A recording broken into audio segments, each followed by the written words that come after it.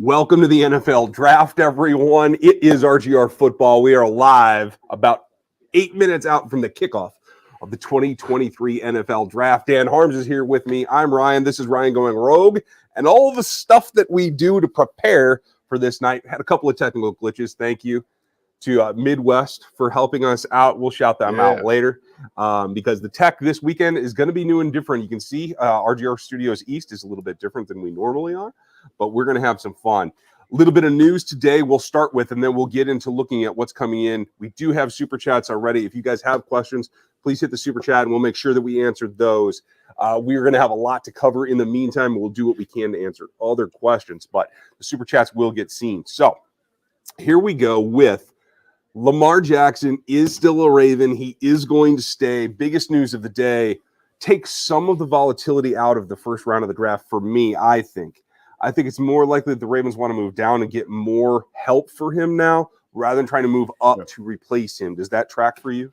Yeah, I think that there was a lot of talk about Rashad Bateman getting traded, and I was like, that makes no sense. You bring in Odell Beckham Jr. Yeah, the idea is to now run this kind of spread offense in the post. I forget his name. I had all this information in my head before we went live, and they bring in the offensive coordinator from Georgia last year. Now they're going to run more spread offense, and that's what they're going to do. They're going to bring in some guys to help. I would imagine that was kind of part of the discussion process on their end with Lamar. Lamar is his own agent, so he's like, look, I want to be a Raven, but you guys don't help me out. So they bring in OBJ. Hopefully Rashad Bateman can stay healthy. You have Mark Andrews, add some more to that facility. Also, J.K. Dobbins is looking to come back fully healthy this year after that last year of getting through his rehab, having some setbacks. So offensively, this is a draft that they could kind of round out their offense because you have your two starting receivers. You get someone to round that out. And that's honestly what this draft is perfect for at wide receiver, rounding out your offense, not necessarily getting that big stud. It's to help round everything out. I think that's perfect for right now. Yeah, I think that makes a lot of sense. And as we've gone through the day, it's been quiet for me around Chiefs Kingdom. I don't have any tips. I haven't heard a single peep about anything going on except for the fact that it seems quiet at the front offices, meaning that there's nobody coming out to talk to the press. No one's giving them a leak. Nobody's doing anything that seems out of the ordinary. So that means there's a lot of talking going on behind the scenes. And I think that is indicative of a team that's getting prepared to do something. I don't know exactly what it'll be, but we will find out here going shortly.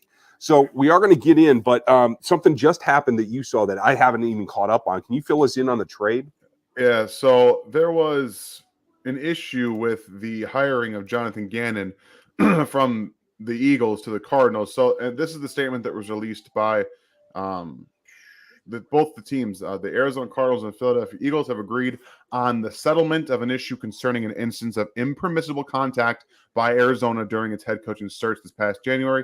The Cardinals self-reported to the NFL that general manager Monty Ossenfort had a phone conversation with then Eagles defensive coordinator Jonathan Gannon in the days following the NFC Championship game, which obviously you're not allowed to do. A period during which the contact is not permitted under the league's anti-tampering policy. So yes, not allowed to do that. To resolve the matter between the two clubs, the Cardinals and Eagles have agreed to swap third-round picks this year, and then the Cardinals will receive Philadelphia's fifth-round pick next year to resolve this matter. Wow. Very interesting stuff. Yeah, it's something that I didn't have any clue about. I don't think most of the general public knew about that coming down either. So we're going to see how that goes. Shout out to Cody and the folks that came out last night to Casey Beer Co. to hang out for a little bit. Appreciate it. It was great seeing and meeting everybody there. Hope you guys had a good time. And thanks to Katie at Casey Beer Co. for hosting us and helping us out with that.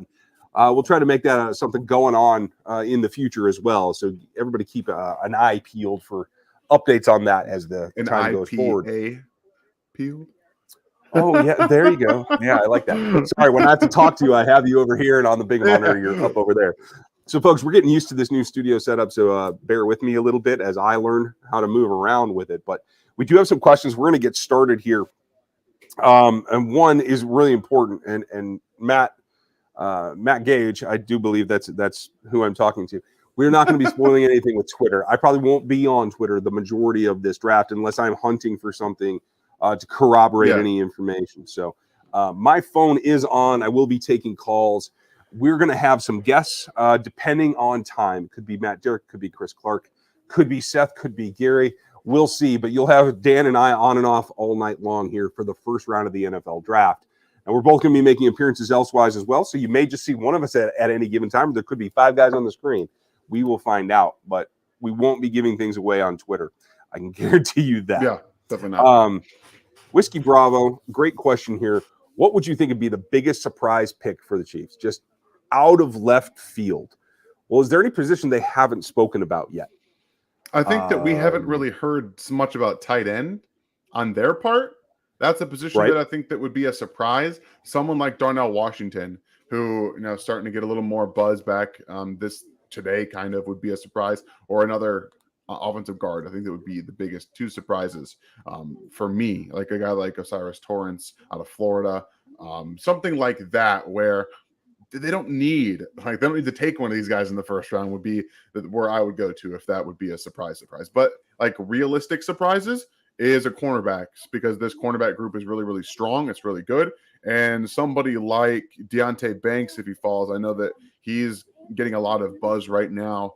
Somebody like Cam Smith, who again is more of a press man corner in this defensive draft class. So that's what I'm looking for, like a realistic surprise, because we kind of figure tackle, defensive end, and wide receiver is their first round kind of go-tos. But so that's what it would be for me. Agreed. I'll tell you the other thing that we really haven't spoken about at all, and that's what if that last player, if they get stuck at 31, they can't move around. What if that last player that's at the top of their board is the safety? What if it is Brian Branch? Or what if it is Martin? I don't know. Is that the surprise pick of the night? It very well could be, if that's who's on the board when they're on the clock. So I think it is all going to revolve around that. We'll see where it comes to when we get closer. Thundarius is downtown. Glad to see him there, as close as I can get. So he sent me a picture earlier. Thundarius, put another one up there if you happen to be listening to this. We'd love to see what's going on down there. And I think it's going to be kind of a fun night. From what I understood, it wasn't going to rain yet. So I hope that holds up. I'm going to stack some questions here, and we'll get ready as we get closer. So actually, Dan, I think you already stacked a few. So let's get into those. And we'll take Jake from State Farm. You're first up tonight, buddy. Appreciate your support. Thanks for the super chat. And what do you got here? Are the Chiefs more likely to trade from 15 for someone they like, or more likely to trade back into the second round? Who could you see them trading up that far for? Odds on favorites, Dan. Who do they go up for? Yeah, we're talking Broderick Jones. We're talking, I don't know if Miles Murphy is going to be someone they trade up that far for. But again, if Joe Cullen has some input on the picks, possibly Nolan Smith is somebody you go up that high for. But I still think it's defensive end or tackle. You can get one of these wide receivers later. You don't have to be looking at 15 for a wide receiver. There might not even be a receiver drafted before then. Yeah. So I think Broderick Jones, Nolan Smith. I mean, I could see them going after Tyree Wilson, even with the rumors of his medicals not clearing everybody. If they are scaring off other GMs and he's falling down, that's somebody to keep your eye on for them to trade up because of medicals. The Chiefs do their own medicals. They kind of confirm things a little bit better than I think we've seen everybody else, and taking risks on, chances on guys like Justin Ross and Trey Smith, who have now worked out, and we will see Ross this offseason and hopefully next year. But yeah, so I think that those are a couple guys to look out for. I agree. I think those are all good targets too. Now, Wilson, I brought it up in my last mock as I stacked him on the board below both Nolan Smith and Miles Murphy because of the medicals. Did I ever think he was a top 5 pick? No, I didn't have him that high, but I can understand how you could if you felt like the medicals were clear. The fact is they're not. And the fact that we haven't heard a peep about him this whole process tells you that there has to be some concern for at least some teams. Mm-hmm. The question is how many? And is one of the teams still in the top 10, one of those that is perfectly comfortable and they grab him when they can? I'm not sure how that's going to work out, but we should know here by about the time 6, 7 comes off the board. So I think we'll have time. We may even hear about it before that actually happens. So we'll be working to keep you guys updated as far as that goes. So thank you, Jake, for State Fire. We appreciate your support. Appreciate you, man. And your super chat. Brendan Meter, thank you. Appreciate you as well. And I got to read it a little up close over here, folks. So Commanders are not picking up Chase Young's 5th-year option. Would you go after him for a trade? No. There's a reason they are not picking up his 5th year, and that's because they know things we don't know, mostly, again, a medical situation. If the team that has him, especially, what is he, defensive rookie of the year, and now 3 years later, you're not going to give him that 5th year, which costs you next to nothing in terms of cap space, that's a giant red flag. And so, no, not anywhere near in a trade. Once he's a free agent, I would definitely have him in, see where he's at medically, run him through a workout, and see what you think. But as a trade candidate, absolutely not. No, and there's going to be a team that does, so he's probably not going to be on the Chiefs' radar unless he becomes a free agent, and then they can run their own tests, because that's, again, what they do, I think, better than a lot of other teams, is go through the medical process and get guys checked out properly to what they believe. And unless you can, do that without trading for him, which you can't do, I don't believe it's going to end up being somebody that they can go after. Again, he's also going to cost quite a bit still, even with his injuries, because young, former first overall pick. So those things do kind of tend to have more of a higher pick total with it you're going to be trading for. So I would have loved to see him being traded if he's not got the injury stuff, but like if he just wasn't very productive as a first round pick, as a first overall pick, okay. But medical stuff is a whole different story. It is. It can ruin your franchise, not just that position group, but where you're going in terms of your overall structural plan for how you're building this team. And that's something that Brett Veach in particular always has a plan and is following a plan, whether we absolutely know it or not. So that's something that we have to keep in mind. I am going to take a look here and make sure that we have the board ready. But in the meantime, would you see what John's question is about? All right, John. Thank you for the question, man. How far up would you trade up to get your wide receiver? So I think the max I'm going up is to 23 with the Vikings. That's probably as far as I think that they should have to go to get the guy that they want. Because, again, lots of teams have come out, at least given us information saying that they don't necessarily think that wide receiver in the first round makes a lot of sense, that they can get a lot of these guys on day 2. And I agree with that statement. I only have one wide receiver the first round grade and a ton on day 2. So all of that value is there. And I think that it makes a lot of sense for teams to not reach for these wide receivers. I think if we learned anything last year is that we saw Kenny Pickett and Sam Howell and their quarterback out of Ole Miss, whose name escapes me right now, and then the quarterback from Liberty, Malik Willis. We're talking about first and early second round picks for these guys. You saw Kenny Pickett go in the first round and then wait and drop all the way to the third round. So teams will wait on the players that they know and the way that they have evaluated, and they'll make those picks based on that. So that's all I can really say. I would go up for wide receiver 23. Matt Corral. That's right, Jonathan. You're right. Thank you. Yeah, I'm sorry. I was hearing part of that while I'm trying to make adjustments to my audio here. We're all going to be working this together, guys. If you want to pull up our draft boards, go ahead and head over to NFL33.com. Right now, you can download both mine and Ryan's draft boards free of charge and just watch as the picks come off the board and kind of see where we have these guys ranked. And, you can ask questions about the draft boards too. We got no qualms about that. It's always a lot of fun. So, and I will try to get my board so that it will share correctly. I'm having a little bit of troubles right here, but we'll have that up momentarily. So we have it for a reference. Getting close. The interesting thing to me, I think that as we get closer and closer to being on the clock here, is that there's been a lot of storylines that have not materialized or have been just reversals. And even Avery knows that. So now that the star of the show is on the screen. Yeah, you got up there all by yourself. Yeah, you're getting up. How much would Veach give up to move up for a top 2 OT? That's the question. That's the magic question maybe of the evening, is just exactly what is he prepared to do? And I have to say, at this point, It could be all or nothing. He could be willing to give up a second round glad you pick, did. next year's third or whatever. He could not be willing to move up at all. This class, I think, is very, very stratified in that the third tier of the offensive tackles comes a little bit earlier than you thought. The fourth tier comes in, I think, maybe a little later than we thought. It's all about where they have the board stacked. But can he go up to 15? I do think that that's possible. I do think if you're looking to have something added to help Aaron Rodgers, number 15 is a pick that maybe they want to move out of and gain some more material. So right now, as the commissioner's coming onto the stage with Eric Stonestreet, he's going to help get this thing kicked off correctly as we all get ready to start the NFL draft for 2023. And here we go. All right.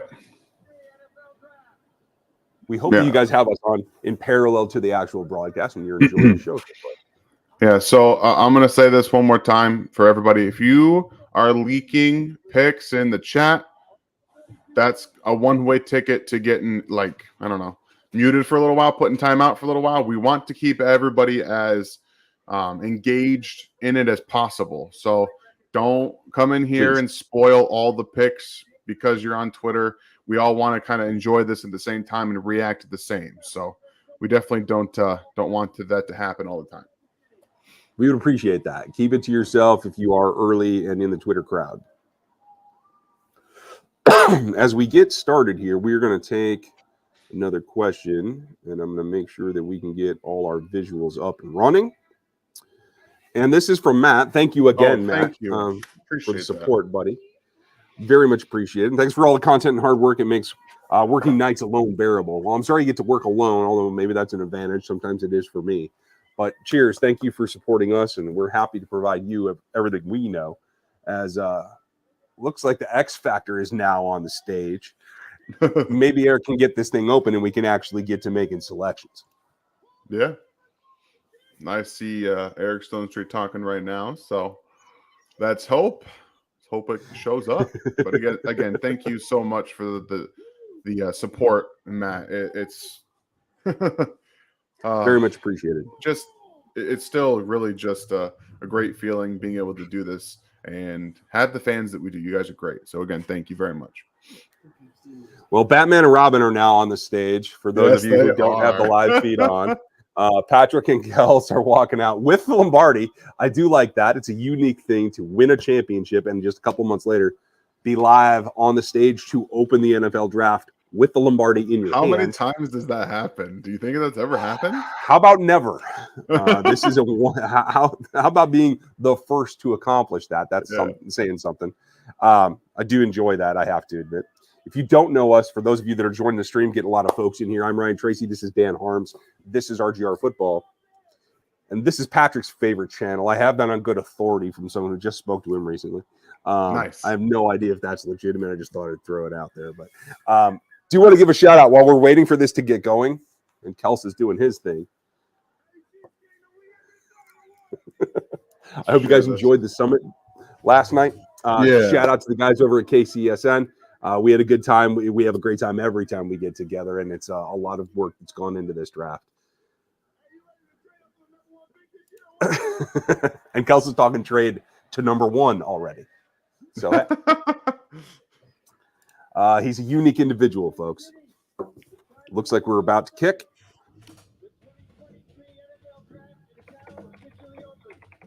And we're off. Whew. The Carolina Panthers need about 30 seconds to make this selection. It should be Bryce Young. It's always been Bryce Young. He's been QB1 since about October, and I don't think it's been very much mystery. Now, you can never put it past somebody, especially in this position. You're taking number 1 for a reason. You've made some mistakes in the past. Could you screw this pick up? It's certainly possible. I'm more intrigued to see what happens at number 2 than I am number 1, because I do believe that Carolina will make the right choice and Bryce Young will be the first selection of this draft. But what's going on right now? In the war room in Carolina right now, the phones are ringing. Yep. I guarantee you the phone is ringing. And they have to take those calls. They have to at least entertain the notion of what could a trade look like. So the fact that the Bears already gave this up, in fact, now the actual broadcast is showing the Bears gave up to move out of this pick and what they gained in the process. if you weren't 100% and any of this conjecture the last 2 weeks were real, maybe you're like, well, maybe I'm not so sure, and I could trade back out of it and reap the rewards because there are rewards to reap there. The number of picks is important, and I think the volume that it brings you back can always help. Yeah. I had never watched Draft Day until a couple days ago. I was very up against it. I'm like, I don't need to watch this movie. And then you're like, I know it's not great, but I should watch it anyway, just to see why everyone does this every single year. And I understand why they do every single year, because that movie is absolutely insane. And it's more of the exact opposite of what would ever happen and things like that. So it was fun. But I don't think I'll watch it again. And, just having that experience, allows me to at least share it with everybody. But that kind of thing would never happen. But this is kind of that moment that we saw in the movie, them calling the Jags, and then the Seahawks trying to get their picks back. Like that's a spoiler alert. If you haven't seen the movie, my apologies. But it's been out since 2014, so I just got around to it. But yeah, so you gotta field some of these calls. You have to see if somebody really wants to sell the farm to go get somebody. But I'm with you. It's been Bryce Young as the QB1 for me for the entire draft process. When they made the trade, I thought it was going to be for CJ Stroud. I thought it was based off of the offense that they built around him, or around the pick. They're not super dynamic. Adam Thielen, you have Terrace Marshall now, and DJ Chark with Hayden Hurst as a tight end. Like, it didn't seem like an offense that needed a playmaker getting out of the pocket. It seemed like someone who delivered the ball on time, get the ball out quickly, and operate in the pocket. Like, that's kind of how it felt. But ever since, it's been such a change to Bryce Young. And I mean, I don't argue with it at all. I think he's been the best quarterback. Very, very hit or miss in terms of they were close to flip flopping a couple times. Excuse me for me, but Bryce Young's been the guy. Yeah, I think it makes perfect sense. Jake, thanks for the super chat. We appreciate you. And Jake's dad, hope you're doing well. It's rare that I find folks in the same family watch the channel and didn't know it. So that's awesome. Usually it's word of mouth that spreads us around. So if you guys would like and sub and hit that bell and spread it around, we would appreciate it. It's getting a little hot in this studio. We'll see how long I last in the sweatshirt. But a lot going on here. And I'm honestly 6 minutes left on the clock here. And folks, let us know in the chat if we're on time or we're behind or what our offset is here. I have it right at 6 minutes now. Okay, I'm 7 seconds in front of you. 7 seconds, so we're pretty close. Okay, cool. I'm surprised it's taking this long, honestly, because I think the offers would have been pretty clean, would have been pretty cut. But Jake, thank you for your support, and Jake's dad, thank you for watching as well. Who's next? I am B. Thank you, sir. Appreciate it. Thanks for all the work you do, G-Skin, making great content. Love RGR. Thank you, sir. Appreciate that very much. Steamin' Damon. Oh, it's in my head now. I'm gonna have Willie in my head all night. If the Chiefs jump to Texans 12, who would you take? At 12, it's probably Broderick. I have to think. Paris might still be available. I think he likely goes at 9 to the Bears is my current thinking. So I don't know that he's there. I don't think they're going for Skoronski. It could also be one of the wideouts. I don't have them there, but the teams may. And maybe they feel that everybody's kind of in this mush in the late first, but they feel like there's one receiver they want to go get. That could certainly be the case for the Kansas City Chiefs. Yeah, that high, it just feels like it has to be defensive end or tackle. Yeah. They go that high in this draft class. Just it has to be one of those two positions for me. And that if they go that high, it might be for Nolan Smith. I fully believe, because I don't think Tyree Wilson. We'll see how far he falls if he's with his injury stuff. But I think that's a move you make for someone who you should be complementing your pass rush with a speed, powerful guy. And I really do think that Nolan Smith is pound for pound maybe the toughest defensive end in this draft class. Okay.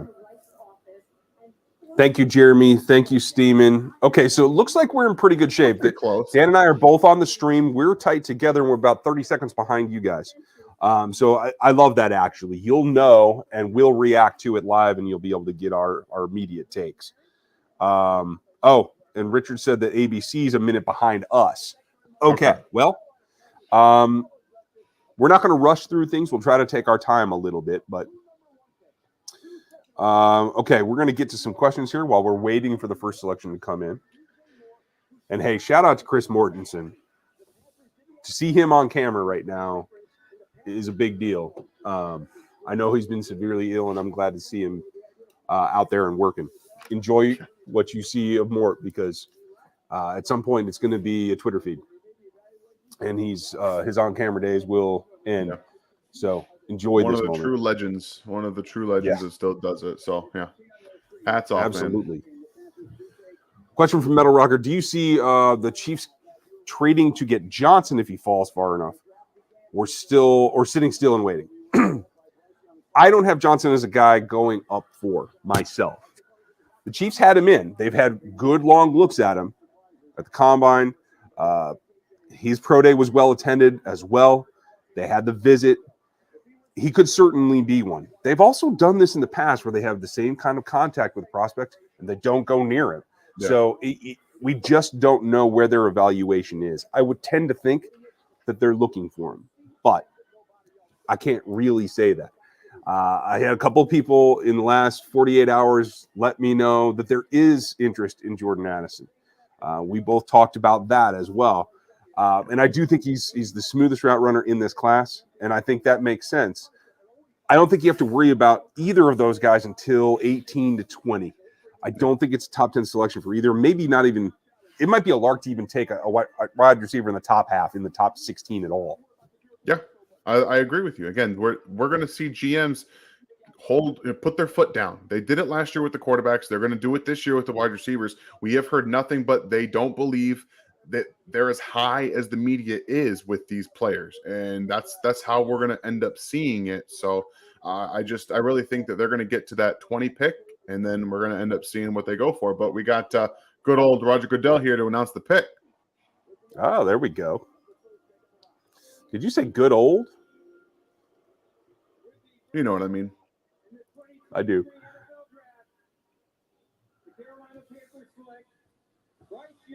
There it is.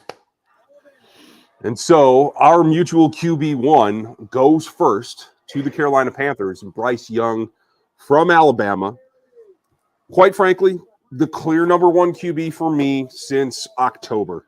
And nothing against CJ Stroud, but it's the playmaking, it's the poise, it's the ability to break the pocket and still be accurate. CJ is great in terms of accuracy from the pocket. You don't quite get that playmaking side of it. Bryce has just been out front the whole time for me. And evidently they train together, they work out together, and they prepared for the combine and the draft together. So I think they probably knew this most of the time as well. Yeah, and the thing for Bryce was last year, before not this past year, the year before that, you had John Mechie, you had Jamison Williams, and everyone's like, well, his job was easy. He could stay in the pocket, he could throw the ball down the field, throw it out on time, and get it to his good playmakers. This year, you flip a script, and he doesn't have the weapons. He has Jahmyr Gibbs, basically as his number one receiver. And a lot of guys that were supposed to be pretty good and then ended up either getting hurt or not being as good as they were expected to be in Alabama. And he elevated that offense. Okay. He was forced to hold on to the football a little bit more and make things happen. 2021, he wasn't moving around a ton outside the pocket, and he didn't have to. He could get the ball out whenever he needed to. He'd throw it down the field. He had time. Offensive line was worse this year.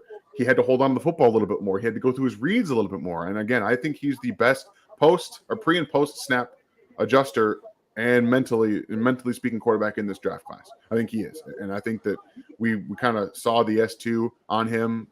I know that people shouldn't always buy into the test stuff. I don't either, but he did test in like the top percent of the S2, and that people point to Brock Purdy last year testing high on that and a reason why he was drafted. But I mean, he was Mr. Irrelevant. So was it really a reason he was drafted? I don't really think so. But that's neither here nor there. So Yeah, Bryce has just been, he elevated that offense this year, and that's why he stayed at 1-3, because he did it without any of the great playmakers that you needed him to see. You needed to see him do that.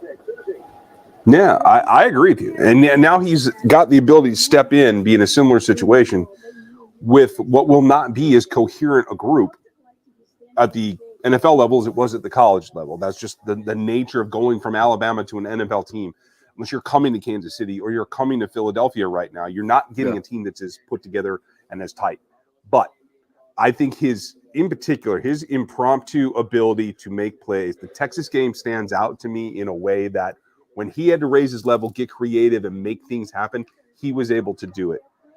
I won't compare him to Jalen because it's just too easy to compare him to Jalen Hurts, but there is an aspect of that game that I think takes and goes beyond Hurts' ability in college, and he's got that as a foundation point that he can rise above from the get-go. Yeah, he's a more instinctual player, I think, mentally speaking. He's like I said, the pre and the post snap processing is very, very important. It's more important in the NFL than it is in college.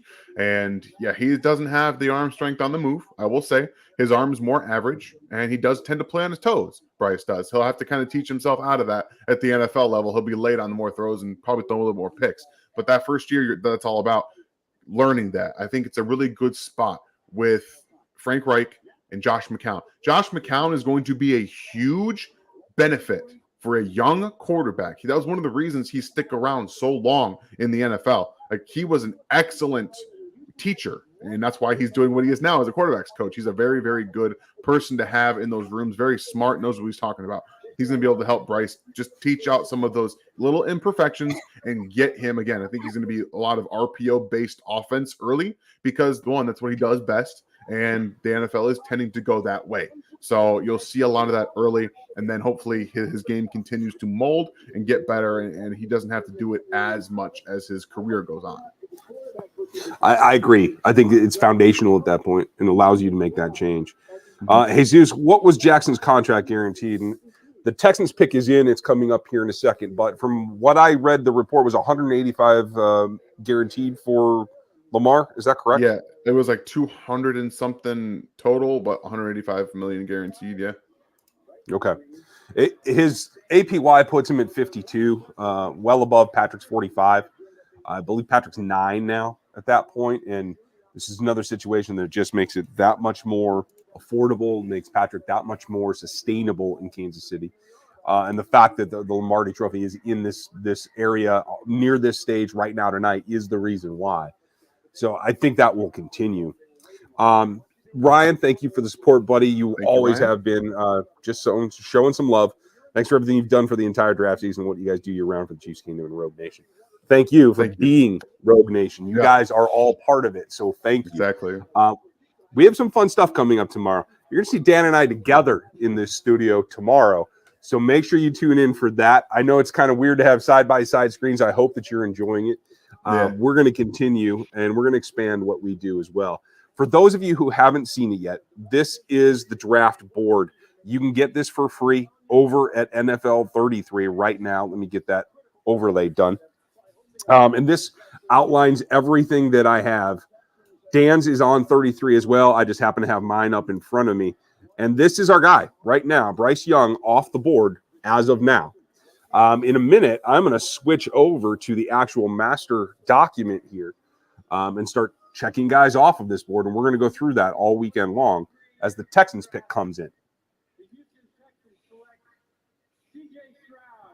All right.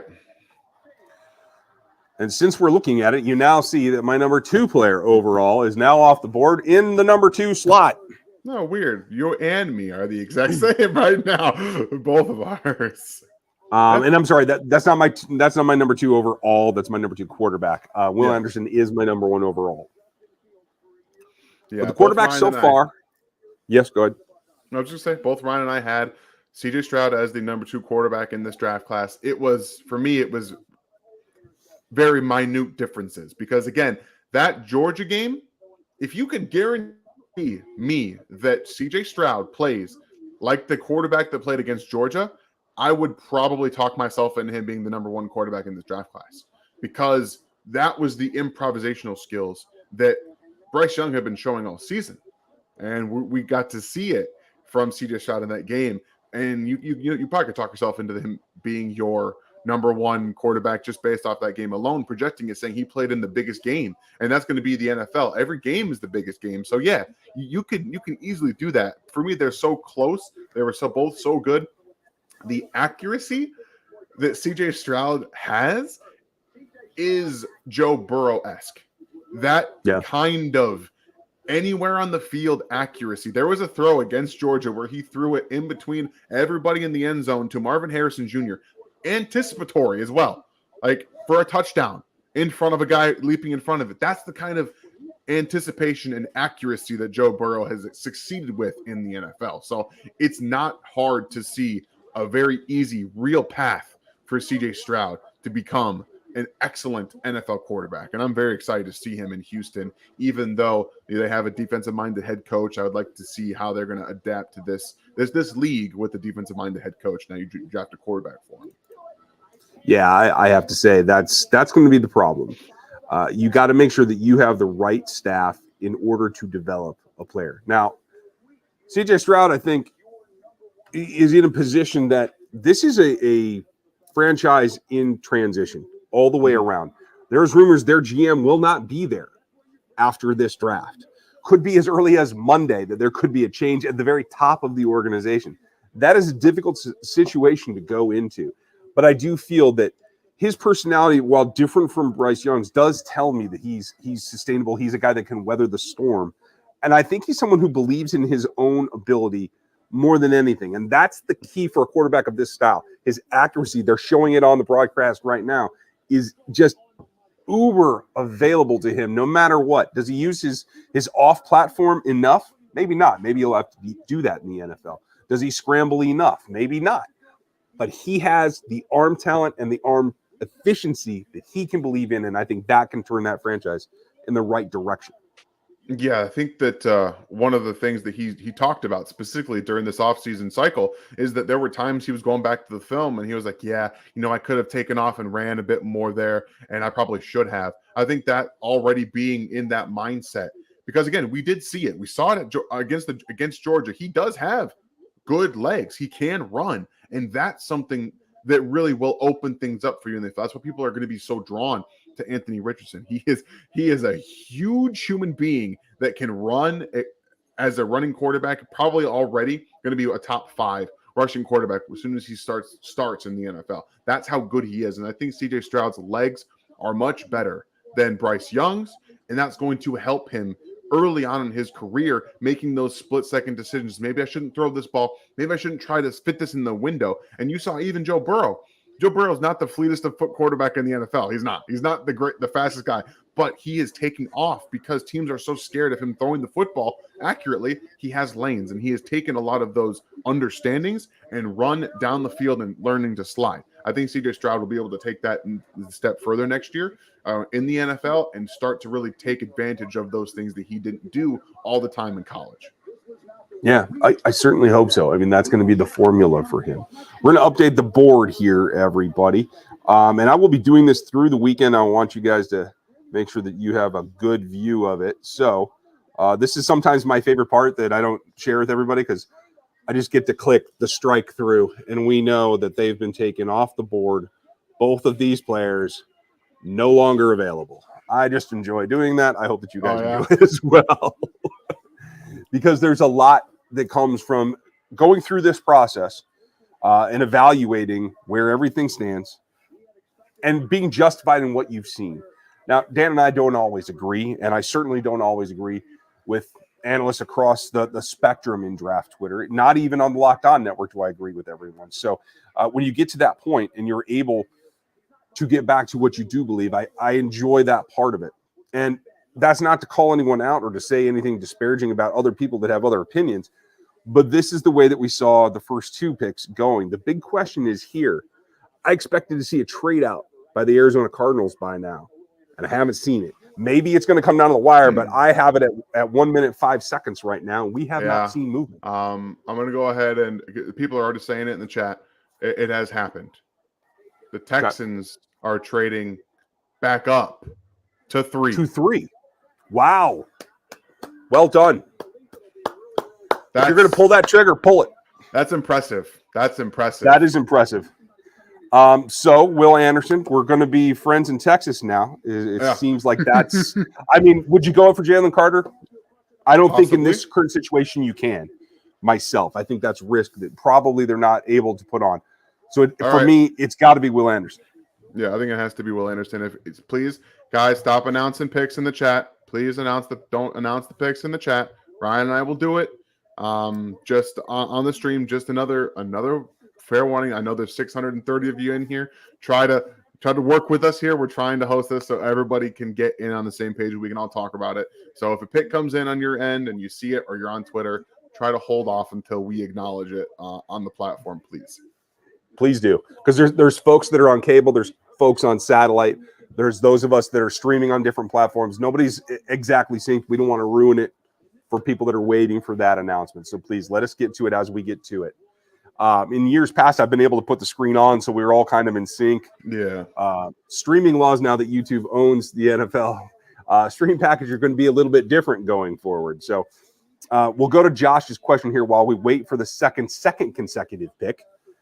When I think it's when, not if, the Chiefs trade up. I agree with that, Josh. The question is going to be where and when. And now that you've seen back-to-back picks by a single team that had to jump up another 10, I want to know what the compensation package is, because that's what's going to determine where the Chiefs are going to go. I have the compensation package for the picks. It's the number 3 pick and 105 for the Texans, and 1233, a 2024 first and a 2024 third going to Arizona. Wow, that's a heck of a pick. That's somebody that fell in love twice. Is what that means. Is there are 2 franchise cornerstone type prospects that Nick Caserio feels he has to get into the building, not only in order to turn the franchise around, but to put himself in a position to stay in that job. So clearly pulling out all the stops here. Honestly, here it is.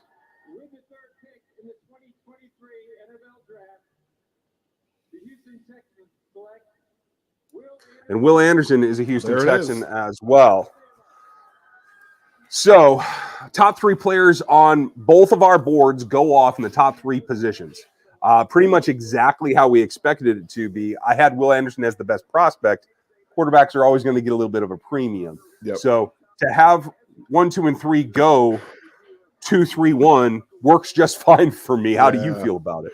This was always the most draft takey thing in the world. We see people hounding. There are some respected Twitter analysts out there that were just doing nothing but tearing down Will Anderson. Nothing but tear him down. It made no sense. Will Anderson was the best prospect in this draft class. I also think there's untapped potential there. He could put on some weight still in the NFL. He's probably not going to. He's probably going to play closer to 250, which is fine. He's going to be a terror off the edge and consistently making his speed to power off the edge, his long arm for a guy who's 250 pounds is incredible. The power he plays with in a 2-point, in a 4-point coming off the edge, that initial first step is so explosive. He can even run by NFL tackles right now with his speed. And it's so underrated because last year he was playing tons of 4-eye. For those of you who don't know, 4-eye is that inside shoulder of the tackle, essentially. That's where his head is lined up. That inside shoulder of the tackle is called the 4-eye.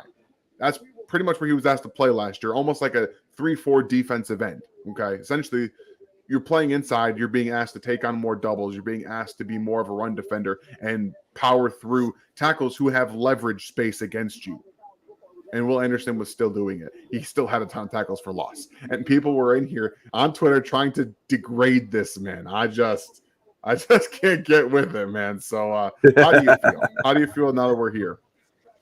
You know, I'm glad to see that it's been justified. Everything that you said is correct, and I think what it does is it takes away from the fact that he is not only maybe the most intelligent defender that I've heard interviewed, not just by media, but by people who understand the X's and O's of the game, but he's a team-first guy. He did that knowing that he was the consensus top pick in this draft last season, and yet changed his responsibility, was able by my estimation, gained weight to play inside more, Yes, reducing his explosiveness a little bit, like sacrificing his own production for the team. Very much a Saban kind of thing to do. And I think that puts in perspective just what kind of person he is. And I think that's a cornerstone you can build around. Does the organization in Houston support him and prop him up enough over the years to come? That's going to be the big question, because I think you've made the right investment in this player. There was like one or two possible builders, the team guys you could build around. Will Anderson was one of them. I know people will say this was an overpay. If he turns out to be as good as I think he's going to be, I don't think it's an overpay. I don't. Again, culture changing requires a bit of getting out in front of it. I think Nick Caserio has waited a long time. He had Deshaun Watson. Deshaun Watson decided that he was going to basically almost ruin his NFL career, and that went out the window. He is now attempting to resurrect what he thought he had originally. And if you have a player in Will Anderson that you think is culture changing, which I think he very well could be, and you have the head coach that you think you have, because DeMeco Ryans, I think, is going to be an excellent head coach. And don't forget, Derek Stingley is there from last year, and that's going to be a focal point of their defense now. They had the corner, the possible shutdown corner, and DeMeco Ryans' defense, and now you have your pass rusher. This team in the next couple of years could be very good, and they are betting on that right now with a whole change up top. I like the move to do it. I really do. I do as well. From streaming, if we go to 12, is it okay to give 31 and next year's first? You have to, right? It's going to be a requirement. Now, the big question is now, Arizona is now at 12. Can Arizona afford to move back? I would theorize that they're probably still open to doing so, because there is a lot of holes to fill in Arizona. Absolutely. There's also a deal for Hop out there. There's also a deal for Budda Baker out there. They have two high-end commodities that they're looking to move. I think this change from the Texans dropping back down and now 12 being with Arizona is more friendly to the Chiefs moving up to 12 than it was prior to this exchange. Yeah, I agree with you. But again, if you're at 12 and there's no more of your blue chip prospects on the board, guess what? They're probably going to want to move down and acquire as many assets as possible. They're in a 2-ish year rebuild. I believe that their organization is in that badly. They are going to need as many possible picks over the next 2 to 3 years to get back to where they thought they could have been 2 years ago. That's the problem. I completely agree. There's a lot there. By the way, guys, on my board, if you have it pulled up, the players that get drafted, I will be highlighting in blue as they go down, and then whoever the Chiefs pick will be highlighted in red, so you can follow along with everyone who's been drafted on the board that way on my end. Oh, I like that. Okay, where are you putting that? I'm just every name. I'm just changing the font to blue. Gotcha. That's all I'm doing. Tactics. We'll get to your question in a second. It looks like the Colts pick is in.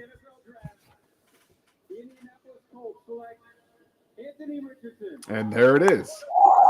That's exactly. And the Colts take the biggest gamble of this quarterback group right here.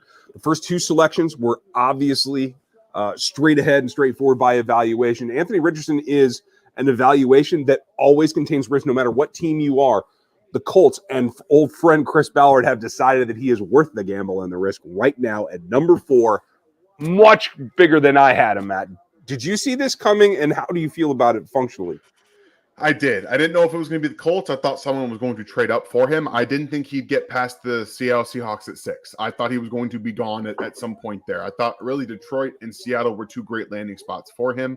Now, Anthony Richardson was my number 3 quarterback in this draft class. I had, Bryce Young, CJ Stroud, Anthony Richardson. That's what I had. So being able to do, I think, take that gamble, you're betting on yourself. You're betting on your new coach. You're betting on, I think Shane Steichen is what this is about. They brought in Shane Steichen and they were like, you built an offense around Jalen Hurts. And guess what? He's going to be asked to do the exact same thing with Anthony Richardson, who again, like I said, is going to walk onto the field, I think, being one of the top 5, top 6 running quarterbacks in the NFL. You can build off of that. They have Michael Pittman. They have Alec Pierce. They brought in Isaiah McKenzie, if memory serves. They have tons of tight ends, big tight ends as well. So, and Jonathan Taylor, don't forget, they just now need to add an offensive line. That's their problem. They did not address the offensive line in free agency like they needed to. This was the move they were going to make. So we are going to find out a lot about the Colts this season. But this was a move I think they desperately needed to make. They've been going through veteran QB purgatory and forever. Yeah. Whether it was a trade up for CJ Stroud or Bryce Young or getting your guy Anthony Richardson, they needed to reset the clock and get a younger quarterback that's going to grow with their offense. Now they have the quarterback and offensive coordinator, now head coach matchup. I think it's a good bet on their part. I will say this too. You said something that really rings true to me. How can you afford to do this if you don't have all the pieces in place? Yeah. And it is what I think is the best attribute. Yes, he's a great runner, Anthony Richardson is. He has a strong arm. Yeah. I think his most important aspect in terms of matching to the Colts is his suddenness in moving throughout the pocket. He doesn't panic. He doesn't leave the pocket unnecessarily, but he's able to take what little space there is on, honestly, an offensive line that was pretty porous in front of him. And he takes that little space and uses it to the best of his ability at the time. That's a skill he's going to have to triple down on. I think you're making a great point. I was listening to the Athletic Football Show a few weeks ago, and they're talking about traits that you can't teach. Okay. One thing as a quarterback that you really can't when you get in the NFL teach is that pocket presence, the feel. You watch Anthony Richardson in the pocket, he can make those micro adjustments. He can make the little step up here, the little move out there, just the little tiny hesitation movements in the pocket to avoid a sack and then deliver the ball down the field. And a lot of quarterbacks in this draft class don't have that. And that's an unteachable thing. And a lot of quarterbacks a lot of coaching staffs probably want a quarterback that they can do that with. That they can say, okay, we can scheme accuracy. Because in the NFL, most of these guys can scheme accuracy, actually. And Andy Reid does it all the time. He schemes guys wide open. And when you have an offensive coordinator like Shane Steichen, who, again, was doing that with Philadelphia, he was scheming accuracy for Jalen Hurts over the middle of the field. You put A.J. Brown over the middle of the field, it's going to be hard to not hit him in the middle of the field. It just is. You have like that can do that a little bit in Indy. So I think that makes a lot of sense. I like that as well. And he's going to need the help, but you have those pieces in place. Now you can retool. And Steichen's experience in particular, I think, not only lets him repeat some of the things that he's already been successful at, but I think Richardson's volatility within the pocket and his escape ability allow you to expand that and take the next step forward, not just for you, but for the Colts as a whole. Now, they have some holes on the defensive side. I expect them to come back in the second round and third, most likely to go to the defensive side. But they could use more weapons. Do you feel that the weapons are enough there? I don't. I think Michael Pittman is a 2, personally. I don't think he's a number 1 receiver. And that's how I felt with him coming out. I just didn't get that. A lot of people were really high on Michael Pittman. I haven't been that. I don't think his route tree is as advanced as it should be in terms of creating separation. I still think he does struggle creating separation. He's not that guy you can say, go win on one-on-one on the outside at all costs. I don't believe that he is. So I think he's a good 2. I was not as high on Alec Pierce as the Colts were, apparently. I think he's a 3-4 type of guy. They do need weapons. They need speed. They desperately need like quick twitch speed. So look for a guy later in the draft like a Tank Dell or some of these smaller wide receivers, maybe a Josh Downs going to Indy to help create early separation and create an early target to match with getting the ball out quickly. Because we know Michael Pittman is going to be getting a ton of targets. We know Alec Pierce is going to be getting those downfield targets. Add a little bit of an early guy who's going to be working that short to intermediate and be a quarterback-friendly player. I think that would really help round out the entire offense. Agreed. Well, and an additional shout-out to Matt Waldman, who had Anthony Richardson his number 1 quarterback. And we had a good discussion about it. Didn't end up falling that way. But Matt had some compelling evidence to say that this is a player that can turn a franchise around if he's given the support that he needs. And I do think that that's what the plan is here. So I feel like this is, while a risk, it is something that can pay off. Now, would I have done this were I running an organization? No, because I am not banking on that upside in the immediacy. Good thing is like you said, this has been a rotation of elderly quarterbacks, to put it nicely. So it is jumping the fire. You're going to get all the reps that you need to get. You're going to have an opportunity. I don't see any reason why he isn't the day one starter, that he isn't given the opportunity to build his stamina. And honestly, would he come off of 383 snaps or pass attempts? Yeah. He needs that volume of repetitions to get going. It's going to be a really interesting preseason for him, and maybe up to a first half of the season to see if he can get his legs underneath him, so to speak, and use them more efficiently on the field. Absolutely. I really think that experience, kind of hurt him in this whole process a little bit. I think if he goes back to college next year, he could be the number one pick. I think he's got more, I won't say upside, than Caleb Williams, because Caleb Williams is a little bit different. That's something we can talk about after the draft, you guys. But he could vie for the number one pick, in my opinion, because experience is the one thing, in my opinion, he's lacking. And you see him make some just inexperienced decisions on the field at Florida. That's really what it was.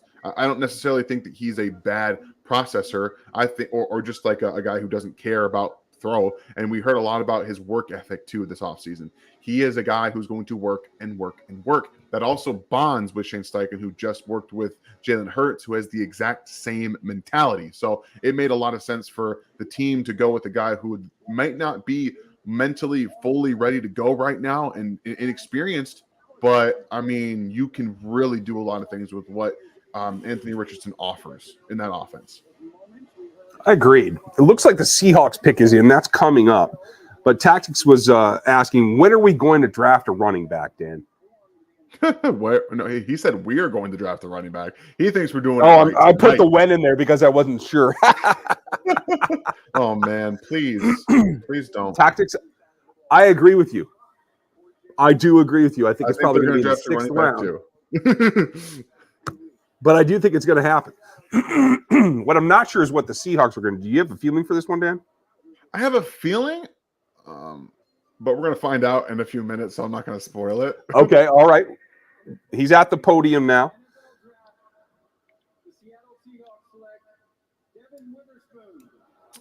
That was not the pick I expected. Neither was it for me. Devin Witherspoon, the Illinois corner, goes to the Seattle Seahawks. Not the typical Seattle corner in history. I have to pull up his stats because I'm a little floored at that one, to tell you the truth. Definitely atypical for what they generally like to have in the corner room. Does that surprise you, Dan? It was a little surprising for me, but I mean, I think Devin Witherspoon's best in a cover 3 scheme. That is going to be what he's going to play in Seattle. On the opposite side of Tariq Woolen now. You have two guys who are good athletes. They're really quick, triggering downhill. They're more boundary corners that want to funnel action into the middle of the field to where their safety is going to be. That's what they're going to do best. You don't really want them in one-on-one situations. I don't think Devin Witherspoon has that recovery speed downfield. When he gets stacked, he does tend to get beaten downfield, but he comes downhill like a hammer. But when he's in zone coverage, you see the ball skills really take over. He's got really good eyes on the quarterback. He tackles well, a really max effort player, and he is looking to deliver big hits. And I think that's what Seattle wants to get back to. They want to get back to their physical defense, and they're hoping, next year with Jamal Adams healthy, they can use this athletic ball production type of secondary and get more turnovers and probably try and play a little more aggressively in the pass defense department to get more turnovers. Yeah, agreed. He's got 31.25-inch arms, so he's got enough length. Is it great? It's not elite, but it's good. He's got the stats to back it up. 3rd in the class in allowed completion percentage. 3rd in the class in hawk rate. How many times does he take the ball away or stop passes from being completed? That's a significant one. He's 2nd in yards per completion allowed. And the big one for me is the Eagle playmaker. That's my main metric for not just pass incompletions, takeaways, but overall, how much do you affect the field? That includes tackles for loss on blitzes, It includes anything to do with any forced fumbles. This is a guy that makes plays everywhere that he goes. And it doesn't matter what area of the field he's on, even though he came in at 181 pounds. Not exactly what you expect, but it is the mentality of his game that I think he is there for. Yeah, that's why you were seeing with Witherspoon constantly being mocked to the Lions.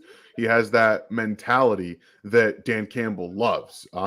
Again, he was my corner 2 in this class, so it's not like it's a huge reach. I think for positionally, it's a little bit of one, but again, I had him going probably a little bit closer to pick 20 in terms of ranking wise on my board, but it's not like they're drafting somebody that didn't deserve to go in the first round. He was, again, right. My second corner, same as you, and a first round player goes in the first round. He's going to be a good NFL player, and I think he's going to be a really complimentary corner 2 in Seattle. He might be the corner 1. I don't know. We'll find out. I think Tariq Woolen was excellent last year, and in that defense, it makes a ton of sense for these two guys to really be ball hawks, to come downhill, play that ball like we saw at Marcus Peters in Kansas City for a while. Do that same thing, but their builds and the way that they attack is going to be much better than you saw Marcus Peters try and tackle. I can tell you that much. It certainly is going to deliver more of a blow. I agree. I had him here right in the 16 to 18 range. So again, CB2 on my board, but certainly within the realm of striking distance here. We're going to see what happens next because there's still a lot of talent on here. Not exactly the way that I expected the top 5 to go, but it allows, I think, some interesting opportunities here for Detroit. And obviously, we have some questions we're going to get to try and answer more of what those possibilities could be. I know that we appreciate you tactics. Said no announcing picks, but we can announce trades, correct? Yeah, we might as well. Talk to me, Goose. The Arizona Cardinals have traded with the Detroit Lions to come up to 6. Something tells me this is for a blue chip player. You think? Yeah, I'm pretty sure of that. It might be. Good for them for moving around, picked up some extra draft capital. Now they're trying to get back in there and not miss out on the elite talent of this draft. It makes a lot of sense. The question is going to be, Detroit gets out. Now, Detroit's got 18 as well. So good for them. They're going to pick up some capital. But so Arizona's obviously doing something. Here's the capital. So the Lions will now have 12, 18, and 34. So they got pick 12 and pick 34 for pick 6. That's going to be nice. Yeah, that's impressive. Yeah, if you're a Lions fan, Heath Buster, I'm glad you're out there. I hope you're enjoying yourself. Dan is certainly happy as well. I love it. Okay. Excuse me. Sorry, guys. No, and that's the thing is we talked just a couple days ago about just how volatile this draft may be in teams moving around to get where they feel they need to be. That makes a lot of sense. Get in there and get it done. If you feel something with conviction, go after it. Do you want to get back to answering questions, folks? Yeah, if you have a question, hit the super chats, and we make sure that we will answer every super chat tonight as we go through. What do you think of Tyson Badgett? And I see a little bit of Mahomes in it. Would it be a good project? I can see why you said that, and I do think that at his level, he is worth an investment of see what you can develop out of him. Mm-hmm. I don't think that goes any higher than the 6th round at the very highest. I think I have him. I have to double check where I put him. He did make the board, if I remember correctly. It was in the upper 7th round. So I will show you guys exactly where I have that. And so I have him right here. This works out to be right in that 12 to 16 range. Tyson Badgett in the 7th. Am I too low on him, Dan? I have him in the mid to lower 7th round. So I'm there with you. I got to see him at the Senior Bowl. I'm not like incredibly taken with him. I think he's draftable for sure. Okay, agreed. Let's see. Evidently I'm a little bit behind, trying to catch up here, folks. Bear with me a moment. Better odds that the Chiefs trade up or down? For me, Brian, the odds are they're going up. Yeah. Julian, better impact for the Chiefs between Zay or Addison? How much better would Broderick Jones make the O-line? Impact between Zay or Addison. Addison can play outside, in my opinion. So he gives you another outside threat. Is it drastically more than Kadarius? Not necessarily. But I don't think Zay can line up outside consistently and be effective. So I think that brings more balance. How do you feel about that, and what do you think about Broderick? So I'm less of the opinion that Addison can play on the outside myself. But I think both Zay and Addison can play a little bit on the outside if you want them to as a Z. So that's kind of where I am with that. But, Broderick would, I think he would lock in this offensive line for a very long time. We're talking years. I have to agree with that. That makes a lot of sense to me. The question's going to be, as the Cardinals pick is in, and it is Broderick Jones. It is the tackle from Ohio State that is going off the board to the Arizona Cardinals. They're coming back up for what a lot of teams have as their number one offensive tackle. The smoothest of the feet. This is a bad sign for Kansas City in that Skoronski is not off the board yet, but he is more of a guard, especially in the Cheifs system. To have Paris Johnson go off at 6 is an issue. It is going to put the premium on the tackles that much more and is going to put some pressure on what the Chiefs have to try to decide to do. Now, Paris Johnson isn't the most anchor-oriented. He has some issues with power. Maybe that's why the Chiefs probably weren't necessarily number one on him to begin with. So I don't think this changes their rankings too much. I don't know if they agree with me that Broderick would be the number one. They may lean Skoronski, but either way, any one of the three going at this position is a big red dot, flaming red dot for the Kansas City Chiefs to figure out what they're doing if they feel they need to go get a tackle. Yeah, I didn't. There was a lot of talk that tackle might not even happen in the first, in the top 10. Like there was talk about fall from the tackles into the teens. So that's kind of put a little bit of a wrench into maybe getting a tackle. But again, there's been tons of smoke around wide receiver, and they might like a guy in the second round that they end up trading up for. Matthew Bergeron is one of the names that we've heard possibly getting a first round buzz lately into the first round too. So I mean, I see him a little more as a guard personally, but we'll end up seeing that in the long run. But at the end of the day, you can't control what's in front of you. You just got to take it with what it is. And the Cardinals are taking a chance on Paris Johnson developing into a long-term solid left tackle. And it's not a bad bet to make. One of two tackles in this class with 36+ inch arms. He's a really good athlete, and he has a frame to fill out too. So there's always that to really bet on. We know Kyler Murray wanted him. So you do things to make your quarterback happy, and drafting a tackle in the top 10 is one of the things you definitely should do. It certainly makes the whole organization come together. And if you were going to do anything to help Kyler, and you are in a position where you're going to need to keep Kyler intact, especially coming off of the injury, that you got to take that chance and do it. Am I happy that it's at 6 instead of 12? No. Yeah. But what else does that tell you? It tells you that the fact that they were sitting at 12, that they didn't feel they could wait until that pick to take the tackle they wanted.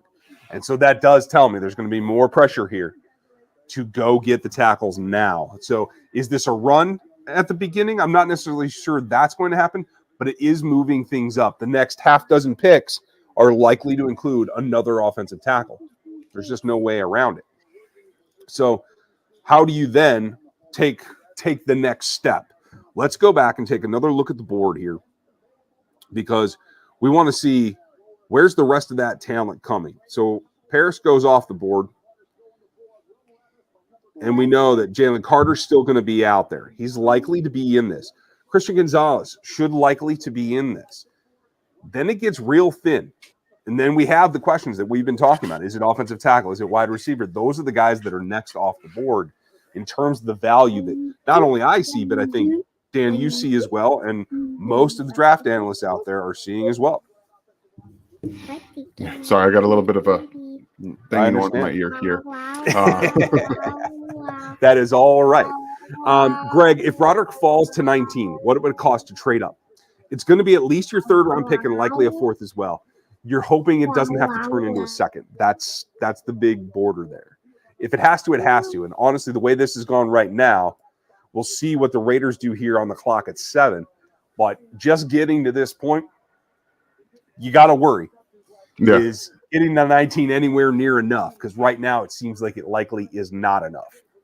Yeah, and we're gonna have to kind of wait and see. That's one of the problems with the Chiefs being at 31 is that they have to wait just like the fans do, and they have to they're really just victims of the board. They have to wait and see what ends up happening, but there's not much that they can do. So when it gets to around pick 20, I would imagine that's when they're going to start to look. And if you see Broderick at 19, yeah, probably try to go get him. Yeah, make a B line for it is what I would say. Yeah, right. Tactics. You pick a DE number 1. Are these quarterbacks not that good? There's risk. Richardson was a risk. The Texans took the player because they took the quarterback first. So getting Will Anderson wasn't necessarily just taking the defensive end. It was the fact that they got the quarterback just ahead of it. And we're still able to trade into the pick. What it also says is that there's risk for Anthony Richardson, there's risk for Will Levis, and there's risk for Hendon Hooker, who I think is actually more able to make the transition to the NFL than both Richardson or Levis. But everybody's got risk. Outside of the top 2, there's a certain percentage, a significant percentage even, of each one that has the ability to not come through. It's about how you feel about the player, how you feel about them in your system and in your building. And I think that's why the teams are making the decisions that they are. Yeah, all right. I'm going to say it again. Please do not announce the picks in the chat. We are trying to control this to an extent on our end so everybody can enjoy this together. And enjoy it together. So please do not announce the picks if you are ahead. And I wish I knew how to be ahead so we didn't have to deal with that. Thank you for your patience and your support, people. And Dan, thank you for being on top of that because of course, I am not in that situation. It happens. We're all just trying to deal with a 4-hour stream. So right, exactly. And I'm going to try to see if there's a way that I can correct that. We'll see what I can get to. I would think that this is streaming on ESPN Plus. Is that correct? Yeah, that's all. I would imagine so. But if you don't have ESPN Plus, then it doesn't really work out, I don't think. I can imagine not. But luckily, some of us do. So we're going to see what we can do. And there's always something that we can do. Looks like the pick is in for I almost said Oakland, the Las Vegas Raiders. And just being as the first division rival to pick in this draft or divisional opponent, period, for the Kansas City Chiefs, what do you want to see them not do, Dan? Who are the Raiders? Let's see. I would not want them to improve at quarterback, but I don't know if they can do that anymore. So gotcha. That's the biggest thing. I think improving on defense is another one of the areas that they need. They desperately have to do. But, I mean, I don't know if they can do everything that they need to get better on defense in this draft. And the guy that they did select is one step in that direction. Why don't you go ahead and announce us in the pick? So, from Patrick Mahomes' alma mater, the Las Vegas Raiders select Tyree Wilson. The mammoth and super long defensive and a great power player coming off the edge. Real raw, but has that ability, has that reach. I think the biggest question right now, as we've heard in the last 48 hours, is some questions about his health. He's been out of the draft process the entire time due to the foot injury. The question is going to be is how much can he sustain and is he ready to go? Looks good coming up on the stage, but I don't know if he's ready to step on the practice field next week. So, again, another player with a little bit of risk, one that I think is going to take some time to really hit his stride. I don't see Myles Garrett here. A lot of people want to make that comparison. I don't see it happening. But for the Chiefs are going to see this guy multiple times per year. We're going to find out and watch his evolution pretty quickly. So is it going to be effective year one? Maybe, maybe not. I don't see him coming in as a phenom. But the Chiefs are going to have to keep an eye on him. This makes the selection coming up, whether it is an offensive tackle or it makes the transition of Juwan Taylor to the left-hand side that much more important, because I do believe that Wilson is better coming off of his right hand against a left tackle. Yeah, I agree with that. I think he's closer to Jadeveon Clowney, personally. I think that's his career trajectory. A really good run defender in the NFL, but maybe doesn't quite put it all together as a pass rusher. And it's okay. But you're also taking him at 7 in your draft. And maybe he has some medicals that you don't necessarily understand. I know that with everything that's happened for the Raiders with picks and some of their guys with question marks lately coming in and having some problems, that Jalen Carter wasn't the pick, but it still probably should have been Jalen Carter. I'm very interested at the fall about Jalen Carter right now because he should not, in my opinion, be on the board any longer. So we'll see. Yeah, we are going to see. I can't say that I'm super surprised. I saw Tyree Wilson mocked as high as 3 in some pretty high-profile mock drafts, but I never saw that coming. This is certainly more reasonable, but I don't know that it is necessarily the most reasonable. Yeah. Now, I do think that we have the ability here to kind of sync what we're doing. I'm going to try to make an adjustment. It looks like the Falcons pick is in. Travis Anderson, thank you for your super chat. We appreciate your support. Appreciate you, Travis. Thank you very much. And we'll get back to you if you have a question for sure. Where do you think Jalen Carter is landing now, Derelict asked? I honestly don't know. If he gets to 9, I want to think that Ryan Poles is interested. But Ryan Poles needs an offensive tackle as well. It's whether he can pass on that talent. And I'm not sure whether he will pull the trigger or not. Will he get there? Or is this pick, the Falcons, going to be Bijan Robinson that we've heard rumor of? Is it going to be Jalen Carter? That's what we're going to have to figure out next. That's where I think it should be. You think I cannot disagree with you. I think that makes a lot of sense.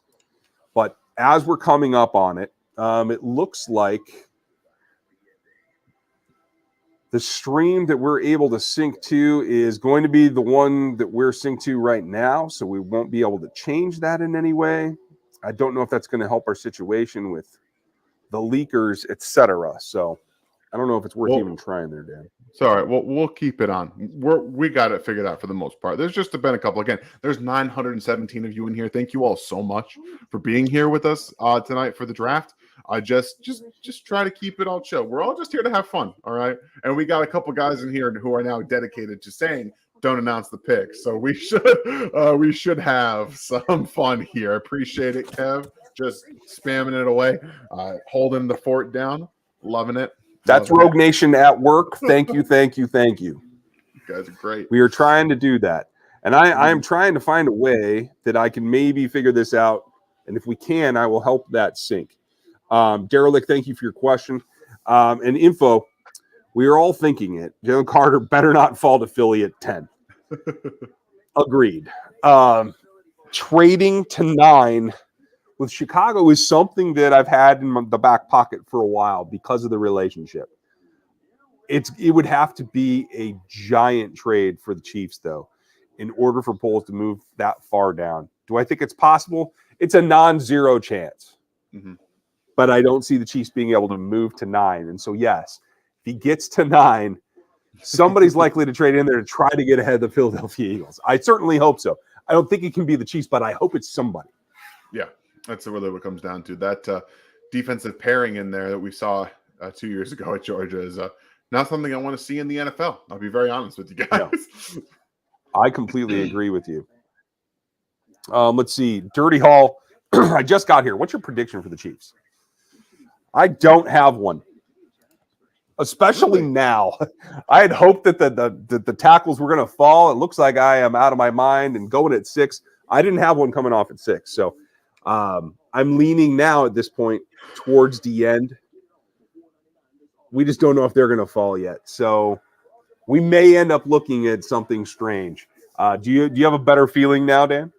I do. I thought Broderick Jones would go in the top 10 personally, but having a tackle go in the top 10 wasn't a surprise to me. I still think it's going to be wide receiver. I think that they're going to go somewhere up a little ways to try and skeet past the Giants and get a wide receiver, because the Giants are targeting a wide receiver.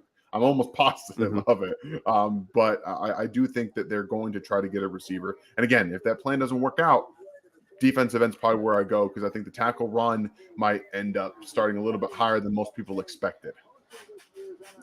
That makes sense. Appreciate you, Jay. You're doing a great job. And hit the like button.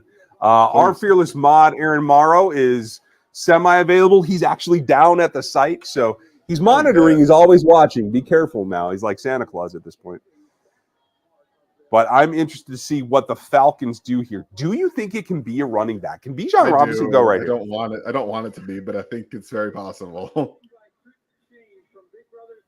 Big Brothers Big Sisters are making the announcement here in a second.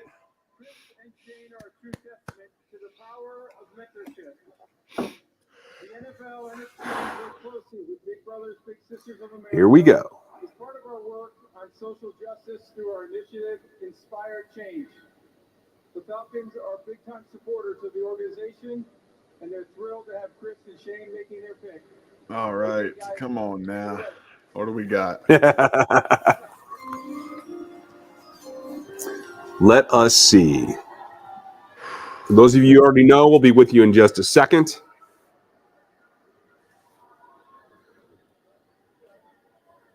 Young man trying to make an announcement. With the 8th pick in the 2023 NFL Draft, the Atlanta Falcons select Bijan Robinson goes top 10. Now, man, this tells me a couple of things. There is a definite understanding of the way the pendulum is swinging in the NFL, and that is back towards the run game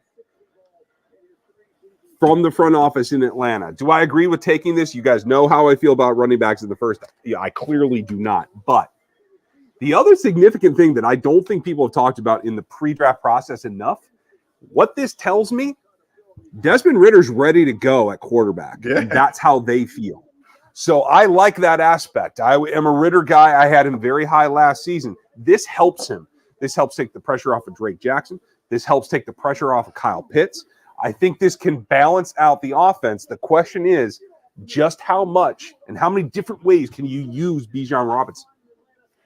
Yeah, I actually kind of talked about this on one of the fantasy podcasts I was on yesterday. I don't necessarily love the fit. And that's not because I don't think Arthur Smith is going to utilize him great. I know he will. I think Bijan is a guy that has to have a ton of touches. And I think that a lot of running backs in that system can be effective. I just think it's a little bit of an overuse of your draft picks to select the running back. And we're going to see how impactful he is.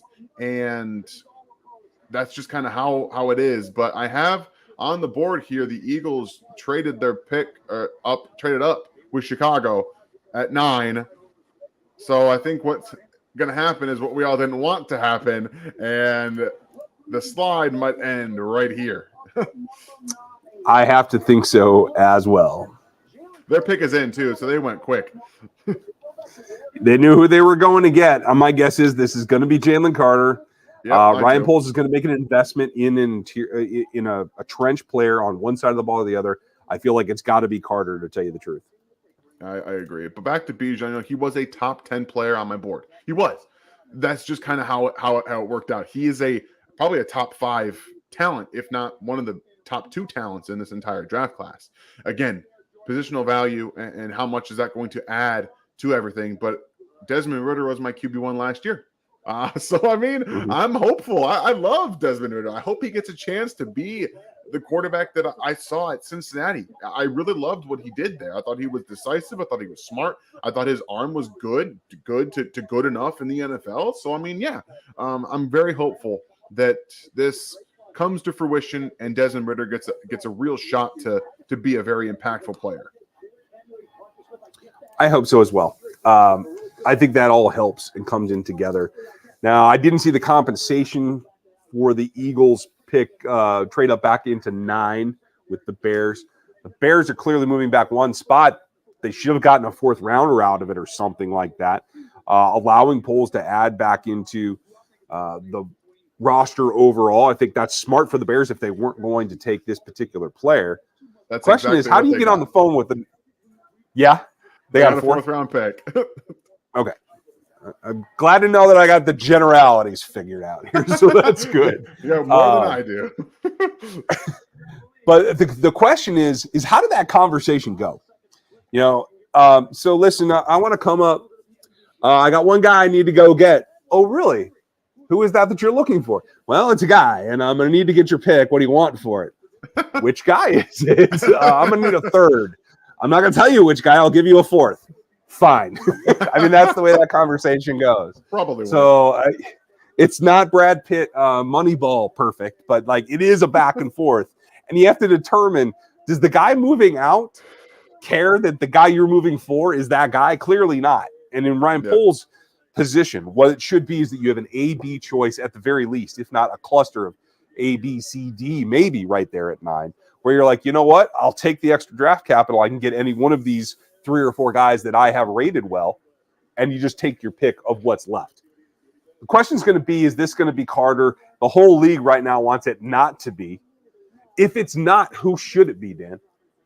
If it's not, the Eagles going up probably for, I don't even know at this point. There's only, they desperately need defensive tackle. Like that's where they needed. They added 2 guys mid-season last year because they didn't have the depth. And, Jordan Davis got hurt. If it's not him, is it JSN? I got a whole lot of nothing. So much for these cameras, these batteries lasting 2.5 hours. That did not come to fruition. We're going to do the best that we can, though, because that's all that we can do. And that's really the only way to put it. I'm going to see if I can do something a little bit more crafty here for a second and see what I can do to help us out. Trying to get there. Bear with me just a second, folks. And I'll see if we can get this done. And that's not going to do it either. Oh, let me put it into the stream. There we go. Okay. All right. So we'll sync up here if we can. And I have another option that I think is going to come to fruition here that I may be able to fix up. So this is what's happening now, and at least we can sync a little bit.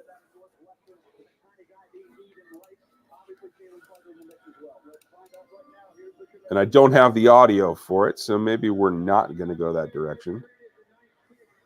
Oh, this is the announcement of the trade that we already know about, so we're doing okay there. So, folks, let us know in the chat again. Are you running early or after this? Because I'm pretty close to what the broadcast stream is versus this. I'm not sure exactly where we all are at.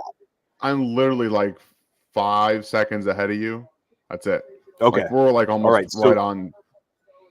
Okay. So that's not going to help us at all. We're basically in the same time frame that we are watching our streams themselves. Okay. Folks, that's the only option I have is the streaming service here. Luckily, RGR East has fiber, so it's about as quick as I can get on the stream, but we're going to stick with that and keep that going. And info, didn't even have to fall to 10, buddy. You were on it the whole time. We appreciate your comments. Dirty just got here. What's your prediction for the Chiefs? Okay, we answered that one. Mine said better not gamble all those picks away, and that's a good point. You have to make the most of it, and I like the fact that they're thinking across the entire franchise. They've had what, 3 players suspended in the last 2 weeks, Dan? Yeah, wasn't it? Yeah. So they've got some temporary holes to fix, as well as the big permanent type gaps. Makes their job a little bit harder overall, but I think they're going to be okay. Does that mean draft selections? Not necessarily, but what's the most you would give up to trade up and get Broderick? Like what's your cap and value, Dan? Oh, well, let's see here. I'm probably looking at a third. I think the third is the most that I would give up to trade for Broderick Jones. And that's not because, I don't think he's a guy who could legitimately solidify and maximize this team for a long time. It's just because I don't want to give away my top 100 picks. I'm sorry. And Julian, I expect better of you. Please stop announcing the picks. Julian, my guy. Yes. Stop Please. doing it. Don't put the picks in the chat, please. We're all trying to sync up so the folks that are even behind us are finding out at the same time. We're trying not to give them away. So if you guys would refrain from that, we would appreciate it. All the streaming services this year, it's a little bit more difficult. We'll see what happens when I'm back on satellite. Here I'm on streaming as well, so we're all a little bit farther off than maybe we are in most years. So please keep it to yourself, and we'll discuss it when we announce it here for what most people seem to be on as a streaming service this year. Chad, thank you for your support. Appreciate you. Been a long time since I caught you guys live. Glad to see you. Glad to have you here, Chad. I hope you're doing well, buddy.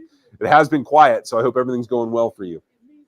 Now, the Bears here are on the clock, and they got the better of this deal if they didn't have to have the defensive tackle that some argue is the best talent in this class. So that's important. But what does that leave them? It still leaves them, unfortunately, my guy Broderick Jones right now, and I'm going to say my guy so that Dan doesn't have to take responsibility for it, and you guys don't have to feel if we get left out. I'll be the one that's disappointed. But it puts them in prime position to take the next best tackle on this board and be done with it. I think that's probably the scenario that unfolded in can we move back? And that is what allowed them to do that. Now, kudos to Jalen Carter. It's been a rough road for him. Yeah. McClendon as well was actually hurt in that incident that took the life of two Georgia team-related people. I can't remember what the driver's title was, but I know she was part of the recruiting process. Jalen Carter's been pretty quiet. He's had a rough go. He's clearly emotional here, and I like to see that actually because I think that means that it's not just relief, but it's being bought into being somebody that's joining this league. I hope that it works out for him. I hope that he is responsible and going to be dedicated to it. He's joining some of his former teammates, guys that he played behind and with, and I think that's probably, if you were going to pick a landing spot for a guy that needs a little bit of transition help probably off the field, that's a really good spot for it. Yeah, he's going to have a lot of guys already in there that, one, are veterans. And I think that you could also argue that with Jason Kelce there on the opposite side, who's going to play against in practice all the time, that's a really good place to be because Jason Kelce is one of the hallmarks of the NFL for character, for the way he plays.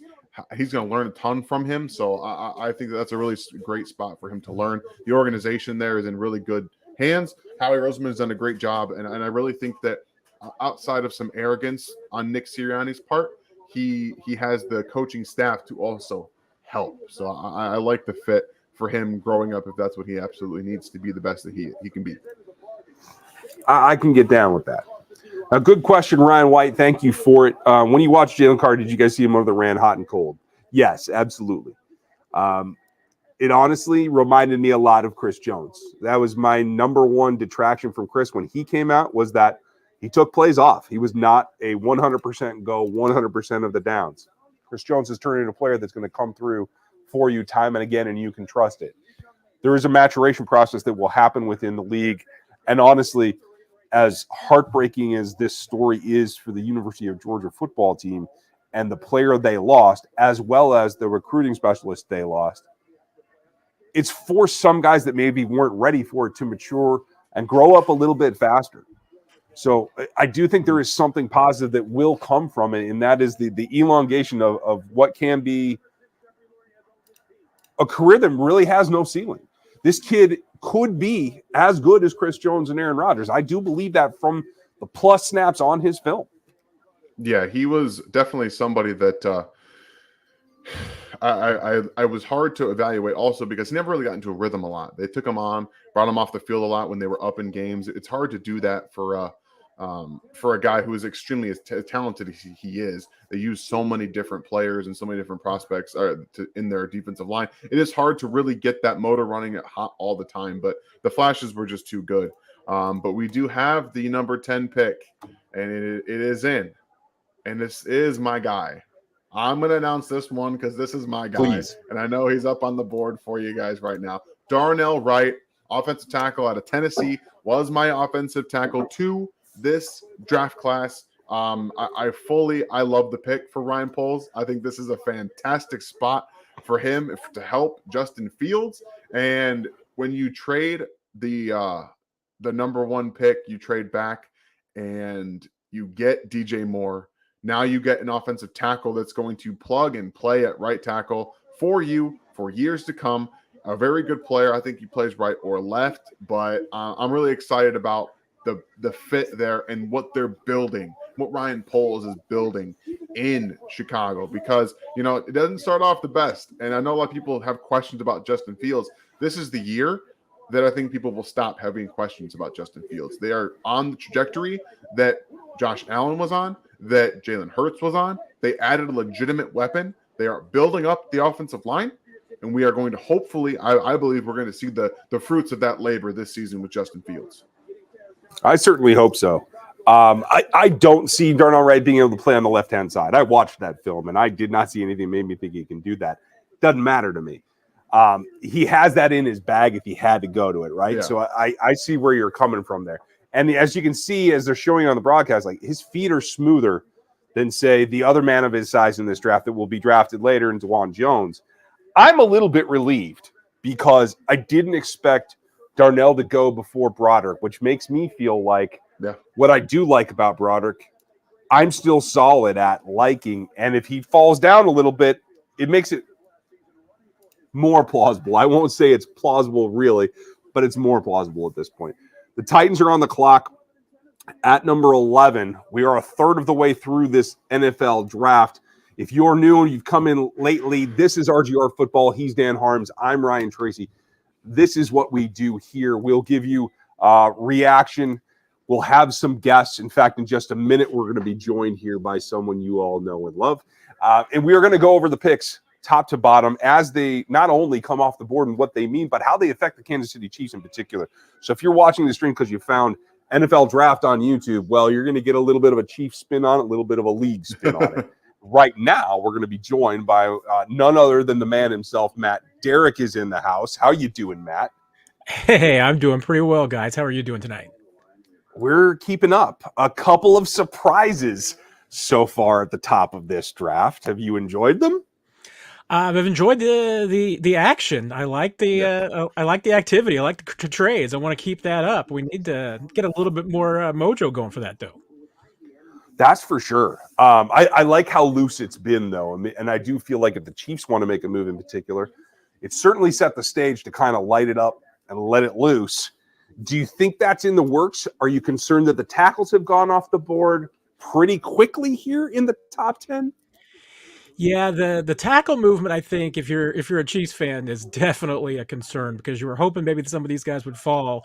I still think that the one that the Chiefs would be most interested in is still on the board, but I don't know how much longer that's going to be. I mean, I did not think that Darnell Wright was going to go before Broderick Jones did, but that's where we are, but that's the guy that's going to probably go next. And if he can go far enough, which I think that for the Chiefs, they probably want to get to 21 before they're really going to start looking at some trades and what do they want to move up. That's kind of their sweet spot. That's exactly where they went with Trent McDuffie last year.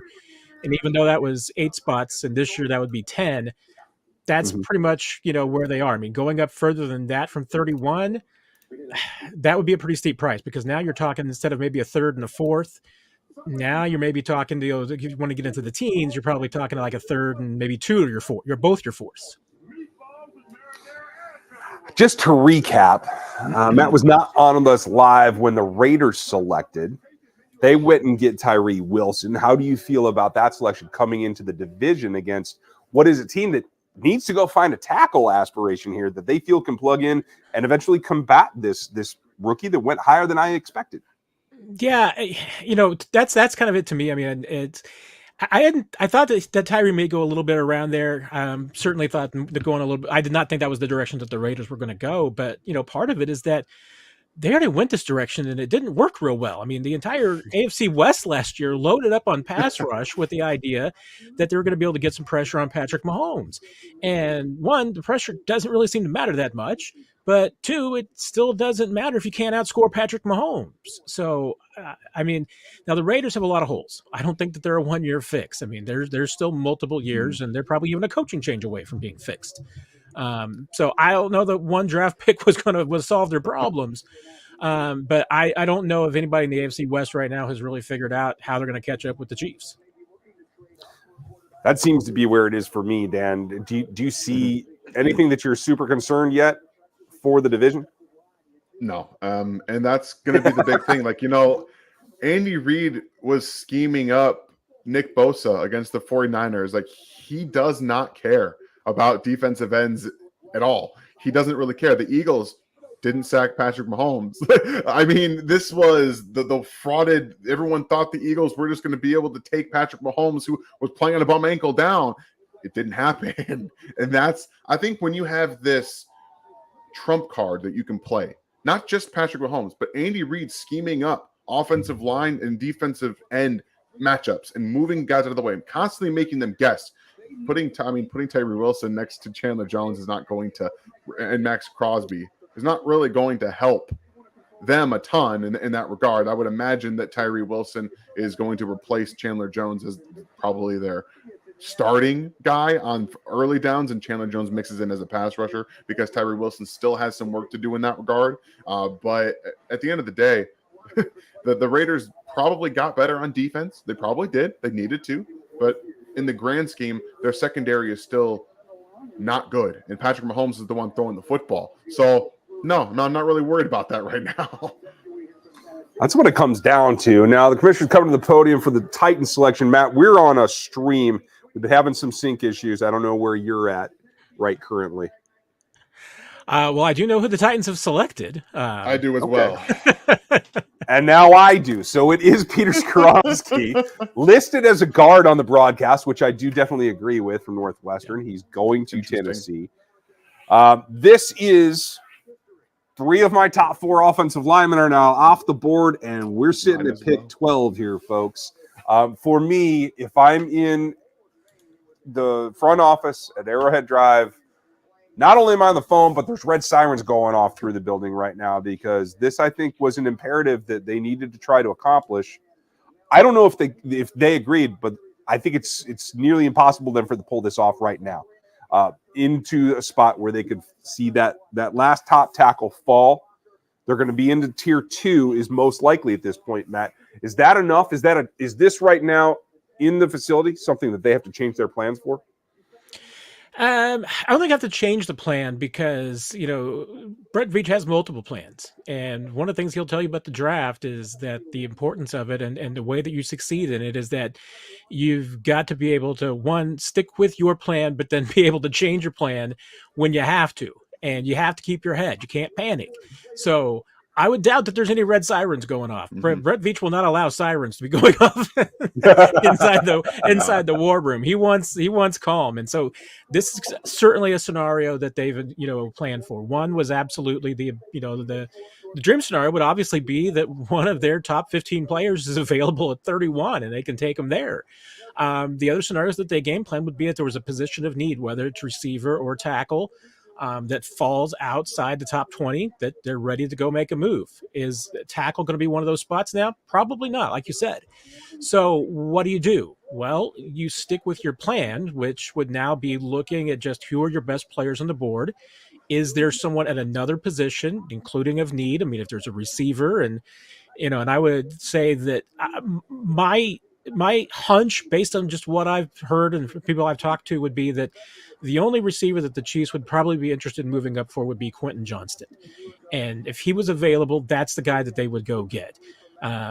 Zay Flowers is probably a guy that they would wait to come to them a little bit. Not that they wouldn't maybe move up a spot or two, but Johnston would be the guy that they'd be willing to maybe pay a bigger sum to move up to get. And like I said, I think Broderick Jones would be the other guy that the last tackle of that front tier that I think they would go get as well. So, but you're right. I mean, one of their other scenarios is that you don't get a tackle in the first round, and you do start looking at who's going to be available in the second, third, and fourth rounds. And and that's where the Chiefs, with finding offensive linemen, have been pretty fruitful. So I think you got to kind of trust in the plan here, and believe that there are some guys with some talent that are going to be sneaking in those later picks that you can bring in, and Andy Heck is going to be able to work with him and get something out of him. I agree. And one guy he's not going to be able to work out, too much to my relief, is that Jahmyr Gibbs is now a Detroit Lion, folks. He will not be going to the Chiefs at 31. So, Dan, I'm sorry. Chiefs Kingdom, I'm happy for you and for myself. And I'm happy for Jahmyr Gibbs. They can use a punch in Detroit. I think this is a good selection, other than the fact that it's a round early, but that's just my opinion on running backs. Dan, reaction from a guy who grew up a Lions fan. Oh, my goodness. Well, I can tell you one thing. DeAndre Swift is about to get traded. They don't sign David Montgomery and draft Jahmyr Gibbs if the plan is to stick with DeAndre Swift. I can tell you that right now. Absolutely no reason to do either of those things. I'm a big Jahmyr Gibbs fan. This is a shock at 12 to draft him. And I love Jahmyr Gibbs.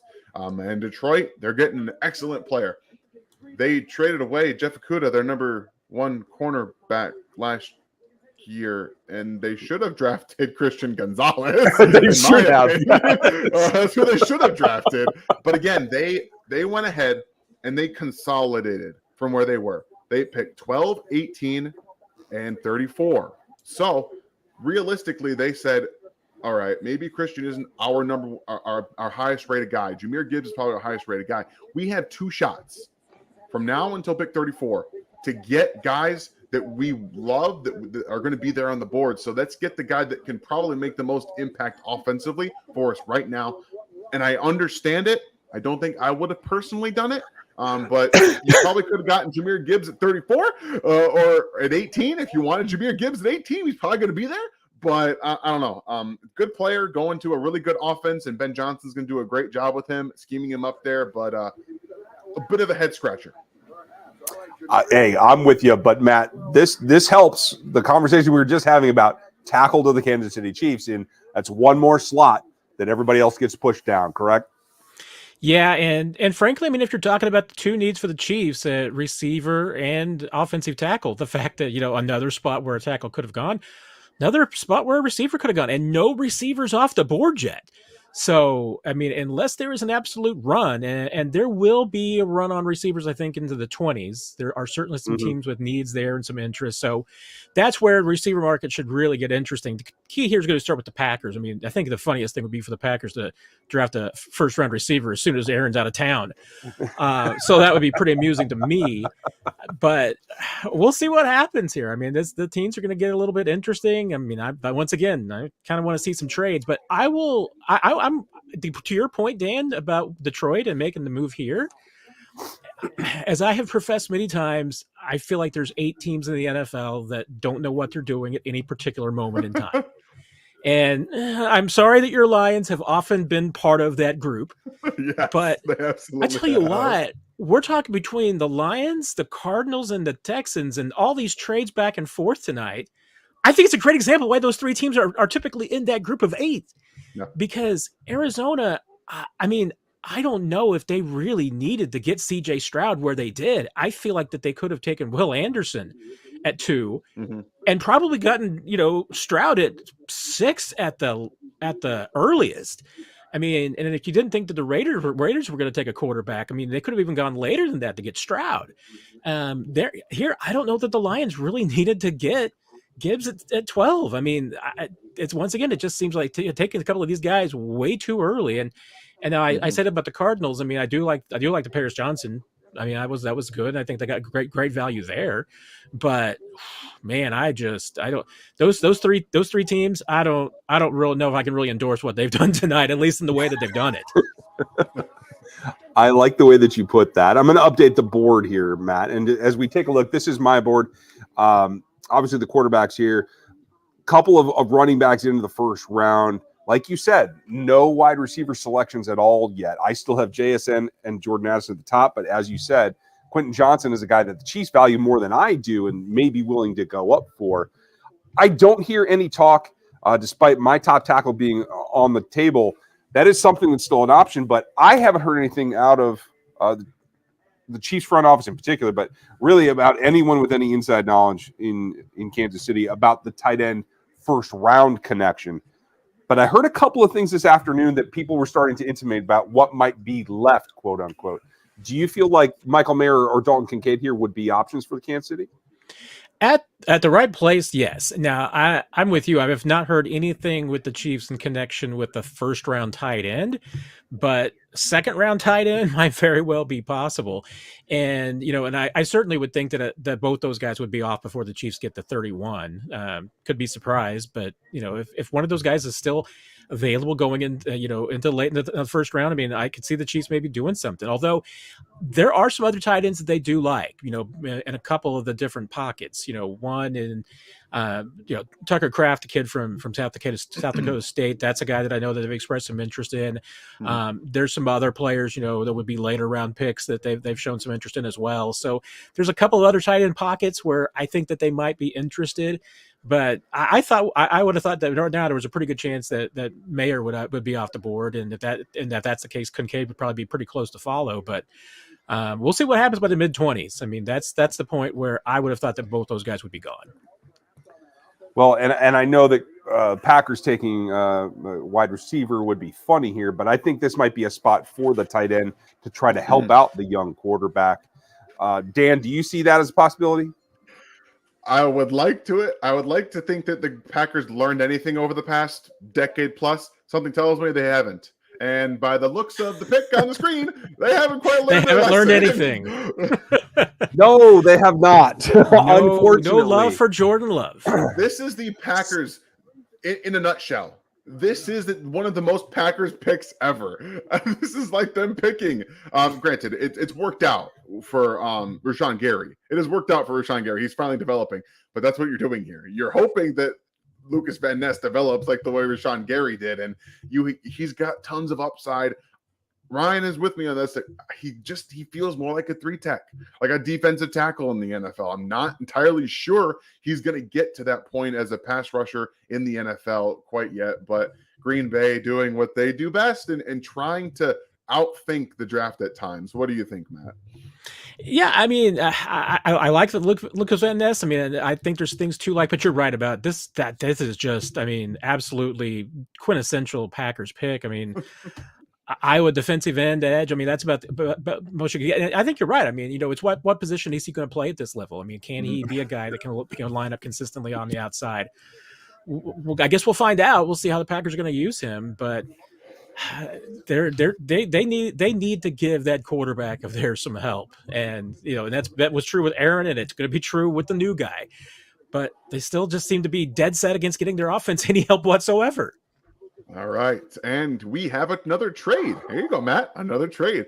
The Pittsburgh Steelers have traded with the New England Patriots, are now on the clock at 14.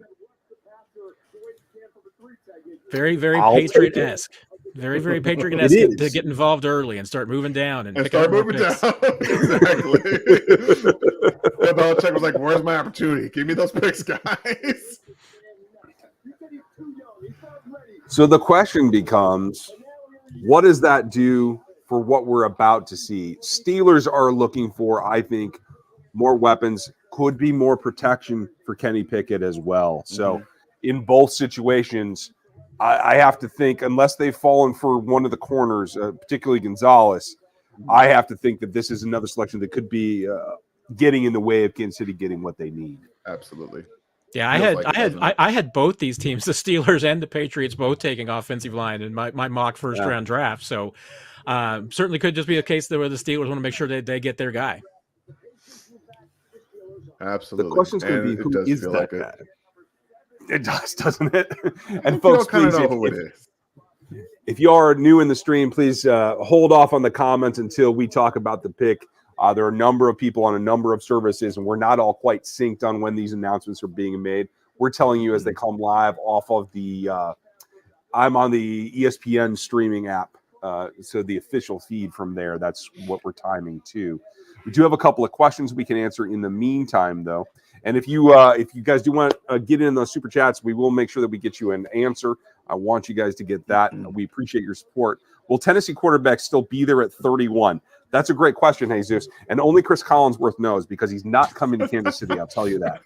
And I'm a Hooker fan, so hey, yeah, right. That was the most bizarre thing I saw of the week. And the funny thing was, he backed it up. Like he legitimately thought it was a good idea. I went back and I watched that stream. It is an idea. I went back and watched that stream, and I do think it felt like pushing just to make the point. It was almost like, oh, the Chiefs are going to take this player. I really like this player. I have no care that they don't fit and they don't need it. But now the Steelers pick is in, and I'm going to break everyone's heart, starting with my own. It is Broderick Jones to the Pittsburgh Steelers. He is out the door at 14, and we have all of my top linemen with first-round grades off of the board. It was quick. My guess is the fact that the New England Patriots were trading out of this, there was a phone call with Kansas City, and I'm guessing that it comes down to compensation, what turns out to be a fourth-round pick at 120. I think that's something the Chiefs would have been willing to give that at least both the fourth rounds up, maybe giving up 95 if they had to. But clearly that didn't work out, whatever the conversation became, and now Broderick Jones is a Steeler. Not happy. All right, guys. I'm just going to let you know I'm going to bounce out here real quick to go on another stream, and I'll be back in a little while here. But Matt, you guys are in good hands with Matt and Ryan. I shall be right back. We'll catch you in a bit. So Matt, I think you felt that one coming as well. Definitely guys that we felt could be players in Kansas City in a number of those offensive linemen. That leans back towards now, right? Looking at edge. Surprisingly, not a lot of volume at edge coming off the board. And wide receiver even more so, right? Yeah, I mean, this if you're on team Chiefs wide receiver in the first round, this right now is unfolding exactly the way that you want. I mean, Jackson Smith and Jigba still on the board. That's and now you're running into, I mean, with the 14's off, around 17 picks away from the Chiefs, and you're talking about four really top, level one potential round one receivers. But then again, this is also circling back to the problem with this draft and the wide receivers in this draft, which is that there's no consensus. I mean, no one that I've been able to talk to this entire draft process, outside of the fact that Jackson Smith and Jigba was the clear front runner and the clear consensus number one receiver and should be a first round pick. After that, there's a divergence, as far as some teams, frankly, having no other receivers in the first round. Some having, a combination of maybe the next four guys, and that would bring Jalen Hyatt in that conversation too, with Jordan Addison and with Flowers and with Johnston. But there's no consensus. I mean, it's across the board.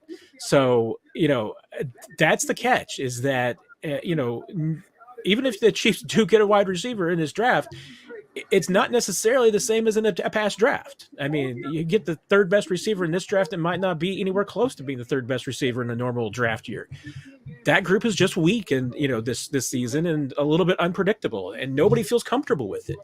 We'll see if the Chiefs feel comfortable with it, but I think there's certainly, like I said, a couple of guys that they like. But I'm very surprised that at least one receiver hasn't gone off yet. But if you are on team receiver for the Chiefs, this has unfolded exactly the way you want. Yeah, it leaves the opportunity wide open. So my question to you is, what happens next? Is the fact that it's wide open right now leaving them really their choice of any receiver? Is this where you hit the gas on trying to trade up? Or do you feel that the organization is a little bit more reserved, going to aim, like you were talking about earlier, in that low 20s type range and kind of wait it out here for the next 7-8 picks? Yeah, it's interesting because you look at it, and and I would think that Detroit now, back will be back on the board at 18. There are possibilities that they could be interested in the receiver. There's a few, and once you get into the 20s, there's quite a few more. You look Mhm. at it, and and the Chiefs do have, I would say, some good trade relations with like Washington and New England that are at 16 and 17. If they wanted to get there, I think those would be easy conversations, easy shorthand discussions to be able to do that. A question though is that that's really kind of against Brett Veach's philosophy. I mean, even though he is big on, hey, if you've got a player and he's one of your, and like we've been talking about, X number of first round grades, and let's say there's 15 of them, you want to get value, but necessarily trading up to get him at 16 and grabbing him immediately isn't necessarily value. So I think there's still a pretty good chance that he waits until 20, which where the Seahawks are on going to be on at 20, and really sees what happens. And 21, I always use as just kind of a jumping board. 21 is not going to happen because the Chargers have 21, and I Right. just don't see those two teams making a trade. And I think even the next few picks after that would be difficult. The Ravens might be interested in the receiver, so the Chiefs might be in a spot where, hey, you either need to get to 19 with the Buccaneers, or maybe you're looking at 23 with the Vikings if you want to move up. Those should be affordable discussions. I mean, I think that's more reasonable than, if the Chiefs needed to get up into the top 15.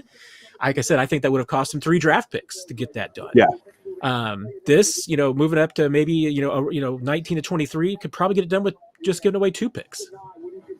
I agree with you. I still feel like that's the way to go, but I think Dylan brings up a good question here. And Dylan, thank you for your support in the super chat. The opposite is, if this thins out too much and the talent is gone in terms of what the Chiefs have on their board, why not move down and pick up a couple of picks instead of trading firepower away? Why not thicken the base, really add to the rookie salary volume that can pay off in the next couple of seasons if you can't get the talent that you're looking for? I still think that's probably not the way that I would want to go, but a reasonable backup position. Do you think the Chiefs do as well? Well, once again, and it comes back to, can you find a partner? And with the Chiefs at 31, the biggest thing that can help with finding a partner at 31, and the Chiefs learned this in the 2020 draft when they were drafting 32, is that it helps if there's a quarterback on the board that a team wants to move back into the first round and get that 5th-year option for. If all the quarterbacks are gone, and right now, I mean, there's a couple of potential first-round quarterbacks still on this board. So you got to think to yourself, hey, if Levis or Hooker are both available there at 31, could there be a team interested in moving back in to get that 5th-year option? That's where the most value is. But that's, I think, the only way it's going to happen. Otherwise, the Chiefs may just be in another spot where they want to move back, but there's no buyers. I mean, and you have to have a partner. Yeah, you can put the sign up as long as you want. If no one's willing to buy, you're not moving anything. I am getting a couple of text messages here. It looks like something might be going on. Nothing I'm ready to confirm, but something in the works somewhere that may affect us here down the stream.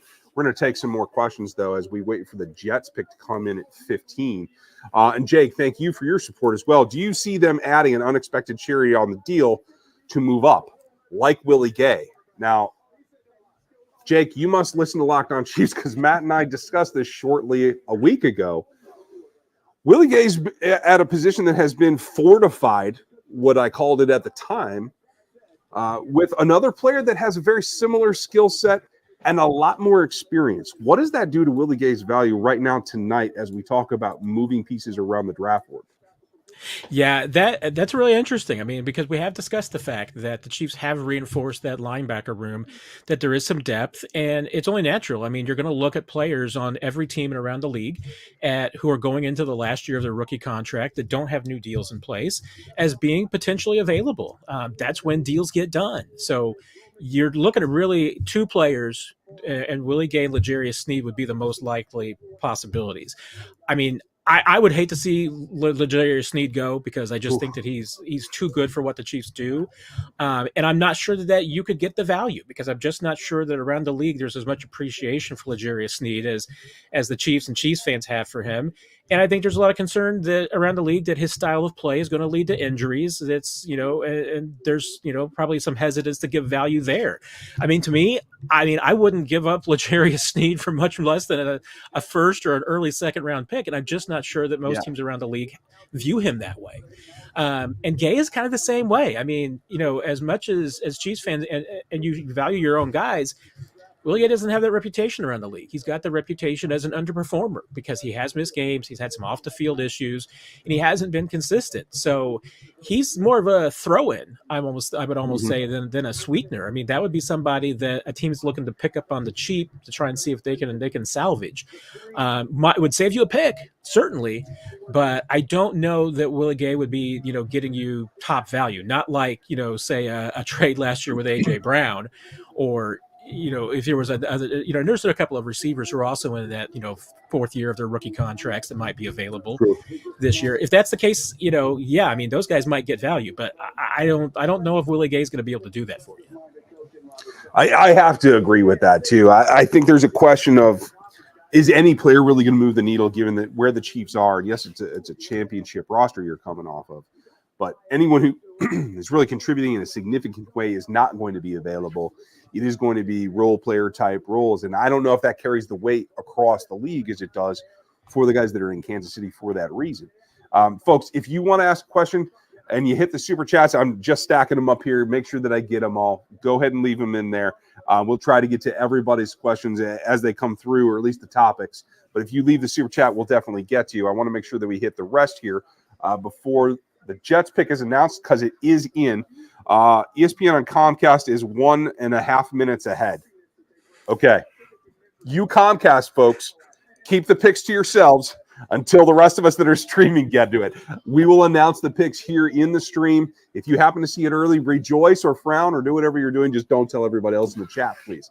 We would appreciate your help. Thank you, Steven. Did you have Carter as the best in the draft? Philly got a steal, in my opinion. Decimus, that's a really good question. I did not. I had Will Anderson as my number 1 overall. I had Jalen Carter number 4 overall, behind both the quarterbacks that went 1-2, and they were in that order on the top of my board. I'm happy to share the board again. Matt, sorry, I know you're probably tired of seeing this one in particular. I never tire of seeing the board. The board is always a challenge. And so what we had is Bryce Young and CJ Stroud. I had 1 and 2. Still, we're coming up on the area where I had the wide receivers come into it. I did have Mayer on the board as a number 1. We still have the edges here that I think are options. I did have Jalen Carter behind Will Anderson. I did have Christian Gonzalez as a top 10 selection as well. That did not happen.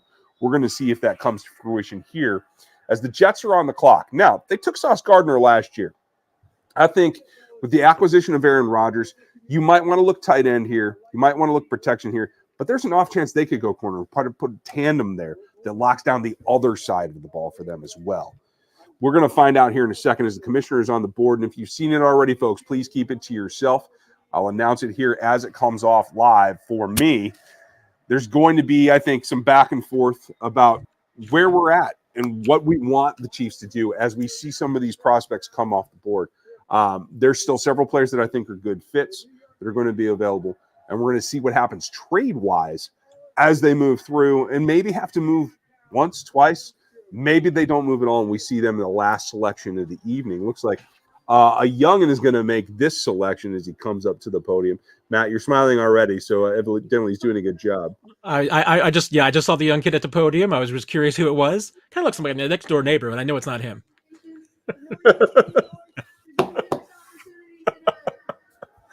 It's always nice when somebody gets on the podium. I got to say, Kansas City Chiefs fans are being great down there in applauding all these selectors in the first round that are not Roger Goodell.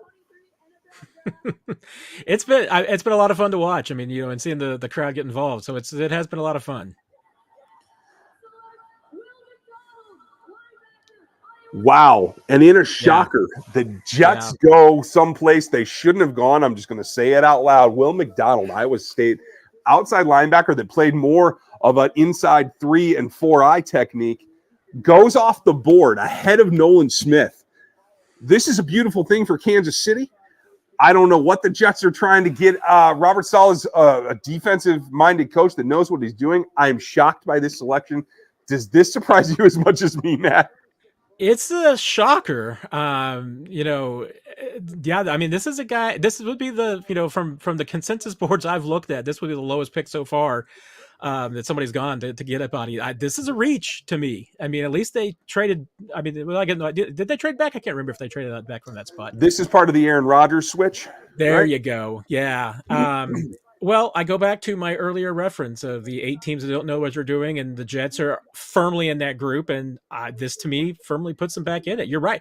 I mean, there's a lot to like about Will McDonald. He's a really cool player. He's great. Absolutely. He's a tweener. And, and I guess if you're playing a positionless defense and you want to go that direction, Will McDonald might be your guy. But I don't know what he is, and usually guys like that don't turn into full down, every down, 3 down players. So I don't know what their plan is for him. I mean, let's see. You're right. I mean, Robert Saleh knows what he's doing. So I think you got to trust him and give him the benefit of the doubt. But I got some serious questions about that one. I would not have taken him there. I mean, if that's the guy you're interested in, I would have tried to find a way to move back. I guess you could say the Jets have got picks to play with, so maybe it just doesn't, matter that too much to them, that maybe they gave away some value here. But once again, I mean, if you're for the Chiefs fans, that's great, because this takes a player that I don't think would have been in play for the Chiefs, frankly, even at 31.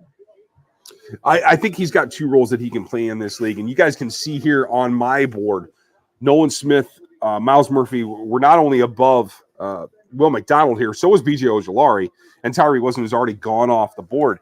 And it is because Will was played out of position at ISU so much. In order to be in a 4-man front, I think he has to play a wide 9, at least a 7 technique, well outside the tackle. I don't think he can be manned up within reach off the get-go. And so the fact that he was misused may allow a lot of variation in the evaluations and how teams see him fitting into their scheme. And I think maybe that's what led to this. Do I agree with it? No, but I'm intrigued by the fact that Robert Saleh, of all people, would take an undersized edge that they probably want to put in a 4-man front that I don't think can necessarily make an impact, particularly as a rookie, due to his size. He's got great length, but he does not have the sheer weight to anchor down and set any kind of edge. We haven't seen him do that very well. At least I didn't on film. So I think, again, this is bewildering a little bit, especially to a staff that I think knows what they're looking for. But it does help the Kansas City Chiefs in having more options coming down to them. I know it's just one more pick. We're at 16, and the pick is in for the Washington Commanders. We will get to that when it drops, folks. Please, again, don't share in the chat.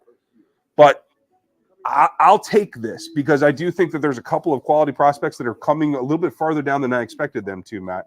A lot of surprises in this draft. Is that what you see too? Yeah, and I mean, the one that's surprising me the most is Nolan Smith. I mean, I have no idea why this guy is dropping the way that he is. I mean, this is a consensus top 10 guy. I mean, and was probably, top, 2 or 3 edge for a lot of people. I'm really surprised to see him dropping this far. I'm very surprised to see a couple of the edges that have gone in front of him, McDonald obviously being one of them. I just don't get it. I don't know if there's anything that you've seen or heard that would explain why Nolan Smith is going down the board. But frankly, this is another guy that if you get to 20 and you have all the receivers that are on the board. You've got Nolan Smith. I mean, now I'm forgetting about tackle, even though, I mean, hey, Anton Harrison is probably the borderline next guy. And I mean, I think you've got him down as maybe a second round guy. He's been generally kind of a late first, early second. So trading up to get him would be a reach for me. But to me, there's 3 players that I could name for the Chiefs would absolutely be interested in right now and trading up for if they're available. And we're getting close to that zone where Chiefs would be considering it. Yeah, I have to agree. I do have Anton at the very top of the second. He is the next tackle, though. So given the way that it's gone, and it's so offensive line heavy in the top 16 picks, that may force a little bit of a hand there in terms of getting there. Nolan Smith. Miles Murphy is the other guy that I think was a top 10 rated player when the season ended. And it's been the draft process itself, not necessarily the film, that has changed his draft stock. I don't think he gets out of the first round still, and so I think he'll be an option for Kansas City at some point as well. And so for folks asking, Longmorn, thank you for your comment. I do think you're right, and I do think there was a question about how many first rounders do I still have. No, JSN has not been taken. You guys are absolutely right. It was. Thank you, Jerome. So I have a first round grade on Brian Branch, the safety, Deontay Banks out of Maryland, the corner. Christian Gonzalez is my top corner, who is still on the board, maybe only shortly. We'll see here. Nolan Smith, Miles Murphy, we were just talking about. Michael Mayer, the tight end, and then the wide receivers, both JSN and Jordan Addison, I have as first round selections. I'm also a little controversial is that I have Hendon Hurker in the first round because I think his floor is there and I think it's legitimate. He may not have the ceiling. He is an older prospect. He has had an injury. I fully admit those things. But I do think, especially when you look at his film prior to going to Tennessee, he's a guy that could jump in and play a role now. I think his floor is higher than most. His ceiling may be lower than most in this draft as well. Commander's pick is in. And in another surprise, they go Emmanuel Forbes, the Mississippi State corner, a guy that weighed in at 166 pounds at the combine. And as I understand, has lost weight since then, but is the ball hawk of ball hawks in this class and is productive on the ball. This is a big gamble they're taking in Washington because holding up for a player of this size is going to be difficult over the short term, let alone the long haul, Matt. Yeah, I mean, there's probably 3 or 4 corners that I would have taken in front of him right now, but I mean, to each his own. I'm with you. I mean, I think there were some other players that, but hey, it depends on what they're looking for. I mean, are they looking for a nickel, a guy that can play inside? Maybe that's what they're trying to figure out. I still at that think there's probably some better players at that position. We'll see, but that one's another shocker for me. I mean, we're seeing some guys that I thought were going to be, late first, early seconds now going in the middle of the first round, which once again, for Chiefs fans, that's great because these guys were not players the Chiefs were probably considering taking at 31.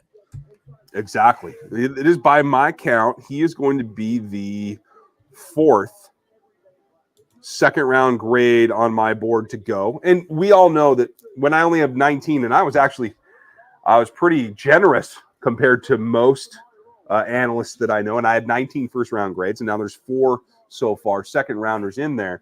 There had to be 31 selections in the first round anyway. Someone was going to take a second round talent. To have them go above Kansas City and not be forced into one of those second round talents, I think that's a big plus so far. Let's see if they can sustain that. And I'm going to make that mark here on the board. I'll let you guys see that because I know everybody wants to know where the updates are coming in. We're going to copy that. And yes, I know you guys, I'm giving away the sausage here because, yes, I do use Excel for the board. So I want you guys to know that going in. We're going to make that. We're going to highlight that correctly and make sure that we know that this was a selection we didn't necessarily agree with. Now, the next pick is in for the Patriots. That was rather quick, I do have to say, at 17. And they come off the board with my top corner. That is Christian Gonzalez of Oregon, who I think I probably was not alone. I wouldn't say he was consensus as the top corner, but he was a pretty heavily selected number 1 corner in this class. Yeah, and I'm going back and and looking at one of my favorite tools, the NFL mock draft database. That compiles all the different mock drafts that are out there and averages out who went where. He was the consensus number 2 corner. So that to me, I mean that's Bill Belichick and the Patriots for you, getting incredible value, trading down and still probably getting the guy that they would have taken all along anyway. That's right. Just reading the board really, really well. And understanding what some other teams were going to do and then look at. Tremendous value there. Once again, a position that and a group that is incredibly deep. I mean, I thought there was a pretty good chance there might end up being 7 corners that go in the first round just because it's an incredibly deep group this year. And frankly, there's still going to be some good corners left later on as well in some pockets. But there's right now, there's still a couple of corners that I think are still going to go, which once again brings you back to corner was probably not going to be a position that the Chiefs were targeting because of how much they split last year. I mean, it's possible if the guy that they liked was there, but now you're talking about needs at receiver, edge, even tackle, still being some options there for them.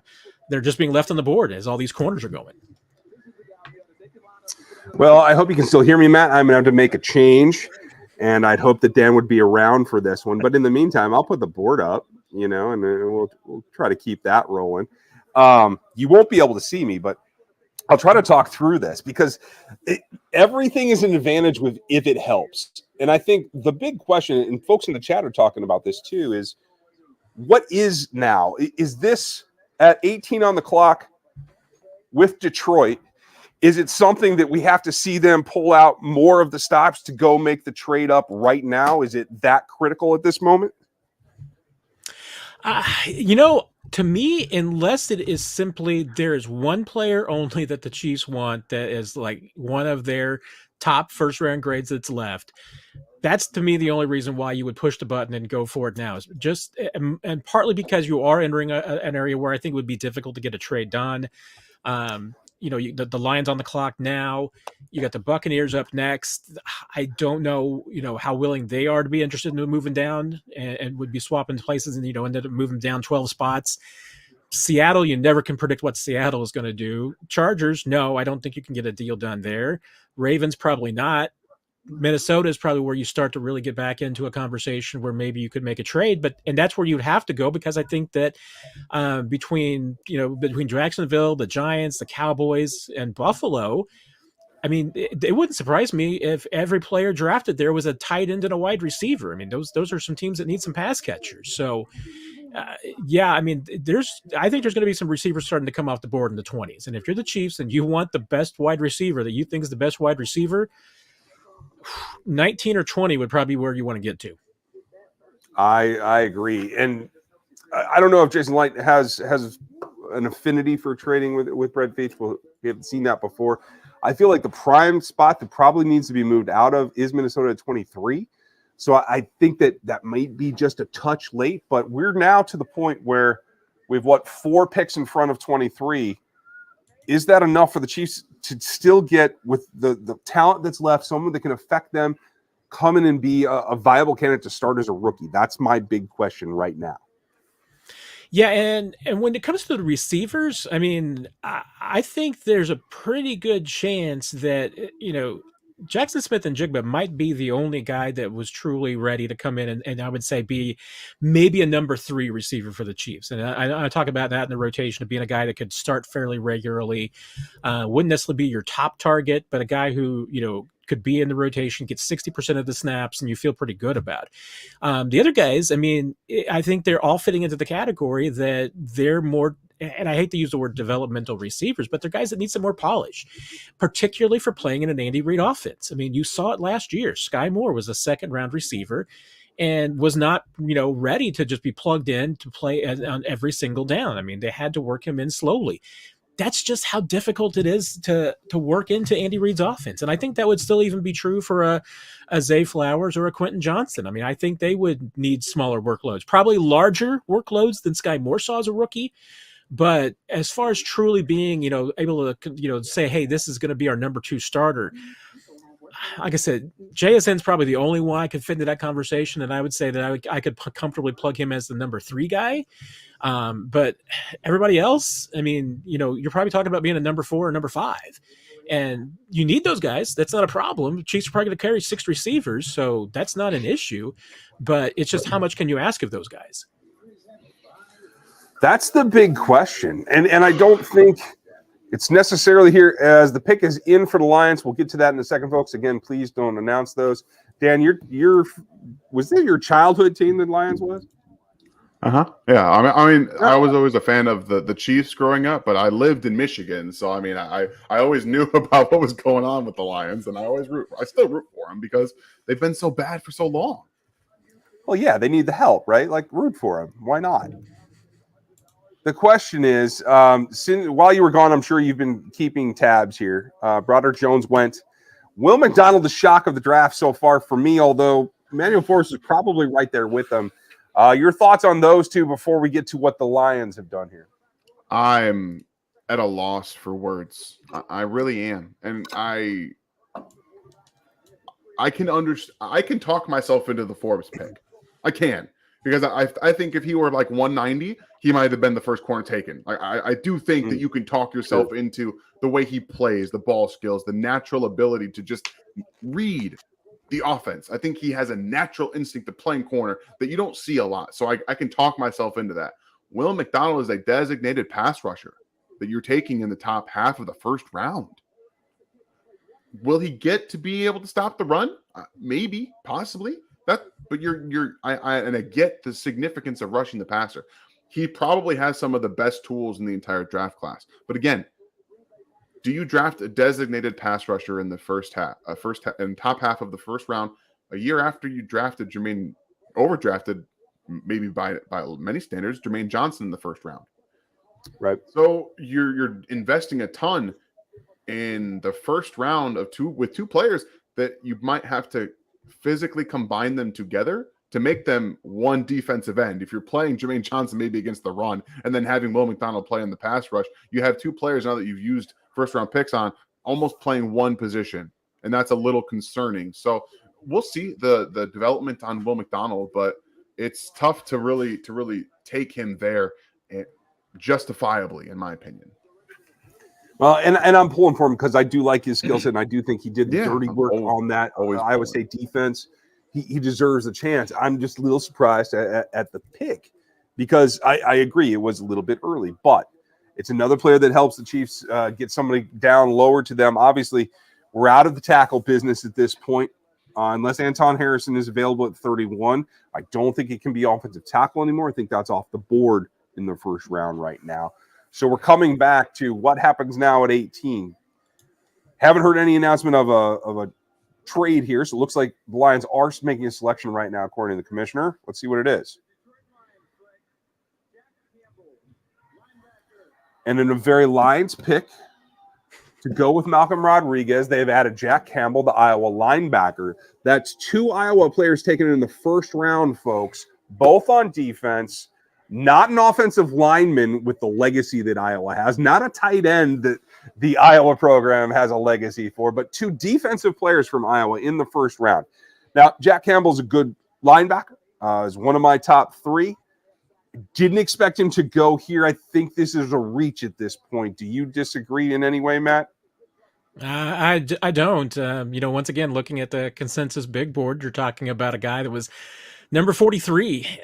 That's to me, you could argue, I guess, borderline, first or early second guy. That to me is pretty clearly a second round guy that I think the consensus was on. Not that there obviously weren't some people that had him higher, but I think to me, I mean, if you were talking about schools that were going to produce multiple first round picks, I'd have gone half an hour before I would have gotten to Iowa. I mean, there's certainly a reputation that Iowa guys have for working hard and being strong and all of that stuff. But you're right. I mean, this is not traditional Iowa positions. So I'm a little surprised. I mean, once again, a very Lions pick. I mean, fits in, I think, we're well with what they're doing, but it's just what they're doing the right thing to be doing. Very Buccaneers pick in is that they ran screaming to the podium. The pick is in for the Buccaneers already. Nope, nothing at all. My question is, I haven't seen this mocked in a very long time, but the way that this has fallen out, could the Buccaneers pull the trigger on Will Levis and try to get a quarterback of the future option? Absolutely. That almost feels like the pick, right? That's where it feels to me too. They almost kind of told you how they felt about their backup or about their rookie draft pick last year by letting Blaine Gabbert essentially play a meaningless football game at the end of the season for the entire first half. So I don't necessarily think that they're sold on the guys that they have in the building. Blaine Gabbert's no longer there. Makes a lot of sense to try to get someone, at least with the tools you think can be taught how to, read an NFL defense. He played in a pro system. Those are the upsides there with Will Levis. He has all the tools, and he would play in the pro system. The downside is that he's got virtually no pocket presence. His upper and lower mechanics are consistently off all the time. Like, it's a huge problem where his body lower half just doesn't catch up to his upper body, and that's why you see so many inaccurate throws. So I understand talking yourself into drafting Will Levis, and I get the upside need for quarterback, but we'll see. Yeah. I think most of that is correctable. My big problem with Will Levis is the speed at which he processes and the decisions he makes because of it. That isn't going to change unless he's properly coached. Let's see what happens if they were to go that direction. We'll find out. And I know, folks, some of you are ahead. DC, thank you for reminding everyone. I'm not at home. This is Studios West. I am in Kansas City. We are all streaming this draft for the first time, so we're all a little bit indifferent. I'm glad you guys on cable know before me, but just hold on for a second, and we're going to get to it as it comes in, I promise you. Longmorn, why is Nolan Smith still available? Honestly, because he's a bit of a tweener, and he missed a significant portion of last season. He plays more like a 4-3 end, but he's built like a 3-4 outside linebacker. He's the athlete of one as well, and that's probably why. Unless he goes right here, we're going to talk about him again in a second.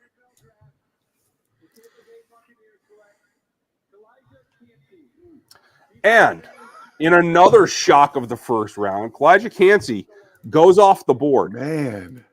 282, I believe he came in at. Undersized, penetrating 3-tech defensive lineman.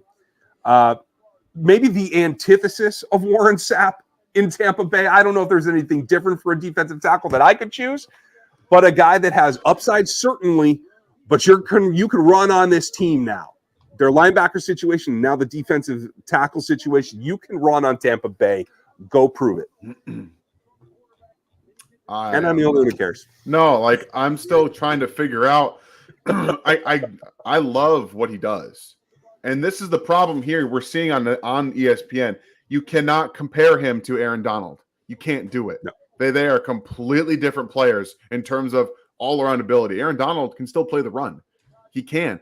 When Elijah Cansey gets squared up, he's gone. He gets pushed out of the gap completely. And as much as I think he's still going to be able to translate that getting into the backfield to the NFL level, that's what he does very, very well. He's going to be a great pass rusher. I don't know that you can argue that he's going to be able to hold up on early downs in the NFL.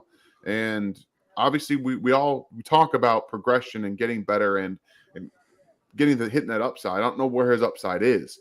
And is he another Will McDonald type where he might be a designated pass rusher as a defensive tackle? I don't know. Maybe that might be his niche, but we're talking about first round picks and you're taking players that maybe have a 55+% chance of becoming a designated pass rusher. I don't know. It's tough for me to invest that in that when you're still needing such more on your team. Yeah, I agree. But hey, it's another player that I didn't have in the first round. We knew this was going to happen, but it helps the Chiefs out. And if they're going to take the chance, good for them. It gives them a spark. I'm happy for them. Let it ride because it's helping everything else fall down to it. We're at 20 now with Seattle. Now, Matt, I know the Chiefs have done some business with Seattle before. Obviously, the Frank Clark trade was the last big one. Do you think this is a spot where, they're about halfway through their allotted time now that the Chiefs could be in conversations to try to get here? Yeah, I said earlier, I mean, Seattle is one of those more unpredictable teams in the draft that it's really hard to figure out what they're going to do or what's going through their mind. And I think they even evidenced earlier tonight. I mean, I think there was, as much time as they spent, looking at Jalen Carter, it looked like he might be the guy that if he was available at 5, they may go with, and they went a totally different direction. They can be a little bit unpredictable. So I could see this being a case where Seattle is maybe, has a guy that they want. They're not going to move off of that. Their demands, might not be in line with the Chiefs. The word is earlier this week that when the Chiefs were looking to trade up, that they were looking for some bargains. I mean, they weren't necessarily looking at maybe paying the same price that they did to move up last year to get Trent McDuffie. We'll see if that's the case. This would be the place because, like I said, I don't think you're getting to 21 with the Chargers. I don't think there's a deal to be done there. 22 with Baltimore, you're starting to get to a team that may be looking at the same players you are and therefore might not be able to get a deal done. So if you really want to move up, this would be the first place because after that, I think there's a pretty good chance the Chiefs are going to start seeing some guys going off the board they might be interested in.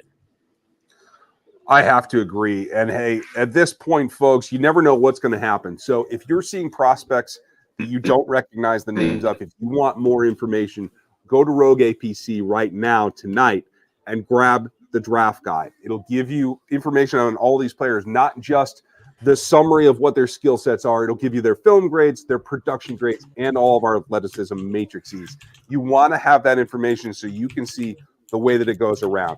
Now, 1,400 of you in here tonight. I know a lot of you are RGR subs. Cheers for being here. For all of you that are new, make sure you subscribe to the channel, that you hit the bell and the like. We would appreciate that. But also, check out the draft board. It's free on NFL33.com. You can have that right now. Here is the link. You can go sub over there, but it is up for free, both Dan's board and my board as separate documents. You can have those. You can find Matt's latest mock draft on ChiefsDigest.com. That was a nice preview, Matt. I don't think you called many of these moves tonight. I don't think anybody did. So I was feeling pretty good after pick 4, but after that, this draft has gone off the rails. And that's the cost of doing business in this one in particular. But folks, check out those links. I'll give you the other one. For the Matrix and the draft guide, if you go to rogueapc.com, you can get it. Use the code RGR23 and you'll get a nice discount on the document. It'll set you up for not only finding out what your team did tonight if you're not a Chiefs fan, but finding out what the Chiefs player did, as well as the guys that are coming up tomorrow. So check that out. While we're on a lull waiting for the Seahawks to make their selection, want to make sure I get you guys that information. We're looking at the chat. If you have a question, make sure you hit the super chat. Help us out to dig it out of the chat. A lot of comments in here tonight. And again, please, for those of you that already know the next selection, please bear with us and keep it to yourself until we announce the pick here on the stream. Then we'll talk about it in the chat. I'm trying to grab all kinds of things in here. Let's see. Are there blue chips left? That's a great question, Dustin. There are 2 edges left. And by blue chips, I mean first-round players on my board. There are 2 wide receivers still available. There is a quarterback. There is a tight end. And I still have both a safety and a corner available on my board. So that's still a pretty good girth of talent. Obviously, it's not all applicable to Kansas City Chiefs, but as we move on here, we're getting closer and closer to the part where if they're going to jump up, I think this is where the next few picks are about where they want to aim. I'm really looking at Minnesota at 23. Yeah, me too. That's where we really kind of landed on them trading up for. I also saw that the spot for the Chiefs to start looking to trade up is just after 22. So that's what I think that makes the most sense. And when it comes down to it, the Seahawks are really draining this clock dry here. I wonder what they're trying to get done. I wonder who's trying to move up. They just looks like their picks in and out. They didn't go too crazy. It sounds like they definitely were fielding some calls and making some conversations there. So absolutely. Were there pancakes involved in those conversations? That's what I want to know. The only thing that really matters is how good were the pancakes that he was eating while talking on the phone. But as you know, I'm wanted once again. And I will be back on a little bit later. Sorry to have to keep popping in and out of this, but my draft analysis is required by multiple people. But I will be back on for the Chiefs pick, even if they trade up. I will come right back over so we can all hash it out when it happens. So I'll be back, gentlemen. Rock and roll. So Chris Middleton had a great question, Matt, and I'll throw this to you as well. Is there a pick that makes up for losing out on Broderick? And I was very high on Broderick. I know you weren't necessarily as lined in the sand as I was. But for me, there's 2 next tiers of tackles that I think are viable candidates. And the Chiefs have not been bashful about taking guys that they felt they had to develop. Both Anton Harrison is a high second round on my board. Matthew Bergeron would also be an option there. I know the Chiefs have been mocked Dwan Jones ad nauseum in this draft cycle by some people that ought to know better. I don't see Dwan Jones as even a possibility. Do you? I was one of those early that was buying into the Dwan Jones bandwagon possibility, but as the season progressed on, I grew less and less enamored. So yeah, I'm with you there. I mean, especially just looking at where the Chiefs' interest has been, their interest was either in the first round or probably in the, I'd say, third bubble. I mean, it didn't seem like that they expressed a lot of interest as far as some of the interviews that they did and players that they brought in, with the guys that are maybe in that second and third round. I mean, if they hit the tackle field, I think there's a pretty good chance that it's probably going to be later than that, maybe in the fourth or even the fifth and sixth rounds, where they're looking for maybe some more developmental projects. At that point, you're not talking about a plug and play. You're talking about a guy that needs a little bit more work. But if that's the case, then you're banking on, hey, Lucas Niang is first man up to be your starter at right tackle. You've got some other competition with some guys like Prince Tega Wanongo. Darian Kennard could certainly be in the mix, although I know that the Chiefs increasingly view him as being a really good guard candidate. But you've got some options there, at least, and there's certainly, hey, you can kick the tires in late free agency and to see if there's anybody else. But the Chiefs were not in a spot where they were saying that they had to come out with a plug and play tackle no matter what in this draft. It would be nice, but they didn't view it as a must have. Agreed. And I think that's good, because I think that puts you in a corner and defeats the purpose of doing all this work in the first place. Seahawks pick is in right now, and it is Jackson Smith-Njigba of Ohio State. The number one wide receiver on my board is finally off of it. I can't say that's a huge surprise, especially with Geno Smith. They seem to be doubling down. If they weren't going to go quarterback here, give him a weapon. I think that makes some sense to me, Matt. I think that's a mistake personally. I don't know that Geno's long for this league at his age, and 1 year of production doesn't make me feel like that, but they certainly have felt like they're going to give him everything that they can, and JSN in that offense, I think, makes a lot of sense. Yeah, he really does, and I think he would have made sense in a lot of offenses. I'm surprised that he's gone this late. I mean, like we discussed, I mean, this is the beginning of when, if I'm the Chiefs, I'm really starting to talk about and think about moving up. But if you've got to move up to 20 to get him, and you view Quentin Johnston, a guy like that, as just being just as equal, or for your scheme and your fit, even if it a better fit, and you're able to get him later, well, that's once again goes back to Brett Veach and looking for value in the draft. So if that's the direction that the Chiefs end up going, it's pretty good knowledge of the board and the way that this draft was going to unfold by Brett Veach. Let's see what happens next. But and you brought up, Chris Middleton before that, the question about Broderick, that was the guy that I think that if the Chiefs wanted to go offensive tackle, that they really hoped would have dropped outside the top 20. It was a stretch to hope that was going to happen. So I don't think there was any plans banked on that. But otherwise, I think that this draft is, once again, we've been talking about it, has unfolded as best as possible for the Chiefs, having some options here in the 20s. Agreed. I just hope that as Baltimore was able to secure their quarterback today, they are next on the board after the LA Chargers. And we've talked about the Chargers are a non-starter in terms of trading with the Kansas City Chiefs. Baltimore is not necessarily that situation. I don't know that they see themselves, even with Lamar, as a Super Bowl contender. Maybe they are willing to work a little bit with a team that is in their conference and looks to be an adversary. Maybe I'm underselling that rivalry there a little bit, but I would think 22 is where you start. But again, my trade target is Minnesota at 23. I hope that they're on the phone right now trying to work that out, because I do think there's a deal to be had. Yeah, I think there certainly is a possibility. I mean, that would be we were saying that to be the best place to really go, because there's going to be some teams in the mid 20s, the Giants, the Cowboys, the Bills, who are going to be interested in pass catchers, and could be tight ends as well. I mean, and once again, no tight ends have come off the board either. So there are some really interesting offensive choices in this, and I'm still not convinced that even with the Ravens adding Odell, I'm still not convinced they're not going to be in the market for a receiver. So, you might even put them on that list. That's a very good point.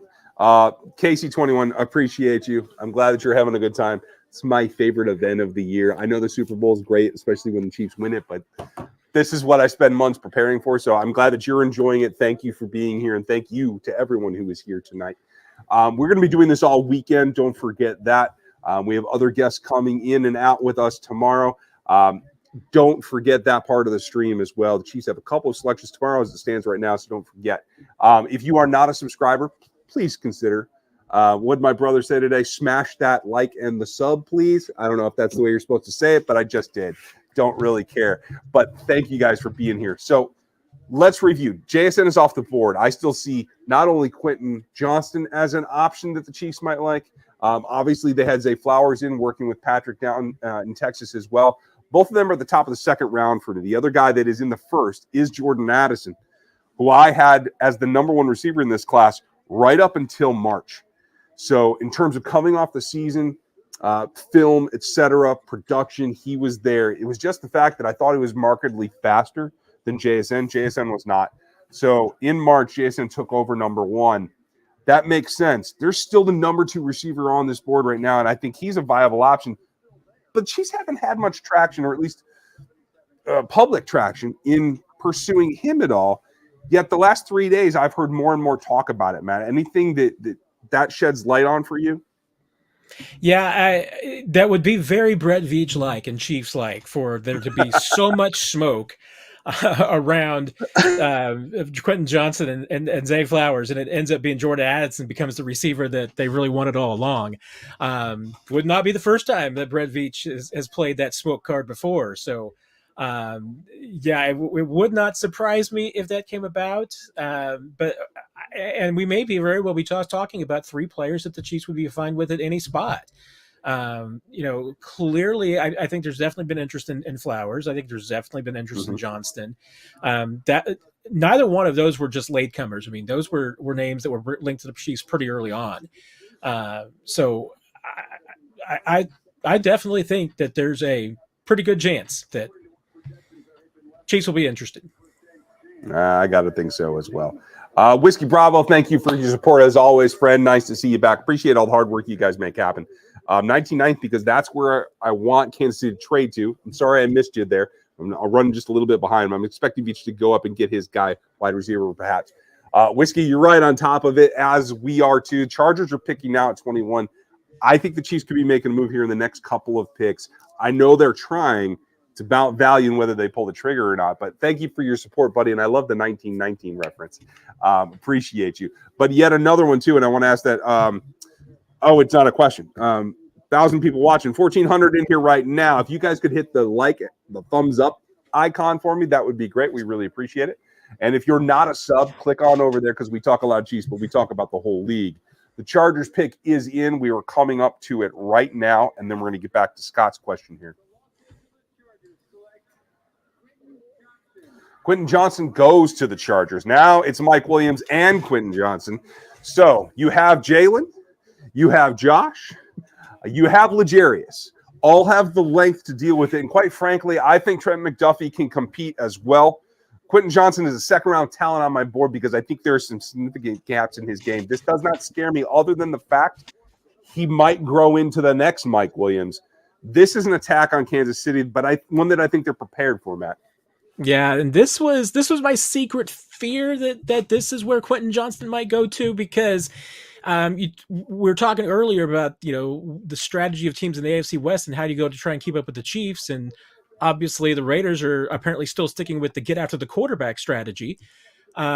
Chargers apparently have realized they need to score points in order to beat the Chiefs, and they've got problems. I mean, they've got a couple of receivers making a ton of money that they're going to have to, have a day of reckoning with in the next, season or two. So they need to be able to start getting younger and cheaper at that receiver spot. Quentin Johnston's there. So for him to be able to be like a number 3 or number 4 receiver for this team right now and to learn from a couple of guys in front of him, that's a great place to be. I mean, I think it's a smart move. He's not going to be asked to do everything immediately. They can work him in slowly. Yeah, I get the question marks, but I think that's a really good spot. I mean, the only thing that makes me, worry about it is just that it's the Chargers, so you assume something's going to go wrong. Well, this move doomed Quentin Johnston to some kind of knee injury in the next exactly. I mean, that's what's going to happen to the poor kid. But I actually like this pick. I mean, I think it's a good move by them. We'll see if it works out. And obviously, this was a guy that was really closely linked to the Chiefs. But I still think there's some really good options for this team. And frankly, if they don't want to go wide receiver, and now all of a sudden you're talking about a guy like Nolan Smith dropping as far as he has been. Wow, that could be. I mean, this was not a conversation that I thought we would be having 3 hours ago. I did not think Nolan Smith would be dropping this far. And I tell you what, I mean, the idea of Nolan Smith working with Joe Cullen on that defensive line and Steve Spagnuolo in that defense, oh, goodness gracious. I'm here for it. I am 100% here for it. For those of you that are Locked On fans, in the Locked On host mock draft, where we went through an actual draft exercise, you can see it all on the Locked On NFL channel, on YouTube, and as well as the audio platforms. This is the situation that I came into, where I had Nolan Smith on the board at 31, and I was able to put him on the Chiefs roster, and I ran away giggling like a little schoolgirl, probably louder than Avery does. But in the end, it was because of the tweener aspect, in my opinion, that would put this to this point. Does he make it the next, 9 picks to Kansas City? I don't know that that's the case. But everyone left on this board is now within striking distance officially, now that the Chargers are off the clock. So I think it's a widespread concept here, and it would be just kind of that kind of maneuver that Quentin Johnson, who is so linked to the Chiefs, would go to the Chargers if the Chiefs were now to make a wide receiver selection. Maybe Quentin's connection to the Chiefs was smoked to begin with, and then we have that head-to-head comparison of Brett Veach versus the Chargers organization in the future. That just is going to be another parallel between these two organizations. Yeah, it's. I mean, to me, the amazing thing just about how this board is unfolded at this point is that I don't think it's just one name that the Chiefs are interested in that's left. I mean, I think there's a handful of players that they would be very happy with. And that brings you back, do you need to move up? I mean, they've got 10 picks in this draft. Are there 10 holes on this roster right now? Well, probably not. But we also know, the Chiefs have got a handful of picks that are in the very bottom of the draft in the 6th and 7th rounds. Those can be used as options to be able to upgrade maybe some of your 4th and 5th round picks. That there's some guys that you really want to get. Those are the sweeteners that you need to be able to move up a few spots and maybe upgrade those selections. So, and the Chiefs have had a lot of success in the middle of those rounds of the draft. So, if you can put more resources into that portion of the draft, I mean, I think you'd be all for it. Let's take another spin around the draft board and really take a deep dive of what is left. Chiefs don't need, despite Chris Collinsworth ascension, the Chiefs do not need Hendon Hooker. He is available, but he's not on this scenario. Jordan Addison is the wide receiver that I still have available as a blue chip player here. I'm going to cross Quentin off now that we're here. Zay Flowers is another connection. I still don't have him as a first-round selection, but we know he's available. There's Michael Mayer still. There is Nolan Smith. There's also Miles Murphy. Nolan Smith is a Cullen guy. Miles Murphy is a Spags guy. They're both flavors of defensive end here, and I think, like you were just saying, that gives you a little bit of breath here. You have Deonte Banks still available, and we have Brian Branch still available. So there's still a number of first-round talents on my board that are still there. Then you get into the marginal guys, and Anton Harrison, the tackle, if they feel like they have to go that direction, is still within striking distance. Zay as well. I'm trying to see if there's anything else. BJ Ojolari and Felix Anduike-Uzomah are the guys that are also within striking distance at edge for me. I don't think that's really on the table for the Kansas City Chiefs. But that's a cluster. We're going to call that as a collective cluster. Is there a chance that those guys still go off the board? And Longmorn, thank you for your support. The reason Nolan's there is because he's a tweener, and I think that's kind of evident here. But if that cluster were to thin out, the other obstacle here is if none of those players are available, it comes down to the dreaded trade back that I talked about last week. And I know folks don't want to hear it, especially with it being in town tonight. But at that point, like you were saying, if you have the ability to move up from your 7th round picks and you maybe move back a little bit from 31, if you can compress and get more into day 2, if you were to get to the point where you have 4 picks in day 2, I feel really good about the way that this has fallen and gives the Chiefs a lot of options. Yeah, and look at it right now. I mean, we are 10 selections left in the first round. And we've got, I think there's 2 quarterbacks left that you could conceivably say are first-round picks. You've got a couple of other, players in different positions. I mean, frankly, you look at some of the options that might be available. And once again, I mean, if there's a quarterback left at 31, that is the best way to get value and to get somebody interested in that pick. almost no one is going to move up to 31 for any other position than a quarterback. I mean, it can happen. There will be some cases, but the vast majority of the time, if you're going to unload a late first round pick and move back, for resources, it's going to be for a quarterback. So that's shaping up right now very nicely for the Chiefs. If for no other reason, then I'm not sure that there's any team between here and the Chiefs that are really going to be targeting a quarterback. Most of the teams have a quarterback, so I don't know why they would be looking at a first rounder. That might have been changed, a different discussion if the Lamar Jackson deal doesn't get done earlier today. Right. But there's a pretty good chance that the Chiefs might have some leverage at 31. And I go back to what Brett Veach said last week, that he thought that, with the joking about not trading out of the first round, that, that was maybe a bigger deal in the last few months and leading up to the draft. But, once you're on draft night, it's about doing what's best for the franchise. And, he thinks that people would be okay with that.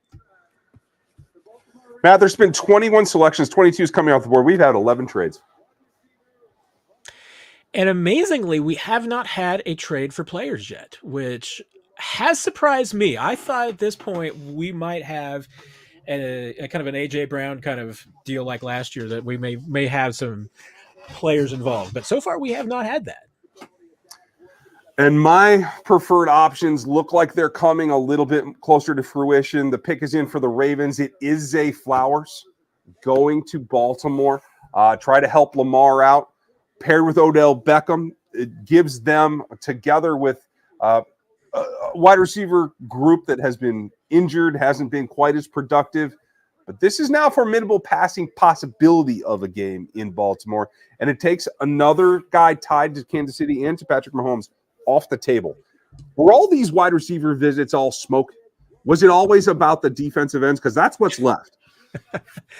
It is starting to be what's left. I don't think that was all smoke, but I think clearly we're finding out, I think, at this point, that either, that the Chiefs were not able to get the deal done when they needed to at the right spot to get the guy they wanted. I mean, we've seen a little bit of a run on receivers here, so that's been part of the problem. But I think it was real, and certainly the Chiefs wasn't just first round. I mean, they were kicking the tires on receivers in some of the later pockets as well. So they'll be taking a receiver at some point. Don't worry about that. But I will say, I think we talked about this on Locked On a week or two ago. My sleeper for the Chiefs was taking a tight end. I never imagined in a million years that there was a possibility that the top two tight ends on the board could be available to the Chiefs late in the first round. Maybe at 31. That would be crazy to me. And if for no other reason, then I have said it for years. The Chiefs have played with fire, not having a suitable replacement and backup for Travis Kelce that can just take the weight off of him and even play for him if he needs to miss a couple of games. Travis Kelce has played through games in the past that other tight ends probably would not have played in because the Chiefs needed him. If they were able to get the heir apparent to Travis Kelce, and certainly you're hoping that Travis Kelce plays anywhere from 3 to 10 more years, sure. But if you're able to get his heir apparent, that would just make this offense even more dangerous. I completely agree.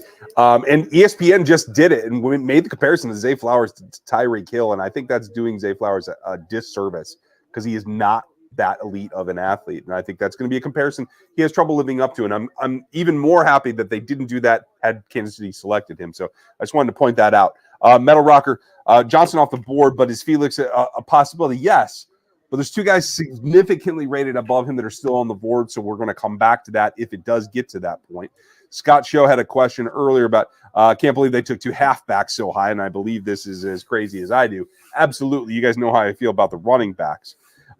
Greetings from Austria. Wild, hope you're doing well, Matthias. 4 a.m. over there. Couldn't be a better one to see the trade. Well done. 4 a.m. You're more dedicated than I am. That's for sure. Wow. Cheers, and thank you for the support, sir. Who are the plan B, A, B, and C picks? Let's go, and hope you guys are doing good down there in New Orleans. Right now, Matt, top prospect you see left right now that you want to pick? I would take Nolan Smith right now. I mean, I think That's mine as well. that's the best player on the board, and I think it's also the best fit for this team. Yeah, it's clear to me. Miles Murphy will be number 2 for me. Plan C, as you call it, would be Anton Harrison for me right now. All 4. Oh, wait, no, I missed. Let me make a correction. Jordan Addison is there. I've Addison significantly above Harrison. Harrison would be my option D. So it is the 2 pass rushers and then Jordan Addison. That's where I'm lying right now. But thank you. Let's go. Appreciate you. Yes, please don't announce the pick. Appreciate you reminding us. Let's see. Steeman, why would ESPN keep showing Zay before JSN? It wasn't that far apart, to tell you the truth. It was 20 and 22. That was pretty significant. We're 3 minutes left on the clock for Minnesota, Matt. The Chiefs aren't there yet. I guess I was wrong.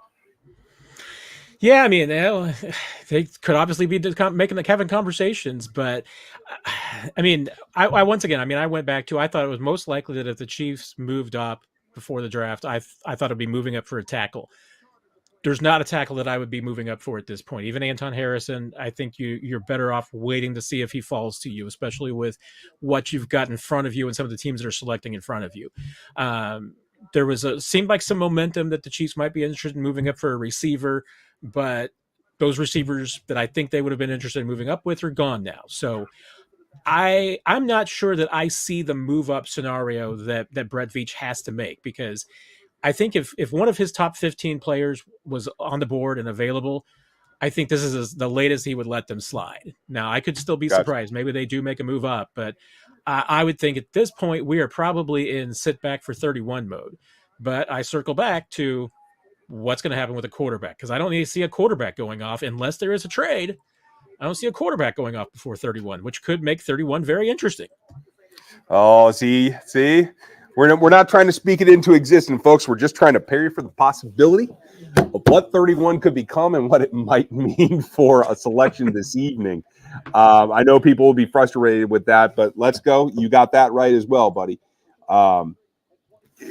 Nolan is clearly a guy that doesn't fit Spag's system. Well, let's be real about it. He fits Joe Cullen's system. So my question comes back to something I theorized about, 8 weeks ago, Matt. Could we see a more hybridized Chiefs defense this year? Or would it have to be like a schematic, like a dedicated way to schematically get Nolan Ryan more than just a designated pass rush role of some kind of set that hybridizes specifically to allow him to be on the field as an outside player? Yeah, and I'll admit, I mean, I think that we have maybe, and that Steve Spagnuolo has been pigeonholed a little bit in the last couple of seasons, because I mean, he's got a body of work that we're basing his career off of, and what he does and everything. But I think you could certainly see that in the last few years, Steve Spagnuolo has evolved. I mean, and I think especially even when he came back to Kansas City, he evolved as a little bit of a different coach. And I think there was a big evolution last year, and I think that Joe Cullen was a big part of that. Because I'll be honest, I don't think the Chiefs view themselves as a 4-3 defense. I don't think they view themselves as a 3-4. I think they view them as a team that can play both. Okay. I love that concept. I think that opens up the possibilities to let athletes be athletes and attack the quarterback in whatever way you can get it done. I think that's the goal of a modern defense. Now, the great question, and there's some more in here, folks, and I'm going to get to your super chats. We have them lined up here. Steven, there were some rumors going around. I think that's why they were doing that. Clearly didn't work out that way. Thank you, Casey. We saw that. Max, hope you're doing well. Do you think that Smith or Nolan will be the first pick? I think if they make it that far, I think they have to be. I have them both above Jordan Addison. I have them both above Anton Harrison. Certainly above any of the interior offensive linemen, Matt. That's not even a possibility on my board at all. Is it for you? Probably not. And I'll be honest. I mean, Nolan Smith would be my first pick, and Miles Murphy you could probably talk me into. But I tell you what, once again, I mean, if Michael Mayer and Dalton Kincaid are both on the board at 31, I got to think seriously about that, because that to me is just a ridiculous value. Yeah. Okay. I said it. I said it when I first put out the guide. I don't want to allow this to become the tight end class. So far, it hasn't. I thought we might have seen one go off the board so far. We know there's going to be a volume of them. If there's any one team in this league to take a tight end and make it a tight end class, it would be Kansas City, especially with the drama that would come from the national media in, is that Travis Kelce's replacement, not his mentee. I think Travis can play until he's 40. I'm pretty confident in that. As long as he's managed by snap count and has someone to help him carry the load. Could that be this guy? I think it absolutely could. I mean, I think, and honestly, I mean, I think the Chiefs feel like there's half a dozen guys in this year's free tight end class that could fit into that category. Because one, you get a guy like Travis Kelce and you get a coach like Tom Melvin. I mean, obviously those are two great resources to be able to develop a tight end. And the Chiefs honestly have gotten ridiculous production from their backup tight ends by putting almost zero resources into the position. I mean, Jody Fortson's a fan favorite, undrafted free agent. Demetrius Harris, they got ridiculous production out of for a guy who was an undrafted free agent and a basketball player. I mean, the biggest knock you might say is that Noah Gray hasn't developed into that, but to a degree, Noah Gray hasn't had the opportunities, and some of that's because of the guy in front of him. And the door is not closed on Noah Gray, although, I mean, I thought that the concern from him all along is that he's not a Travis Kelce type. He's an undersized tweener tight end. And, it's different to me if you're talking about getting in a guy that's 6'5", 6'6", that's more like Travis Kelce size, Travis Kelce speed, has some of that similar skill set. That's different because Noah Gray's a different creature. And I think comparing the two and putting them in the same category is doing a disservice to Noah Gray. I mean, asking him to beat Travis Kelce is just, to me, a ridiculous ask. He's a different player. So you get someone with a similar body type and similar options. I mean, that makes it different. And to me, it would be very easy, I think, for Brett Veach and Andy Reid to walk into the interview room tonight if they took a tight end in the first round and say, no, this isn't talking about Travis Kelce going away, retiring, anything like that. This is talking about the fact that I'm Andy Reid. I'm the king of 12 and 13 personnel in this league. And if I can go out there and get a guy out there that is this good out there with Travis Kelce, it's just going to make Travis's life easier. Yeah, absolutely. And that honestly should be the long-term goal, right, is making Travis's life easier. What we get to now is my number 2 wide receiver has gone off the board. He went off in the 4th wide receiver spot, but it's Jordan Addison to those Minnesota Vikings that I thought the Chiefs might be trying to get to. Glad to see him go. I think he deserves it. Like I said, he was wide receiver 1 for a very long time in this class. But that's one more player that the Chiefs may have had interest in. We even heard some rumor a couple days ago about it. This is leaning more and more and more now. I don't think wide receiver is a possibility in the first round any longer. Matt, do you? No, I think that has closed the door. I mean, I know that there will probably be a few Jalen Hyatt fans out there who are saying, no, go for that.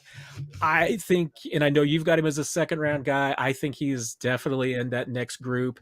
And I mean, and I go down further. I mean, the Chiefs have had a lot of interest in some guys further on down. Rasheed Rice was a guy that they've talked about.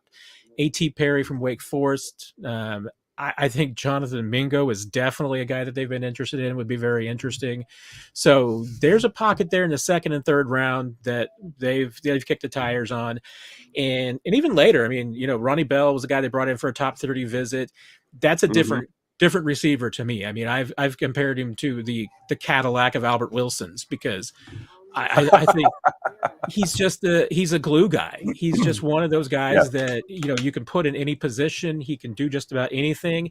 He's a jack of all trades. He might not be the master of any of them, but you need receivers like that. You need guys that can do the dirty work underneath, who can be physical, who can make some tough catches. That's Ronnie Bell to me. So he's not a number 1 receiver. That's not what you would expect of him, but that's not what you'd be asking him to be. So I think there's a couple of places where the Chiefs could circle back and hit receiver, but I do think the door on round 1 is closed. Trades still open too. Very, very true. I think that is a definite possibility because if we look at the rest of the talent here, again, we talked about the tight ends here. I do like Schoonamaker. Like, he's probably my favorite in terms of value as well. So I'd like to see that later, not in the first round if we can help it. But Anton Harrison is now a slight reach at tackle. So I can't say that's 100% closed, but it's less likely. So it brings us back to the defensive side of the ball. And we know what we're talking about here. Now, I won't ever put it past the Chiefs to take a top talent at the cornerback position.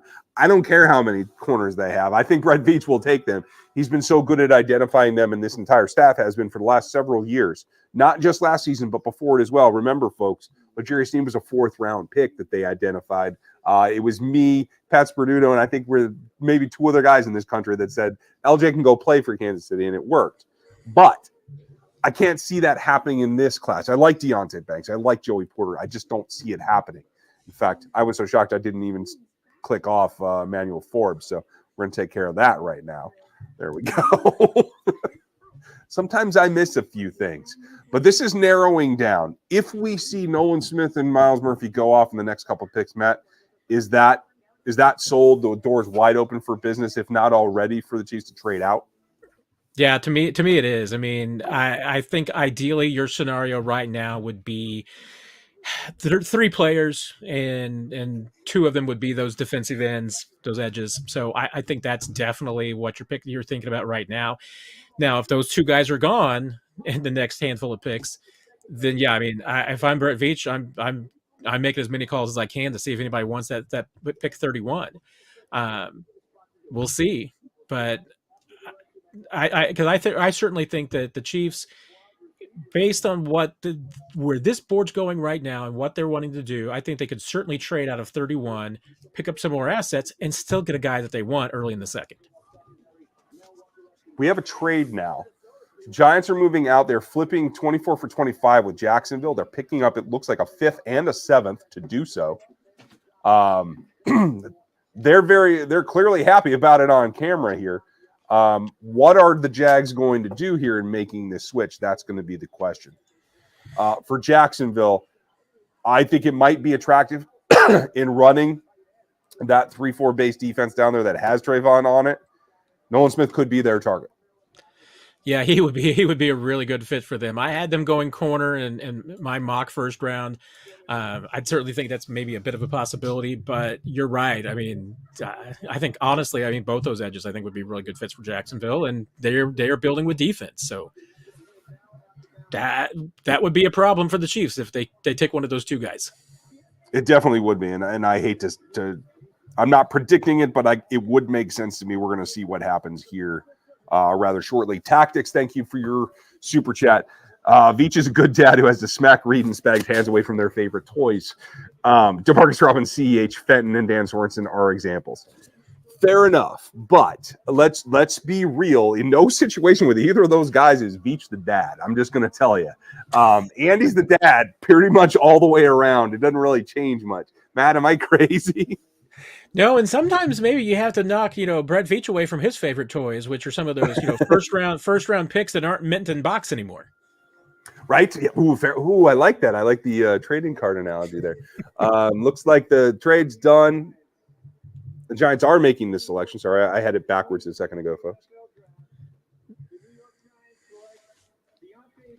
Deonte Banks does go in the first round. He is a first-round grade on my board. He goes to the Giants. That's length. That's tenacity. I think that's a great fit for what the Giants are trying to do.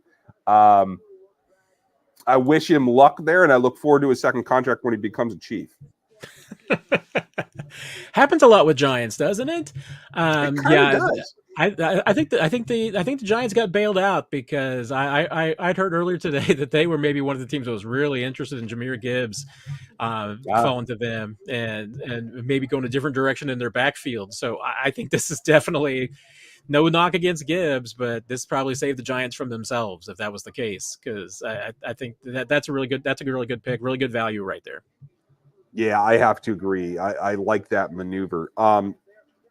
Right now, Matt, Jared's asking, and I think it's prescient, especially after this pick goes off. We're at 25. Is it up, back, or staying put? What's your thought? I tell you what, the further and further we go, and once again, I don't see a quarterback going off the board here in the next 4 selections or so. If that's the case, trading back is going to be a serious option, and I think you got to consider it. Nolan Smith would be the only guy that I would say that if he's on the board at 31, you go ahead and make the pick. unless you think there's an option that you can somehow finagle 32 from the Steelers and somehow get back into the second round and get that pick. But that to me, I mean, that would be just too much value. And because I don't know if you trade out of 31, you're getting Nolan Smith later.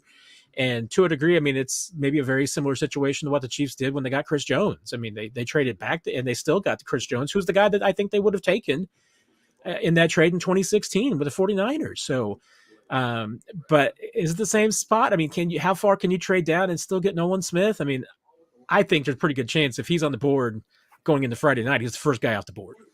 Yeah, I agree. There's no reason to trade down if he's available. You take him. It's just that easy. My concern here is that while I'm guessing there's been activity, I wonder if this right now the conversation on the red line is how much of D-Hop's contract will you eat? How much will you keep on your books if I give you draft capital? If they were really aiming at wide receiver, I think that's what the conversation's turned here in the last 3 picks. That's the last viable option to get a top-tier wide receiver in any way, shape, or form. It's a short-term rental given his age. That's certainly part of it. But it comes down to, I don't think the draft capital is what's stopping it. Like you said, there's 10 selections that they can move around. I think it comes down to, will the Cardinals eat part of that contract, or are they happy to just release him? That comes down to be the question to me. Am I wrong? No, you're not wrong. And I mean, and that's the challenge with D-Hop's contract, and where every team is in the league right now, no team can absorb that contract for the most part. I mean, almost every team in the league, and certainly anyone that would be a factor for D-Hop, because there's certainly a few teams that have some cap space, but none of them are playoff contenders who are going to be in that conversation. Anybody like that, I mean, even when the rumors were earlier today that maybe the Titans were in the mix and were trying to get a deal done, it was, okay, what contracts have they managed to work around in order to get a deal like that swung? And can they get that done by draft night? That's what you have to do. You're right. I mean, hey, if the Cardinals are willing to eat up some of the contract, that helps a little bit, but they would only do that for an upgraded pick. And right now, no team seems to be willing to offer an upgraded pick to the Cardinals. I mean, you saw the Brandon Cooks trade. That's really the kind of value you're looking for if you're the Cardinals. You're not going to get more than a 5th or a 6th for DeAndre Hopkins, and that contract is a big part of it.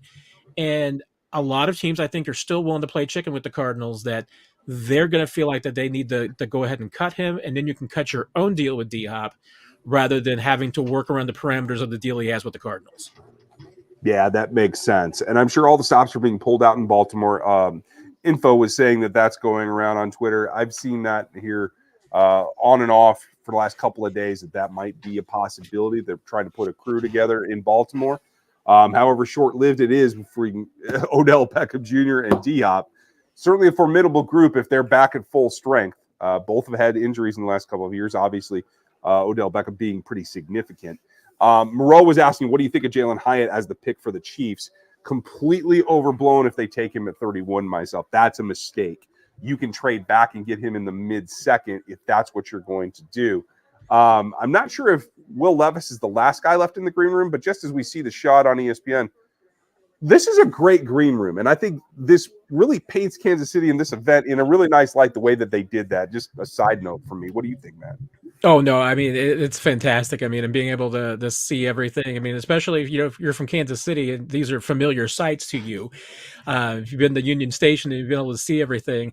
And I remember just, making fun of Vegas so much because the green room appeared to be about 3 miles away from the stage, because they had the little West Wing walk and talks all the way from the green room to the stage. And it took these guys like 15 minutes.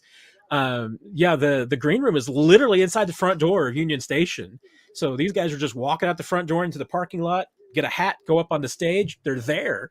So that is really cool. It's been a very nice setup, and seeing how fans have piled into the Liberty Memorial and the Union Station and everything for this has been really fun to see. I agree. And it looks like they're having a good time. I'm not sure if Will Levis is the only guy left in the green room. It might be. He might be the only guy that starts the second day there as well, at least if it falls the way that I think it is. Mike F., happy to see you. 1,700 folks in the chat. Nice to see you. Like, sub, hit the bell if you would. We would appreciate it. Here's the recap. A lot of movement. I am counting 12 trades. Maybe I'm wrong, Matt. You might have to correct me on that, but I'm counting 12 trades in this first round. I think you're right. I don't know if is that a record? It's got to be. Let's see if we can find that real quick. I mean, some of those were done pre the night starting, so maybe they don't count or whatever, but that's a lot of movement.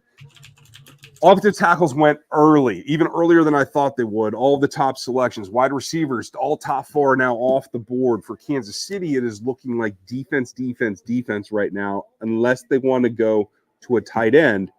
And by the way, the Buffalo Bills just took the top tight end off the board. I'm sorry, the number 2, the first tight end to go off the board is Dalton Kincaid. Well, they're going to pair with Dawson Knox, who I think has a clutch habit of scoring points for that team, but isn't a downfield threat. Dalton Kincaid is. Dalton Kincaid is a guy that can stretch the field. This puts the Chiefs linebacker crew in a susceptible position against double tight end sets now. Something that Dawson Knox got behind them all by himself before. I think this makes the Bills a tougher team to defend for Kansas City. Oh yeah, no, this is not a good thing for the Chiefs to see them get a target like this. There's a lot of things that they can do now in the red zone. You're right. I mean, some downfield threats. This is going to be a problem, and very savvy move by the Bills and Brandon Beane to get up in front of Dallas and make that deal. I mean, Dalton Kincaid was going to Dallas. I don't think there was any doubt about that. We'll see if the Cowboys sell for Michael Mayer now, but and then the tight end conversation that we were having probably goes away until this later in the draft. But once again, I mean, if that means that the Chiefs get a choice of a couple of edges, that's a good place to be in. Yeah, especially by virtue of everything falling, without having to make a sacrifice of draft capital to move up and get those edges. It may work. Let's see what happens. Steven Solf, how do you feel about Joey Porter Jr.? I like him. I think he's best in a zone-based scheme. Certainly cover 3, a little less man. I know he did it a lot, but I think he's susceptible. I think he's a guy that Spags probably likes. I'm not so sure about Dave Merritt in terms of seeing the coaching hurdle there. But I do think he's a first-round talent. I believe I have him on the first round of my board. If not, he's slightly below. Yes, he is top of the second on my board. I don't think he's necessarily an option here for the Kansas City Chiefs, though, Matt. I would not like to see them go corner, even if Joey's available at this stage. Well, I can spin a discussion where maybe that does become an option for the Chiefs, because as much as we've been talking about this draft so far has been unfolding perfectly for the Chiefs, there's a nightmare scenario that's still out there, which is that in my first round mock draft, I had the Bengals taking Miles Murphy, him falling right down to there. So them taking an edge distinctly possible. Jacksonville in front of them at 27 could take an edge. I mean, Nolan Smith and Miles Murphy could go both at 27 and 28. And if that's the case, where do the Chiefs go? Because at this point, virtually they go back. Everything we've been talking about is off the board. And you're talking about, at this point, your options being either to try and trade out of 31 to a team that wants a quarterback, because I'm assuming that Will Levis is still going to be on the board, Hendon Hooker is going to be on the board, or do you just take somebody that you're acknowledging you've got a second round grade on that you're going to settle for? And there are some players that I think would have been. I started the draft process with the kid from Kansas State, whose name I'm always going to butcher, and Felix Anduike-Uzomah. Felix, there you go, FAU. He's the guy I took for the Chiefs in my first mock draft back in February, I think. Yep. Maybe he's going to be the guy that ends up going there at 31. We'll see. But I don't think there's any doubt. I mean, there's a scenario in the way that this could unfold that the Chiefs are going to might end up with getting a guy that, that maybe they got a second round grade on. Although I'm glad you brought your board over to Brian Branch, because that's an intriguing name too. And, I'm not hugely in favor of going safety, but I think he is certainly, by all of our work, right there where he belongs. A 31 pick is legitimate for him. I don't know that I would have taken him much before now, or certainly not before 20, but at 31, it's viable. The question is, you just made the investment in Brian Cook. You obviously have the contract for Justin Reed. You brought in Edward. You have enough investment in the position. Deion Bush is a special teamer. I'm not even going to worry about him. Is that even a viable concept right now at safety? I was in the camp that did not think that necessarily that safety was going to be a major priority or even a minor priority for this team in this draft. The only thing that makes it, consider the possibility is that, hey, Justin Reed's here on a 3-year contract, although it's technically a 2-year deal with an option for 2024. So, I mean, there's a scenario, very easy scenario, where this is Justin Reed's last year in Kansas City, depending on how well he plays and everything that happens. And if that's the case, and if you're considering the possibility that it is Justin Reed's last year in KC, then suddenly drafting a safety to replace him down the road makes a lot of sense. So to me, yeah, it's not a huge need, because I think if you did draft somebody like Brian Branch, he's the 4th safety on this team in 2023, but that's not what you'd be drafting him for. You'd be drafting him because he'd be the potential number 2 safety in 2024. The other stretch that I could see them making, should your nightmare scenario come off, and I'm not even going to repeat it, Matt, because it's going to make me mad, but if that were to happen, the next scenario for me is that even though it's a second-round grade, like you said, some second-rounders are going to have to be taken in the first, because we have 19 first-round grades. That guy is Anton Harrison, maybe the first popular pick in fan mock drafts this offseason. A guy that I do think can play in the wide zone, has some vertical set ability. He's got some issues with strength. He's got some issues with anchor, but certainly more in the athletic tight end type that Andy Heck has coached before and been successful with. I don't know if I'd even call it a reach, because I have him in the 30s. At 31, I think that's something they could live with. Do you think that that's maybe where they have to fall back if the nightmare happens? I mean, the question for me about Anton Harrison for the Chiefs and the fit is more about what is he? Is he a plug and play left tackle or right tackle in year 1? I mean, he played left tackle at Oklahoma, so asking him to play on the right side, now you've swapped both the guys that you would be maybe counting on in 2023, having him play on the opposite side of where they played last year, and that could always lead to some issues. Do you view him as a potential plug and play left tackle? Can he do that? I mean, if you feel comfortable enough that he can get up to speed and that he is in that category, then yeah, I mean, you don't have a lot of problems. I mean, you feel like Andy Heck can get him there.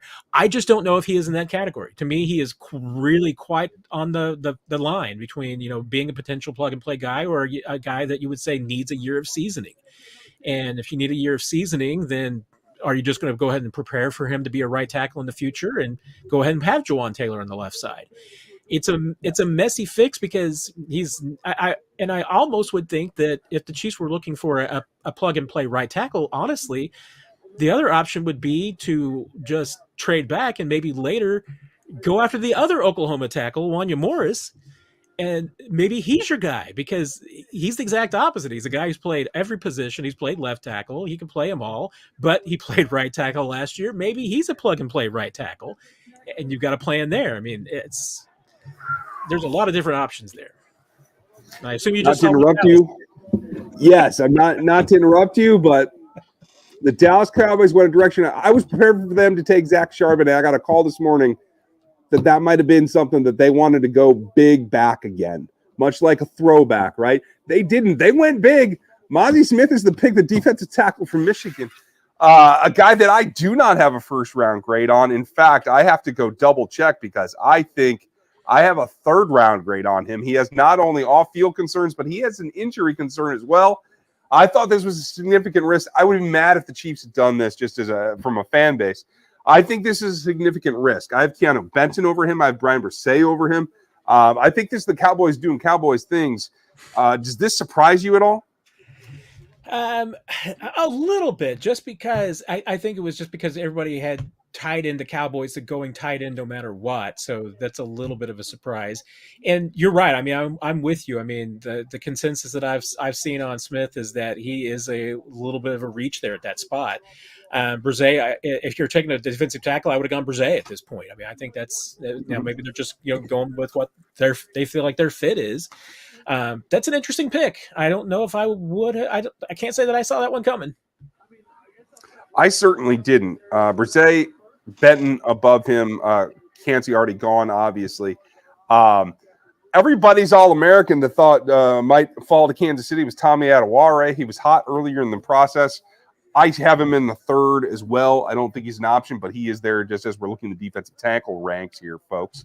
Some other popular picks we've seen is Felix Anduike-Uzomah from K-State, as well as Keon White, who I actually have a third-round grade on, but he has been somebody that's been talked about in Kansas City. I believe Todd McShay mentioned him just yesterday.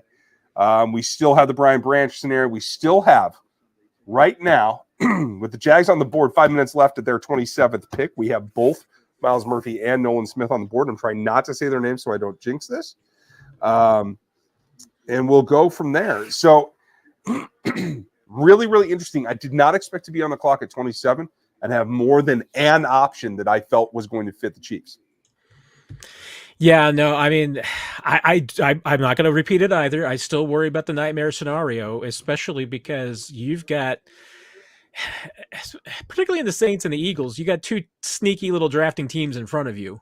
And my goodness, if the Eagles end up with another quality defensive lineman at 30, that's just cheating.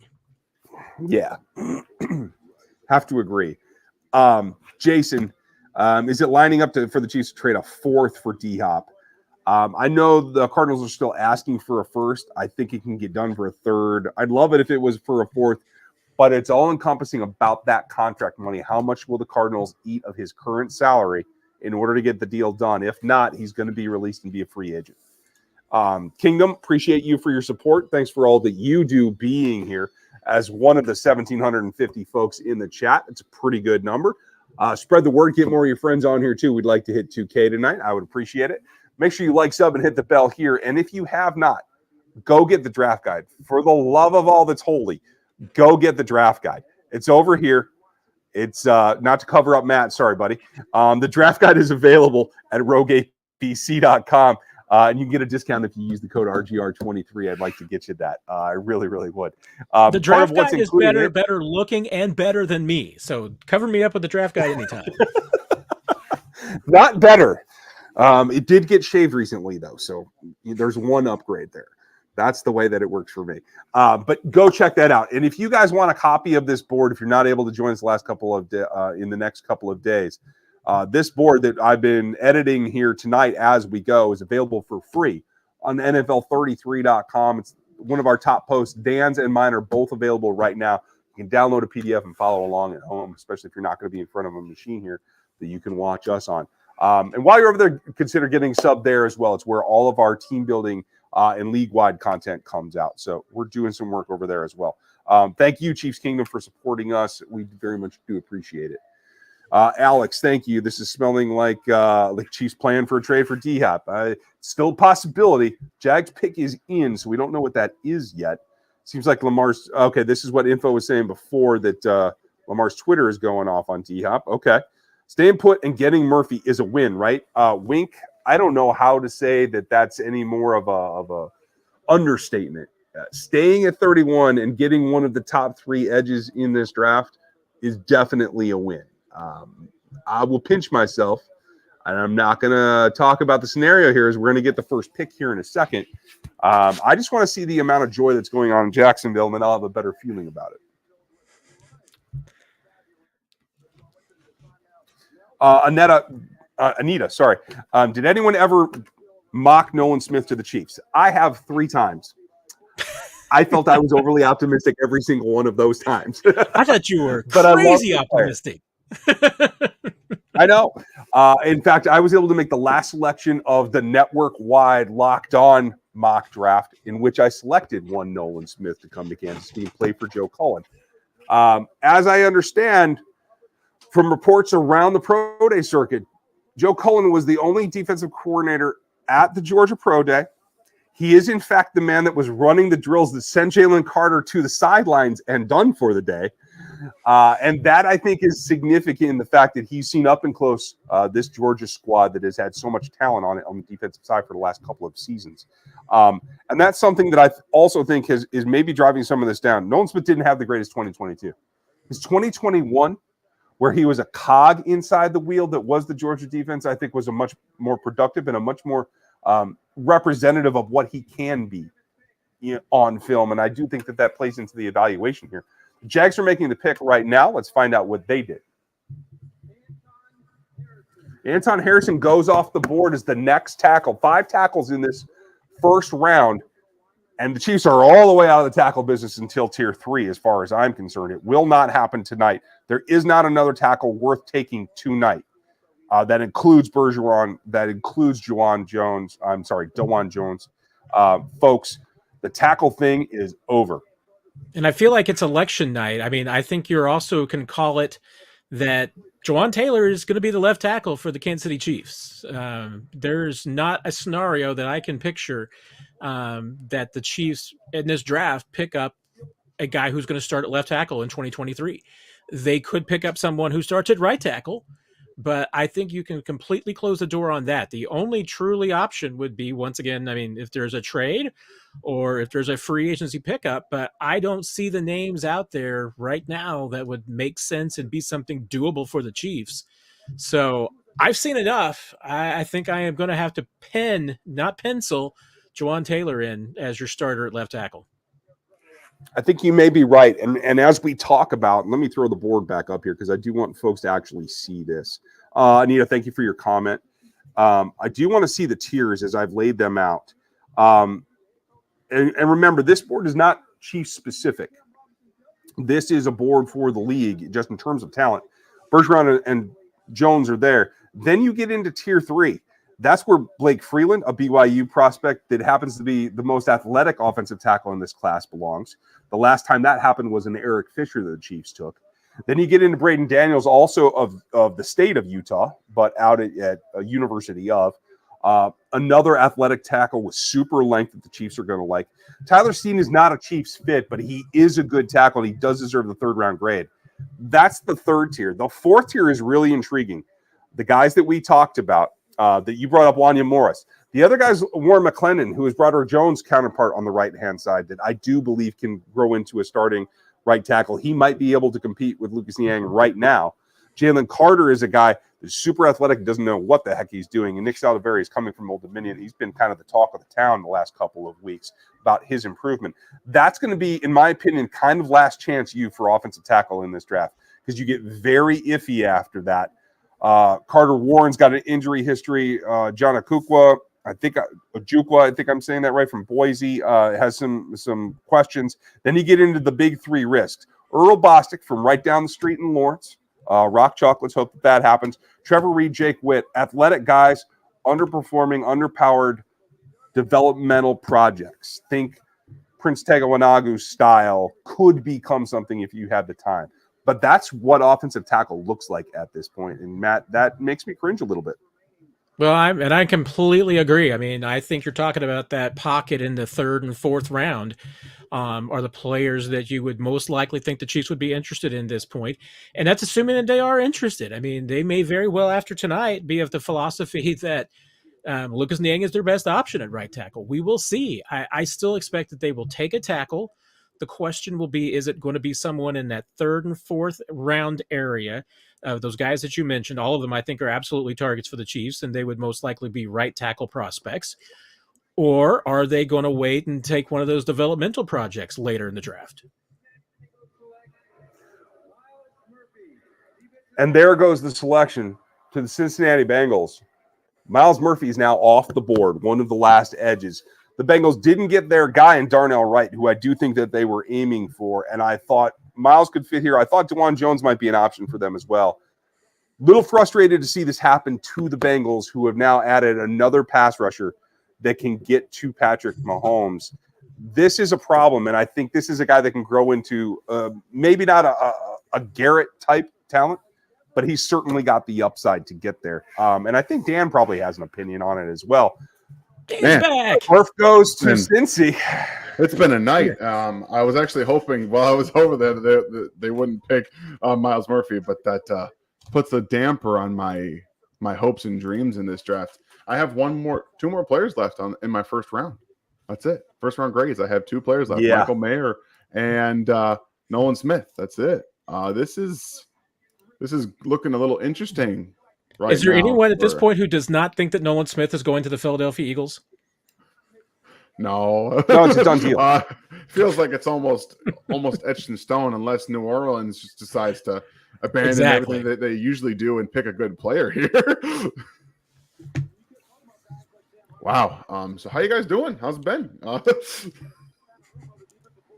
I'm about to get frustrated and worn out. I got to tell you. I've been wearing out Ryan with worst case scenarios that are slowly developing. Yeah, they are. This might almost be worst case scenario for Kansas City. They couldn't trade up. All the wide receivers go. Literally, all of the ones that they've been linked to are gone. And the defensive end, what their typical pool, gone. Nolan Smith is not their typical guy, but he's probably going to get drafted here in 2 picks. Wow. Now the question is, potentially, if to me Nolan Smith's available at 31, you just take him. I don't mess around at this point. I just take him. I would. If Yeah. he's not, who wants Will Levis? That's my question, because I think it's worth now exploring trading out of that pick. But at this point, everybody in the league is passing up on Will Levis, and it's kind of surprised me at this point. Yeah, not me. Not me I have him in the second round. I just did not have a scenario in my mind that Will Levis is still on the board, but CJ Stroud goes number 2 overall. You thought, what? Did you not like CJ? Did not like CJ. Interesting. Okay. Well, I pretty much had that exactly. The only problem is I flipped evidently Anthony Richardson and Hendon Hooker. So the league does not seem to agree with me on Hendon, and that's okay. Not too worried about that. All I care about is maybe Hendon Hooker right now, or Will Levis is going to tempt New Orleans. It's all I can hope right now. I will say that there's a possibility they maybe draft the other Tennessee wide receiver. I know there's been smoke around Jalen Hyatt, but I think Cedric Tillman's the better player, personally. Agreed. He is certainly right now. I don't think that's much of a stretch at all. I think you're absolutely right on that one. But let's see. Anita's tactics here. Herbert, Allen, Lamar don't have touch when they throw like Pat. Burrow doesn't have a cannon. And only Peyton to Pat's Brady is D. Watson or A-Rod. I'll disagree with Lamar. Lamar almost exclusively throws with touch to an extent. I think he just kind of puts some air under it. But Herbert, definitely. He chucks everything to all parts of the field. And it's a line. It's a damn frozen rope, man. It's always like that. So I don't disagree with that part. Oh, man. Okay. Let's reset here real quick. There's 3 selections remaining in the first round. The Chiefs are the last of them. If Nolan Smith goes off the board, I think I have Brian Branch and I have Mayer. I still have 3 first-round talents on my board available. If one of those is left, I think they might have to consider it. But if it doesn't happen to be Smith, I think trading out is a serious possibility, as much as folks don't want to hear that. Mm-hmm. Talked about it in the last couple of weeks. I think it's something they have to consider. Matt and I talked about it before, Dan. Do you see it that way as well? I think it's becoming more and more almost a need than anything. Because, again, if the majority of the consensus was there weren't a ton of first-round pick grades to be had, I don't think the Chiefs are going to be reaching on a player. I don't think that they want to do that. And they might be open for business for somebody who, again, we talked about Will Levis, maybe wants to come up and get Will Levis. You can still look to try to finagle some more picks out of here. But at the end of the day, they have a ton of picks to work with. And I have 2 first-round picks, Michael Mayer and Nolan Smith. If this comes back to them thinking about offense differently, okay, then I can see Michael Mayer being the pick, because this goes back to my very first film room this offseason for the draft. Michael Mayer was the first one that we did. It's about how you think about offense. If the Chiefs want 13, 12, and to use their entire array of weapons as weapons, not positions, then I understand. Okay, just take the best offensive player on the board. And I think, again, Michael Mayer was the only tight end I had with a first round grade on him. And yeah, that makes a ton of sense. So we'll see. But it's hard for me to see the Chiefs, who were unable to trade up in this draft, trade down, or even select a player that they don't have a first round grade on if he's not there. It's tough. It's tough. Matt, this is a great question, and I'd like your take on. Is it possible the Chiefs made calls, but just nobody was willing to work with them, given the coming off of a championship? It's absolutely possible. I mean, and it could certainly be that if the reports that we were hearing earlier in the week are true, which is that, you know, the Chiefs were really looking to bargain shop to maybe move up in the first round and weren't necessarily looking at paying the premium, but were looking to see if maybe they could get into the early 20s without paying the same price that they had to pay last year for Trent McDuffie. With the thought being that this is a softer draft, you know, that their logic being that they don't want to overpay for what is considered to be a weaker first round than in years past. I mean, and I think you can absolutely see that this is a weaker first round by how this draft has unfolded, because it has been so unpredictable. There has been so many, against the grain picks. And there hasn't been a consensus across the board. I mean, the only thing that anybody could really get behind was maybe Bryce Young being the best overall, player in this draft and being the number one pick overall. But after that, there have been no consensuses whatsoever. And this draft has pretty much proved it. So if the Chiefs were lowballing the offers as far as trying to move up, I can see how they weren't going to get anything done. I mean, it certainly seems like that the teams that made some trades, honestly, the teams that moved back were the winners. I mean, it seems like some teams were overpaying in the deals that were made earlier in the draft.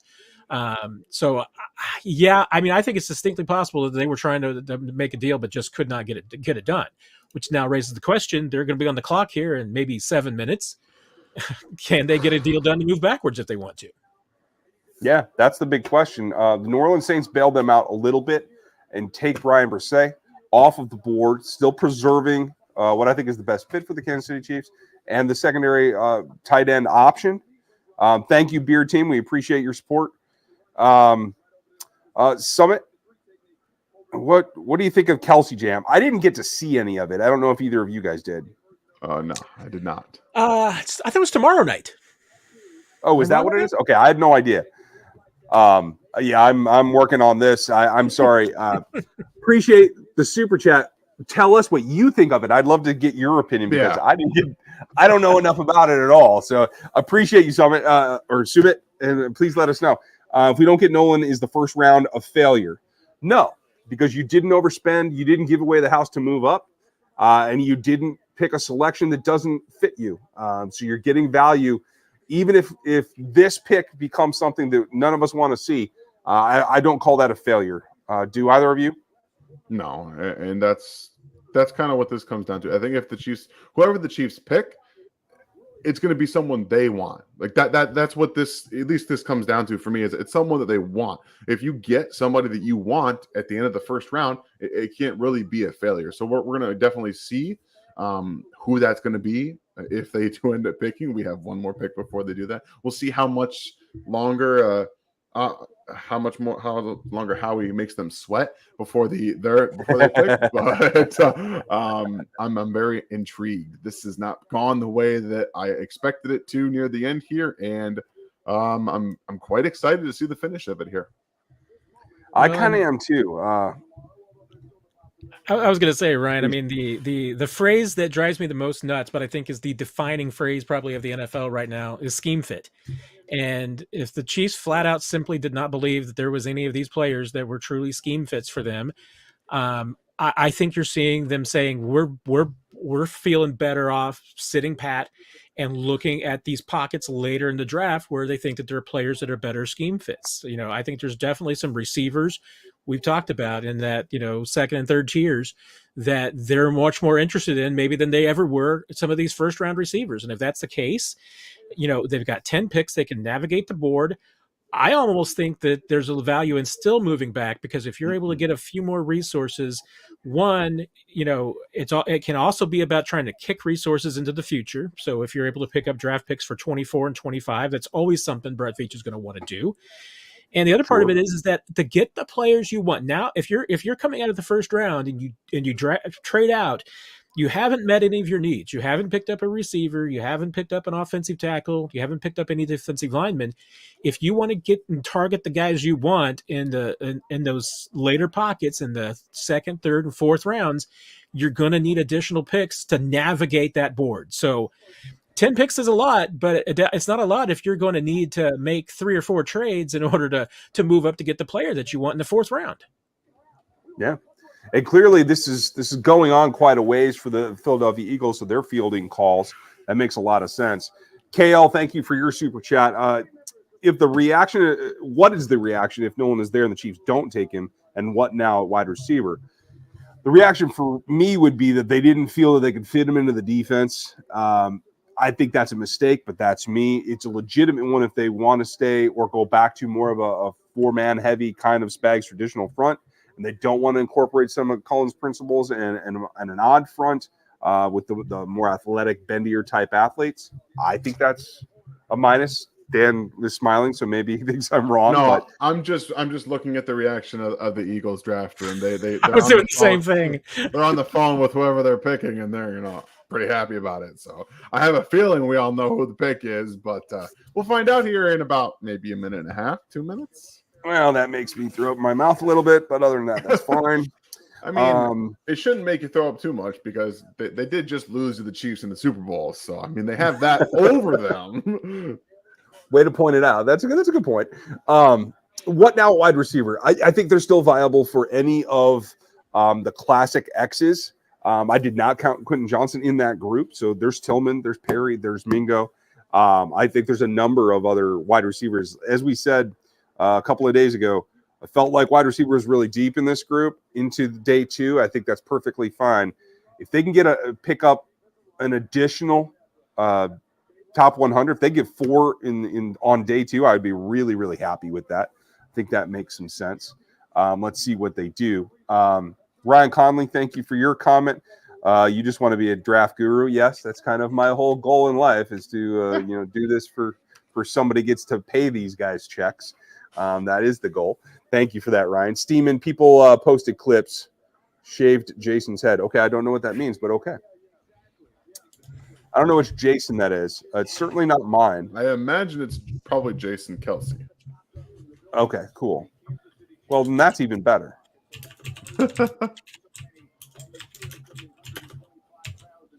Folks, let's keep it out of the chat, please, as we've been asking all night. We're up to 1,941 folks in the chat. It's a nice number, but please keep it to yourselves until the pick is selected. Everybody go down and hit that like button right now.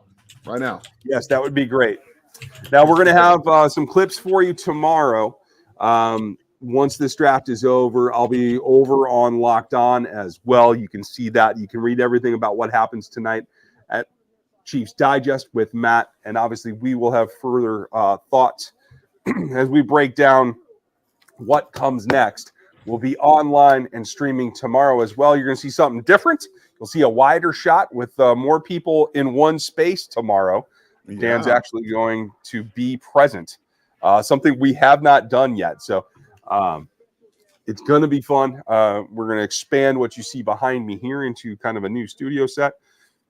And if I could con Matt into getting over to this side of town, we'd do that too, but maybe next. Everything. Hey, just like draft picks, everything's negotiable, right? Okay, I got it. Folks, if you are new to us, please hit the sub and the like. And I just want to say thank you now for spending your night with us. It's been a lot of fun, and we know there's about we've got about 10 more minutes of this draft, and then we're going to talk about what happens next here. I'm trying not to get disparaging here, but I think I know what's coming.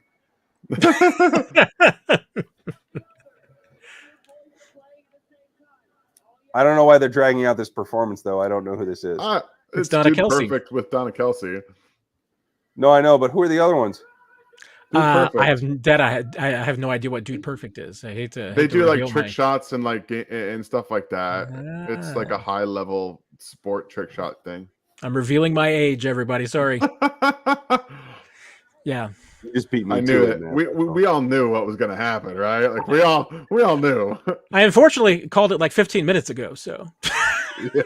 in my That worst you case did. scenario. That you did. So the city of brotherly love is becoming Athens North. Yeah, It just it seems is. to be an ongoing trend. That is a filthy Um, defensive line. Yeah. We NFL, you have made a serious miscalculation. I'm just going to tell you flat out. This is going to be an issue, and Kansas City's going to have to deal with it. So you better get ready. Chiefs are on the clock finally. Let's All see what right. happens next. Predictions, gut feelings. Where are we, fellas? Right now I'm at Michael Mayer. I mean, I don't know. I mean, I'm really intrigued in Michael Mayer. I'm not going to lie. There's there's a lot of the edges that are still left that are draftable at this spot. I mean, I think they're a bit of a reach, but once again, if I'm Brett Veach, there's quarterbacks on the board. Call every team that needs a quarterback, and you've made these calls in advance. You've been prepared for this. So if there's a team that I mean, now's the time. We'll see. I guess they got about 5 minutes left, just under 5 minutes to get something done. But all the obvious choices are gone. But amongst players that the Chiefs have interest, I mean, there's certainly some edges. I think Mayer would have to be of interest to you. There's some corners I know that they've been interested in, but this last dozen picks has been a disaster for the Chiefs. You remember what we talked about? Yeah, it was good. It was good for a run. Just ended poorly here at the end. Once that wide receiver run started, everything went downhill.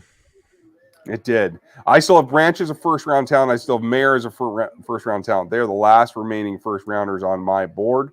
I do think that Felix Anduike-Uzomah from K-State is a viable option here.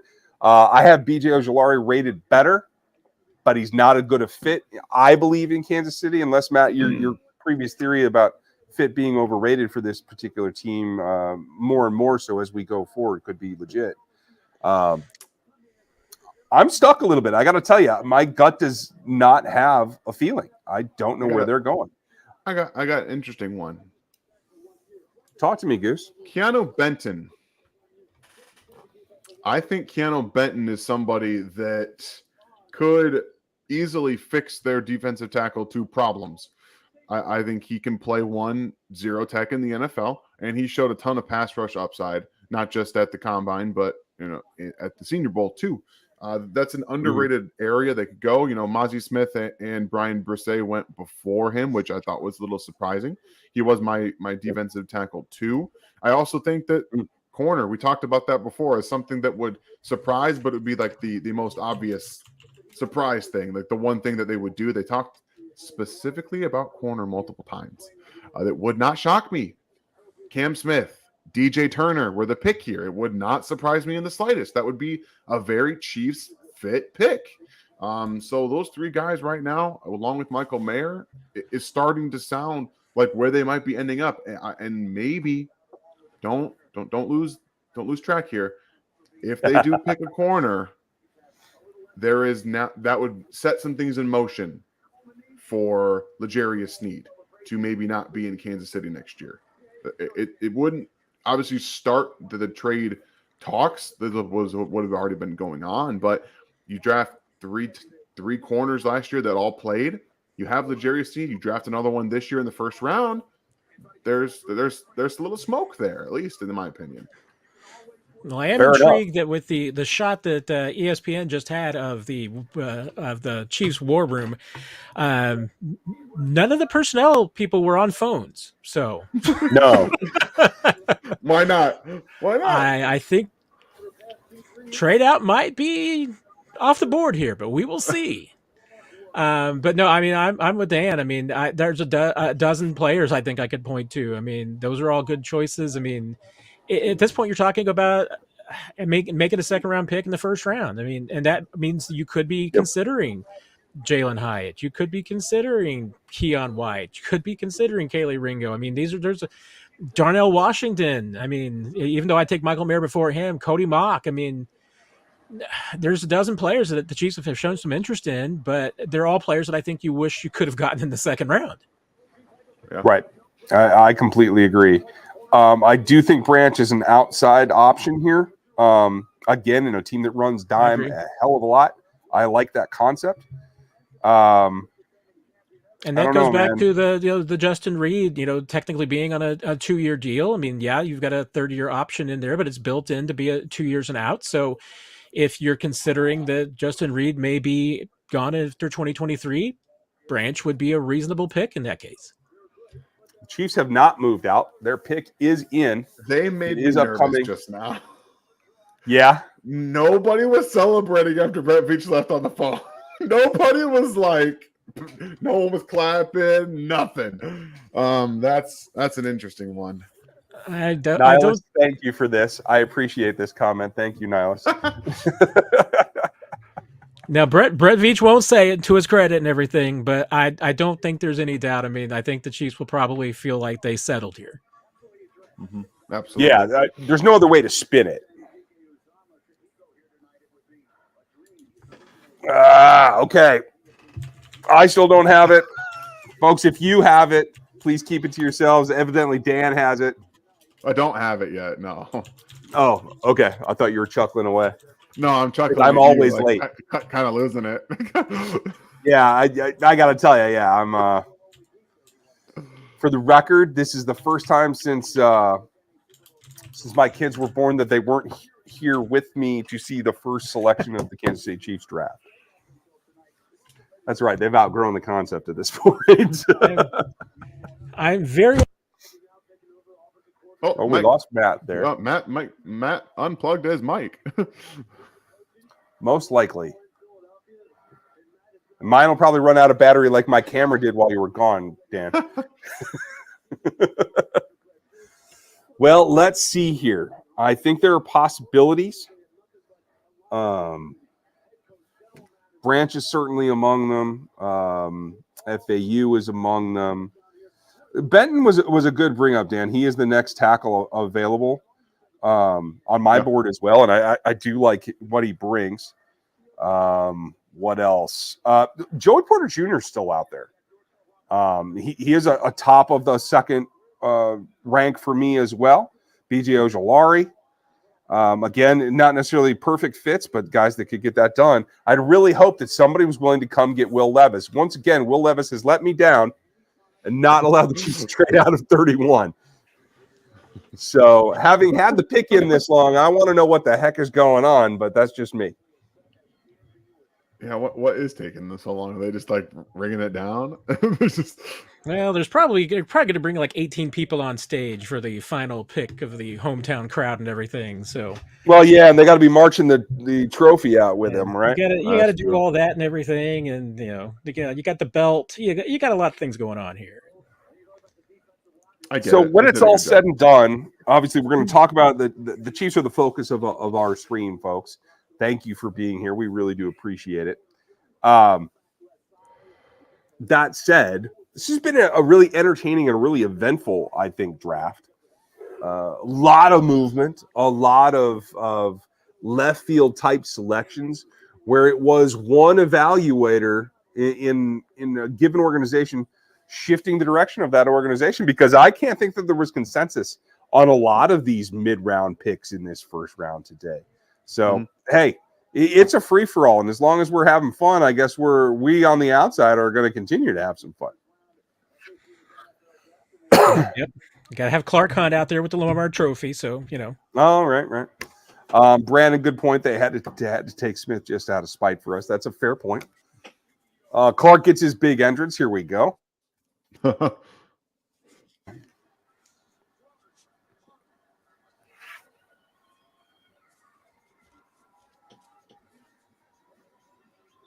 And while we patiently wait for Clark to tell us what they've decided to do,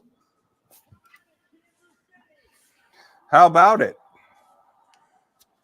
You got fireworks and everything. Yeah. One of us is frustrated by the length of time that this is taking, folks. Yeah. But And there goes there it FAU is. to Kansas City.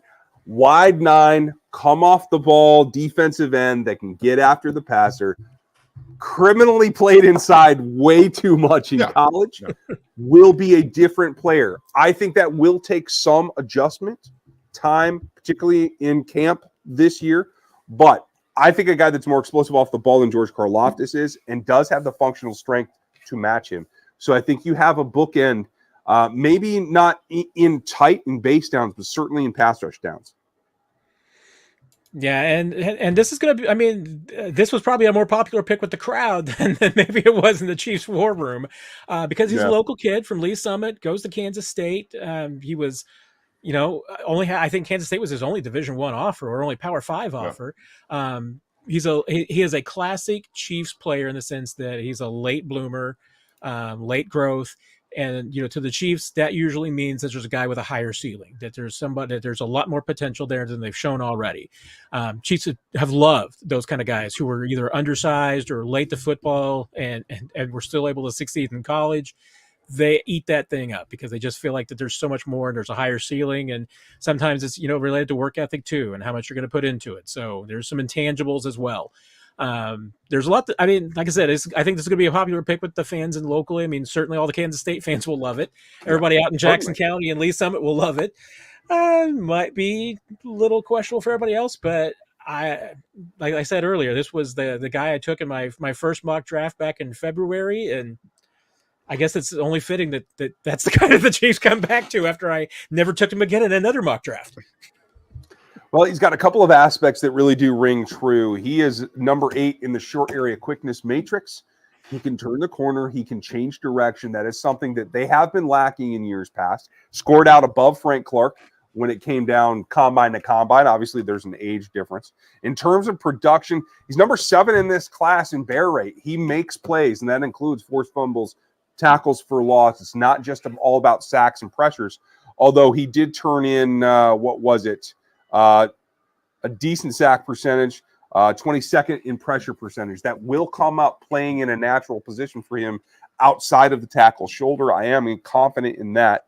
And he was, Dan, our number 4 defensive end on their film grade. So I do feel confident that this is maybe not the pick that they wanted. Had Nolan been there, I do think he would have been the pick.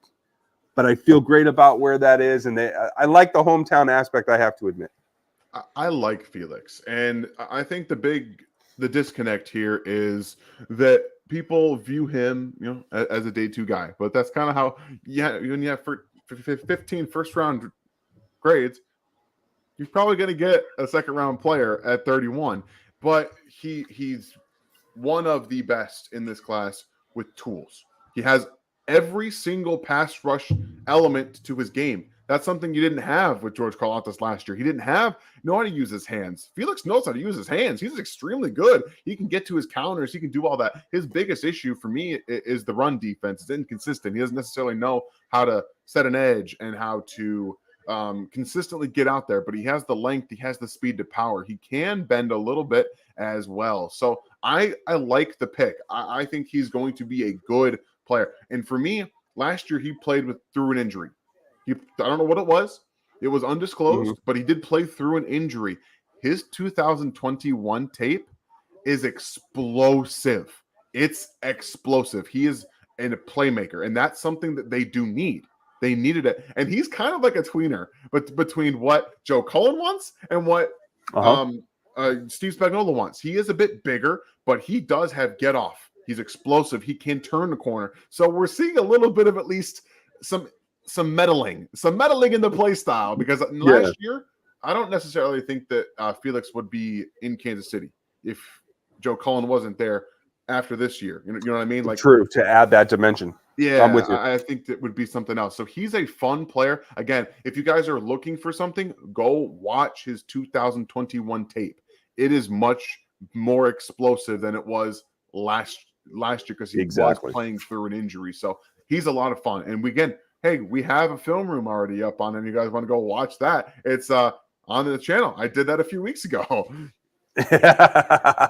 And for you K-Staters, I'm glad you got your guy. Go check out Dan's film. I'll link it up here in a little bit. Shout out to Matt Derrick. He had to run for the press conference. Check out his work on ChiefsDigest.com. For the 1,900 of you in here, thank you for being with us. This is a fit that I think we'll revisit the film room, and we'll break it down more for you. Dan, we're going to be back tomorrow. Now that the Chiefs have made a selection, I think he's sitting in Lee Summit. He could have been down there had he wanted to. So I'm glad to see the shot from his house. It's been a good night. Didn't go the way that we thought. We're going to break it down for you tomorrow. We'll be on slightly before the second round opens for you tomorrow. We have something special for you. Dan will be here in person with me. I hope that you guys enjoy that. You can find more from Dan tonight. Where are your next stops, buddy? Actually, that's it. That's all I got. I'm in. Okay. I'm all done. I'll be over. I'll be over on the Locked On Network, hitting in on their live, and then Chris and I will have the Locked On Chiefs breakdown for you as well. Felix Anduike-Uzomah, we all better get better at saying his name. FAU, thank you for your patience with me. I think this is going to be fun, and we have at least someone that can threaten the passer out of Kansas City, and I think we should all be happy about that. So, absolutely. For tonight, for every super chat tonight, for every new member, we appreciate you. Go to Rogue APC and get the draft guide. Go to NFL33.com and get our boards. We'll see you tomorrow for round 2. Thanks for being with us. We'll talk to you then.